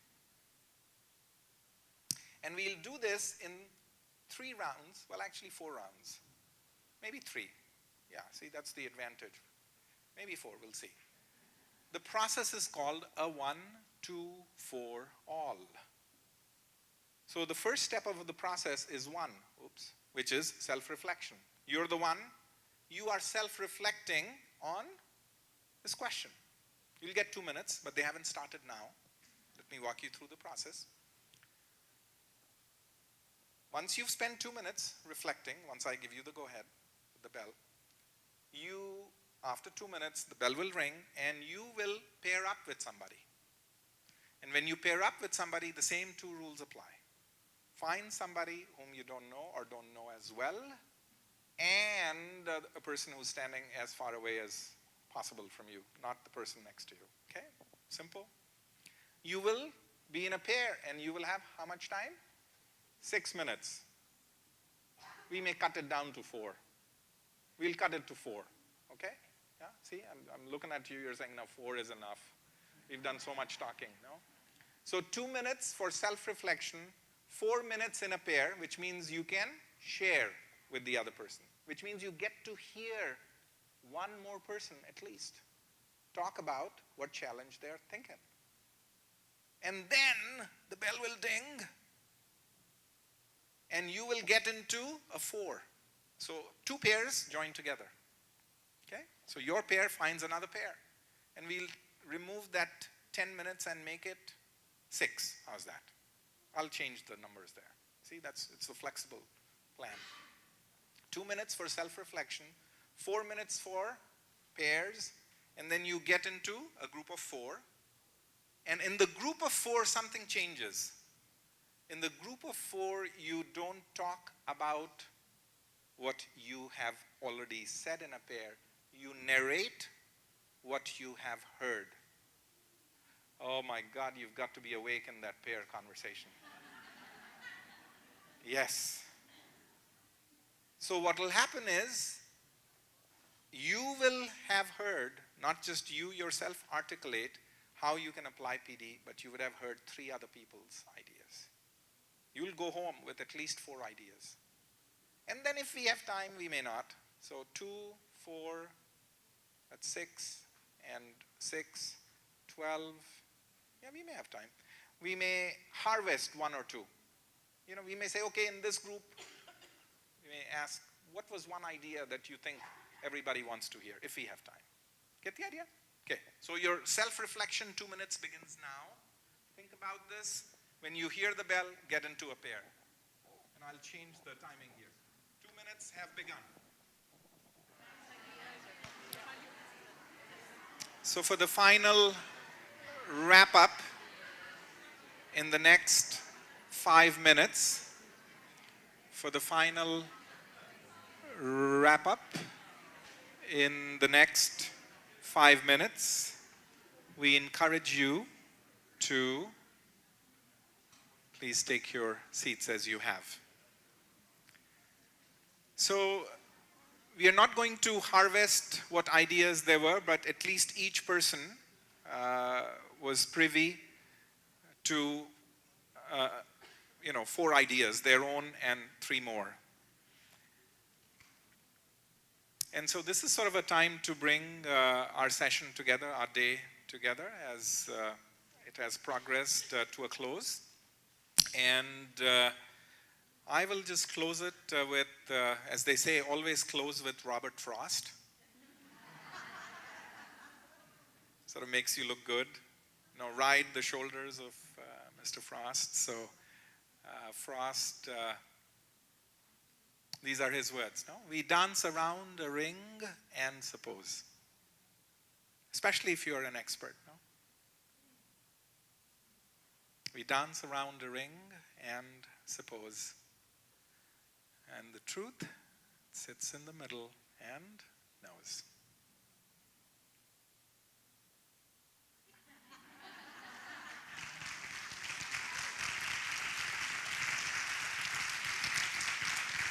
All right.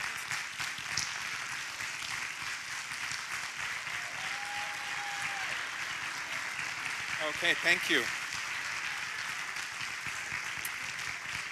Oh, thank you. If you were to rise and to applaud the way you've applauded, you must have brought so much of you into this conversation. So I thank each one of you. To close, we always close with you. And applause is a good way to close for me, but we will close by me randomly, not in any random, but actually maybe in some order. I'm going to walk up to 5 people and they'll have a sentence. Their closing sentence for what the day may have meant for them. And if I walk up to you, we will end with 5 sentences. Yeah? Good? All right, so let's go here first. What resonates with me is it's about relationships. Thank you. Jennifer.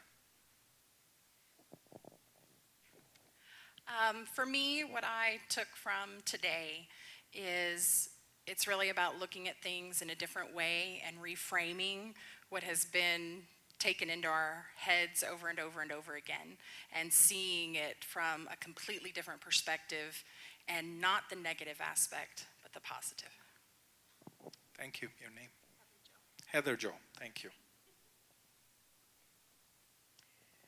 I think what I hear is that it's a good thing to take off in the direction that your heart leads. The direction that your heart needs, and the name is? Vanessa. Thank you.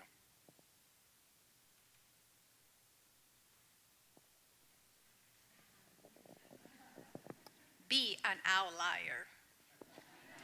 Be an outlier. And the closing word to my friend who was born in Vietnam. For me, it's paradigm shift. All right, thank you. We close the day.